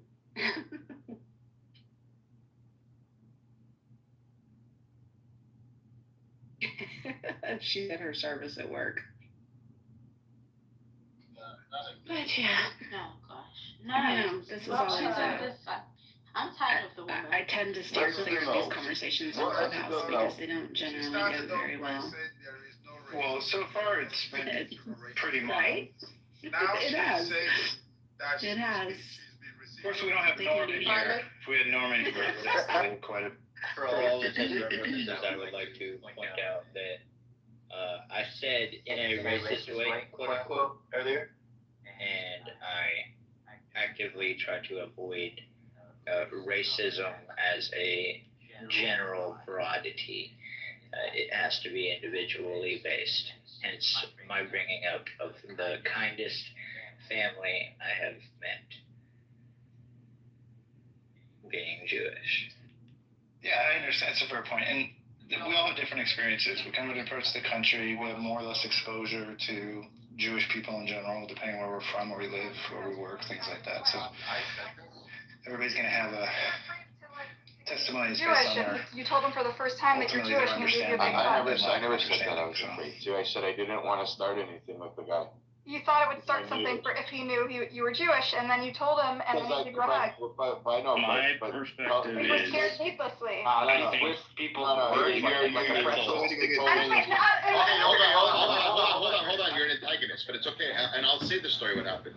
So when I did lose the key, the guy left the phone number on it where I lost the key, and he said to call. I called, he showed up to my house, and he said, "Hi, my name's Fred, I'm a Palestinian." So I said, "That's a little fucking weird. So I'm not going to say, "Hi, my name's Bibi, and I'm a Jew." I thought that would be weird, and that's going to give somebody that's already got cancer more cancer, and I'm just going to basically fill this guy full of hate. So it wasn't worth it for me to say that. And then when I was on with you, he came up to me and said, "Hey," I said, "Hey, how's your day?" And he said, "Oh, listening to the BBC, I can't believe what's going on. They blew up a hospital." So I go, "Yeah, I didn't want to say to you the other day that I was a Jew because, you know what I mean, you're already like listening to media and stuff like that." I go, "But look, we talk." And he goes, "Yeah, you're right." And the guy gave me a hug, and I gave him a hug back. And that was it. But I wasn't trembling or scared. I tried to avoid confrontation with my neighbors. Yeah. My point is, I didn't mean to be confrontational with you, Bibi. I was just simply pointing out how, like, exposure makes us all a little more understanding of each other, right? Okay, I misunderstood where you were coming from. It's just because you came from, like, you know, I appreciate. In the field sometimes, so, but yeah. No. I meant like, look, I admire that you have Palestinian friends and you're not just like a hater for the sake. You're not just tribal, you know.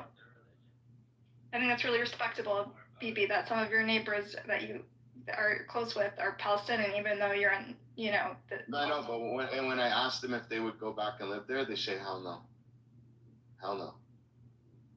Of course not. Why would they want to? They have much better lives in the West. I mean, they might feel a little different.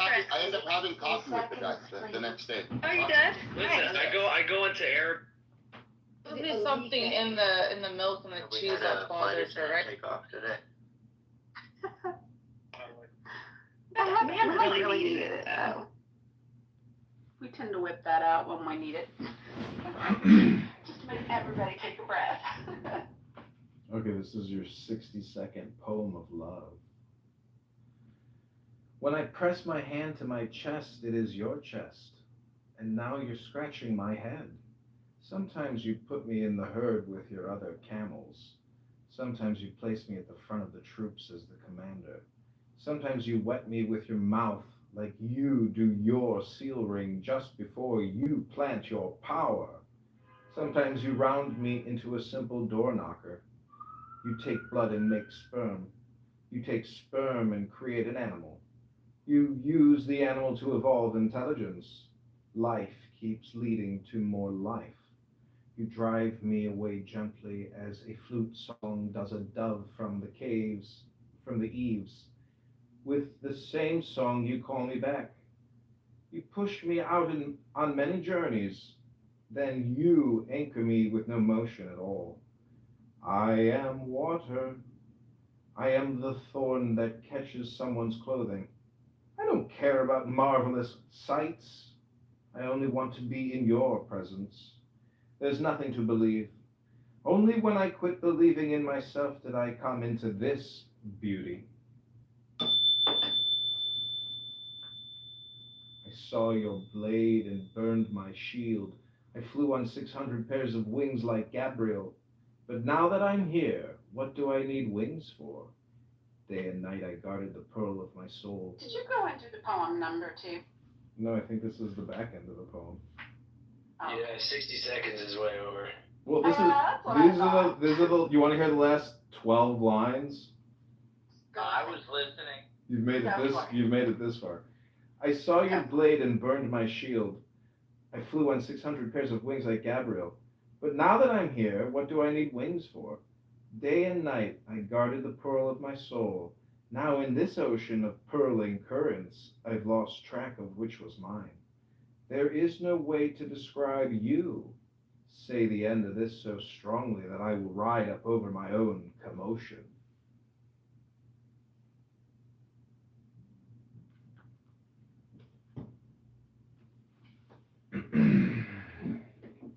Oh, that's called reading, everybody, from a book. It's a poem. Thanks, Mr. Hi, everybody! Hey, Pockets! Hey, Mavis! Spending my birthday with y'all! Happy birthday! Aww, I hope you have a great day, Pockets, and you got a long weekend, too. Hey, weekend. I just got off of work. They're like, we'll give you a half day. I'm like, you don't gotta tell me twice. So I'm on the way home. Gotta take the best nap of my life. And then I'm probably gonna just hang out with my dad tonight. Aw, fun. Heck yeah.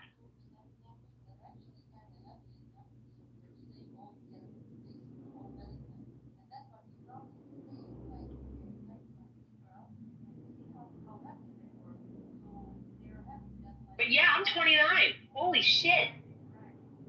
Damn, Pockets. I know, I can't believe I'm basically 40. You got to expire. Shit.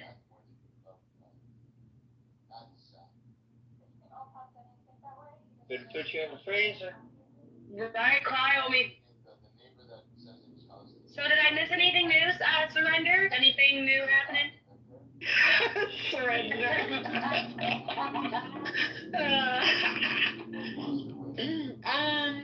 No, you know how that goes. You know how that goes, Pockets. You miss a day, you miss a lot, but really not anything at all. I literally miss one day and I miss like a whole fucking season of Clubhouse.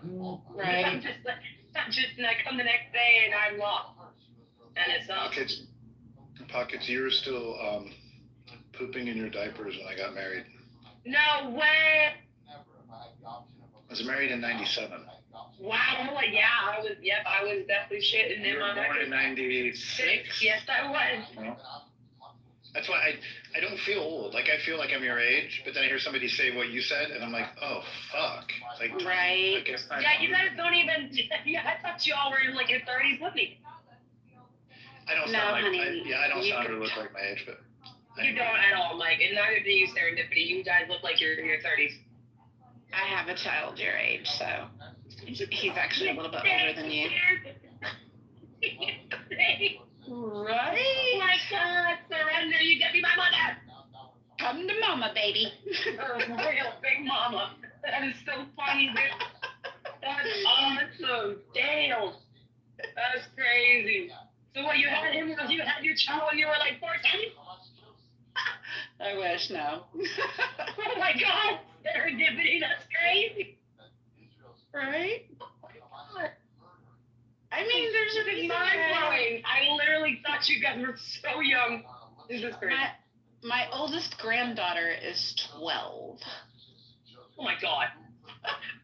Yes. Oh my God. My oldest granddaughter is 12. That's fucking weird. Yeah. You look like your grandmother. She's like, no, it's not a granddaughter. It's not real. Like, what? But Serendipity, you're so pretty. You're so pretty. So I'm yeah. Whatever you're doing. Says the pretty girl. Someone in chillism looked at my picture and was like, I ain't gonna lie, that's the type of picture you can't look at for too long. And I was like, bad. I think that my fuck was calling me ugly. It's okay. Pockets is majority's beautiful. not good. The majority wants to Like, fucking yeah. kill Jews and kill Israelis. Gotta change your whole mindset with these guys. September 11th, they were fucking throwing candies like you couldn't believe. Nobody talks And there's about my it. youngest grandbaby who's 5 months old. Hold on, I gotta get squeezed. Five of them, right? No, wait, but you're okay, I'll just ask, you're not a great grandmother, are you? But then, No, definitely not great. Yeah, because you definitely said your oldest was 12. London, do you want to share some of your big opinions with everybody? You want to share some of those big opinions? She's got the biggest opinions, y'all. You should see that face. She talks with her eyes. Oh, you have the baby right now? I do. I have the baby right now. Hey, she's got that in common with Cardi B. She talks with her eyes, too. She totally does. That Cardi B stuff, man. Tell her that Goo Goo Gaga to know exactly what I'm saying. You got some Goo Goo Gaga, huh? Oh. Yep, I know. We're like, yep. She slept 2 hours. She just woke up from a 2-hour nap, y'all. So she's like, y'all gotta give me a minute, okay? Oh, the horror. Right. Like, my life is really hard right now. Yeah, she's like, I just had a full reset, y'all. Oh, my life is so hard. I just need to sit here on Lily's shoulder. I feel like naps. I really feel like naps are like iOS updates, man. Because you really just wake up not knowing where you're at, what day it is, what's going on, what you look like. Right? Best kind of naps. You wake up a little sweaty. It's yeah, on your neck, yes. Your hair is sticking to you, and you're like, I just fucking showered. I just showered. I don't know if it's morning or night. Nah, that's why I can't do naps. My dad, anytime I visit him, he is napping. Like, anytime I go to his house, he's fucking napping. Like, he'll nap right after work, before work, during work. To fall asleep anywhere.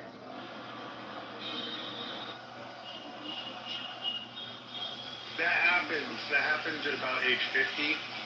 You start napping. It becomes a normal thing. Yeah, well, I have a girlfriend. she's like 21. She can fall asleep in like 2 seconds. Like, she'll be in my car, lay her head down, she's out. And I was like, I can't do that. Like, I can't fall asleep in like any place other than my bed. Why is it so pretty?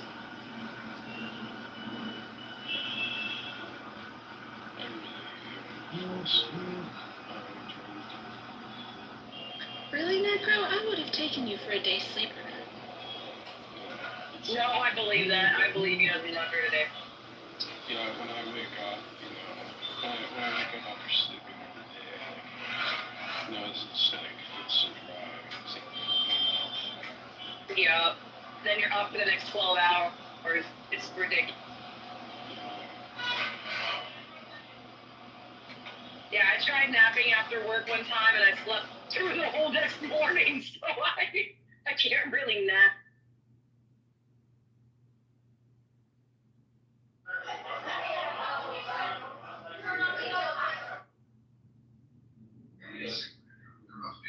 Comes out of nowhere, and Yo, we really got ice out here in Tucson, Arizona, picking people up. Do you really? We do, literally. Woo. Yeah, I think the last time you guys had somebody just picking up so many Hispanics was when you guys had Joe Arpaio. Yup. But they're literally going downtown and just picking these people up, serendipity. Like, I just saw a whole fucking van just escorting people into it. Wow. And I'm like, damn, there goes my elote.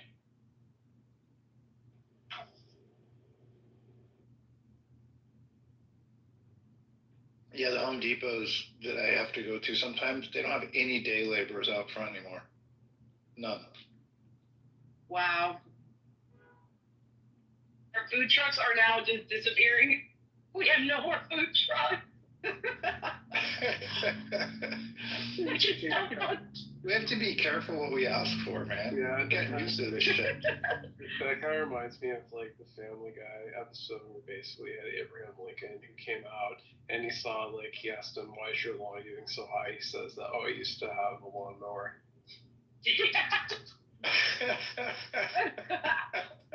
Nah, but for real, my elote guy, the one that comes on the bike with the corn, he's gone. Like, it's just nothing. Everyone's missing. And he would come on the dot at 5 o'clock on his bike with his corn, his elote bird. And I haven't seen him for weeks.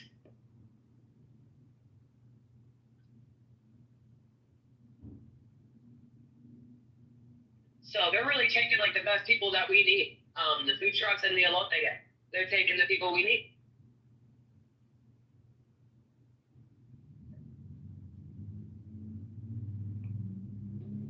I like this room. Very chill. It is a chill room. Is this like your now? Yeah. It's where I've been spending my days. Hey, Miss Princess. Hello, happy Friday. Happy Friday to ya. Y'all remember that song Friday that girl came up with a long time ago? That like went viral? Rebecca Black? Yeah. That girl went crazy on that song. Friday. No, please. No. So worst. Everybody's looking for me to weekend. Dude, I loved her.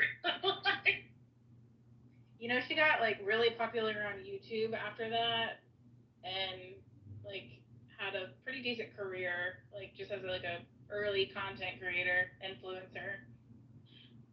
Yeah, it's like basically like it's like I saw a person said a warning, your ear is about to be raped in a minute, and they started playing Friday. It was like, oh damn it, you mean like? Leanne, you still got a lot of guys in Phoenix? I know that's right. They're all gone in Tucson. I literally drove all over town to find my elote guys, and I can't find. Motherfucker's gonna force me to go back to Taco Bell.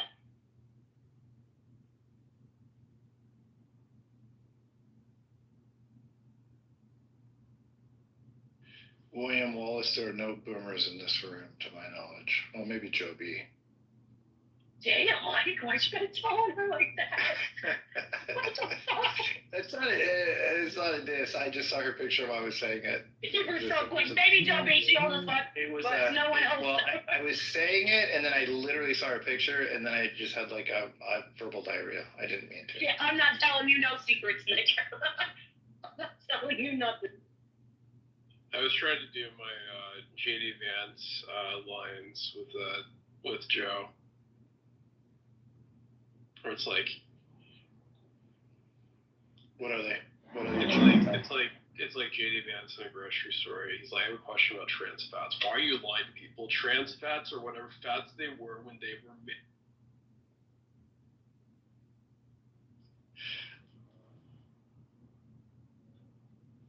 I'll fuck around and tell Mike something so important, and in one room he'll just be like, oh yeah, Jessica said. Or like, word mom. No, I didn't even mean it as an insult. I'm just thinking like, what are our ages in here? Like, my brain wasn't, yeah. I'm totally playing with you, Mike. You're good. I just thought that was so funny. I know, the timing was weird.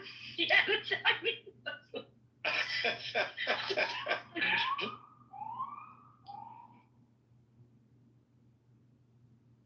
Wait, I just looked at Rebecca Black, and she's like on tour as a singer.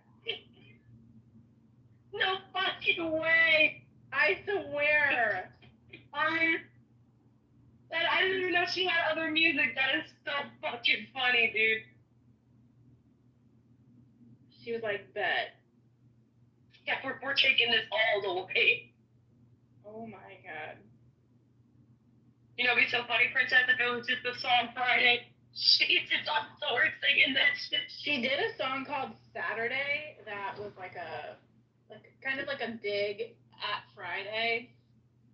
And I just was like, oh, okay. I thought it was just like I actually like paid good money to get produced this time instead of going to some random person that's just gonna scam you out of your money. She's like, it's Saturday, fuck Friday. You leave my Friday alone. Leave my Friday alone. That is so funny. She made a song called Saturday and the dig at Friday. Yeah, screw your Saturday, princess. Screw your Saturday. Then she'd be like, it's Sunday, we gotta go to church. Not me. You know Oh, that's so like funny, dude. I'm gonna go look it up right now. This is why Friday is the superior day of the weekend. Because on Friday, you still get to look forward to the whole fucking weekend. That's a fact. Yeah, I think the best time, you asked what the best day or best time of the weekend or best time of the week is. Yep. For me, it's Friday night, actually, because I know that I have a whole 2 days. Although I'm shooting a wedding tomorrow, so I only really have 1, 2. Well, I get 2 again, because it's Right. 2 weekends. Yeah, But I it's have a a lot of Labor weekends. Day. In October, I have 2 weekends where I have Saturday and Sunday weddings, so I'm going to have like 21 days of straight work. That's going to be fucking brutal. I'm already hating the idea of it, and it's only August. You're right, though. The best time of the week is like 5 o'clock on Friday. Because you know the game, dude. I get to be up all night in this motherfucker. Dude, yeah. when I'm driving home at 5 p.m. on Friday, with the windows down, it's such a good feeling. Freedom. It's the same feeling. To be honest, it's one of the reasons I've been doing weddings for 20 years. Same feeling. When you're driving away from a wedding, there's this like ultimate feeling of accomplishment. It's like you can't beat it. It's like fucking, it's done. Like when I'm driving to a wedding, I'm dreaming of this feeling of driving away from the wedding. Shit, you're a wedding photographer? I've done over 1,000 weddings. I had a business that did $800,000 in weddings a year at one point. No way. I was second in line for Justin Bieber's wedding. Actually, I was driving at one point. I stayed at his house in Maui, and at one point I was driving around Atlanta with him and what's her name? Bailey. What's Haley. Him and Haley in the back seat. We were driving around we were going to do their engagement session in Atlanta, and couldn't find a place to pull that he was willing to get out. Like the plan was to go find some place. As we drove around, it was clear that he's like, I'm not going to get out right now. I'm not going to do this. So I was like, all right. So we never did it. So I never did the engagement. I never got I never got the wedding either. The wedding, I wasn't guaranteed to get that, at the time of the engagement, but At least but you it were in was the his same mom. presence. Yeah, I was friends with Chip, who's a guy that was dating his mom. And so she was pushing for me to be his wedding photographer. She liked my work, and she kept telling Chip to get me to be his, convince him to pick me. He ended up picking Jose Villa, who's the most famous wedding photographer in the world, who will probably end up doing Taylor Swift's, I would imagine. He just fucking gets these things by default. It's really frustrating, actually. Because he's good, but he's not like, I don't know. I don't think his work's good enough to be doing every single uber famous person on the planet, You guys remember the other day we were talking about Taylor Swift and how, I noted and a couple other people noted that her obvious next move would be to marry this guy. Yeah. As part of brand strategizing, to kind of, she's 35 now, 36. And so to kind of transition her out of the kind of kitty bopper songwriting that appeals to younger girls. And I suggested that the next marketing move would be to marry her. She'll pop out some kids, and she'll make more mature music for ladies who can resonate with the whole married housewife. And then what happened? A day or so later, boom! It's announced that she's getting engaged. So don't be, I'm expecting a very different kind of album from her, in about a year or so after she ties the knot from Travis. It'll be interesting to see what her brand and marketing and music is like after she becomes a... Yeah, I feel like it'll be less dramatic. Like her last Folklore, like that era of album that she was doing was really artistic, really intense, really deep, right? And I feel like it's going to be way more like fun and lighthearted. Her next one after him. You listen to Taylor Swift?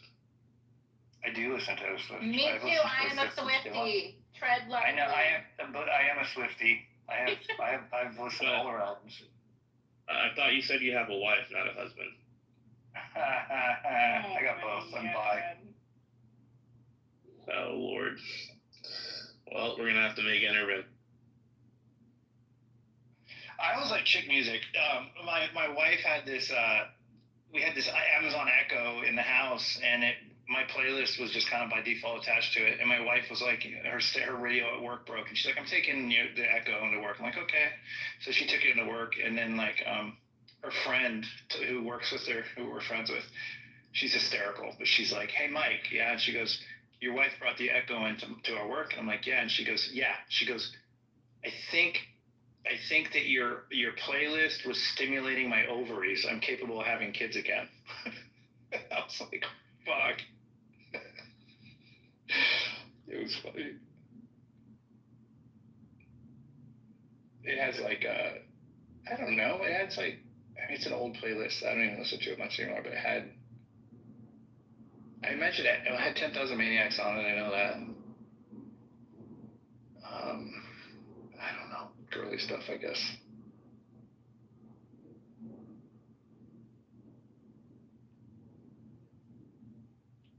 I don't want to be a hater in this room, but I'm just not that impressed by Taylor Swift. It's just not my vibe. I feel like as a Swiftie, if someone's not impressed with Taylor Swift, it's because they haven't listened to her entire discography, which obviously is a lot of music at this point in time.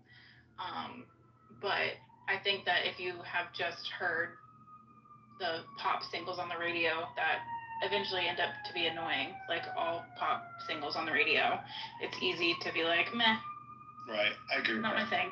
I agree. Like a lot of her really good work are not singles, I think. I agree. Like Folklore was one of the most incredible ones that she did, I think. And I agree with you.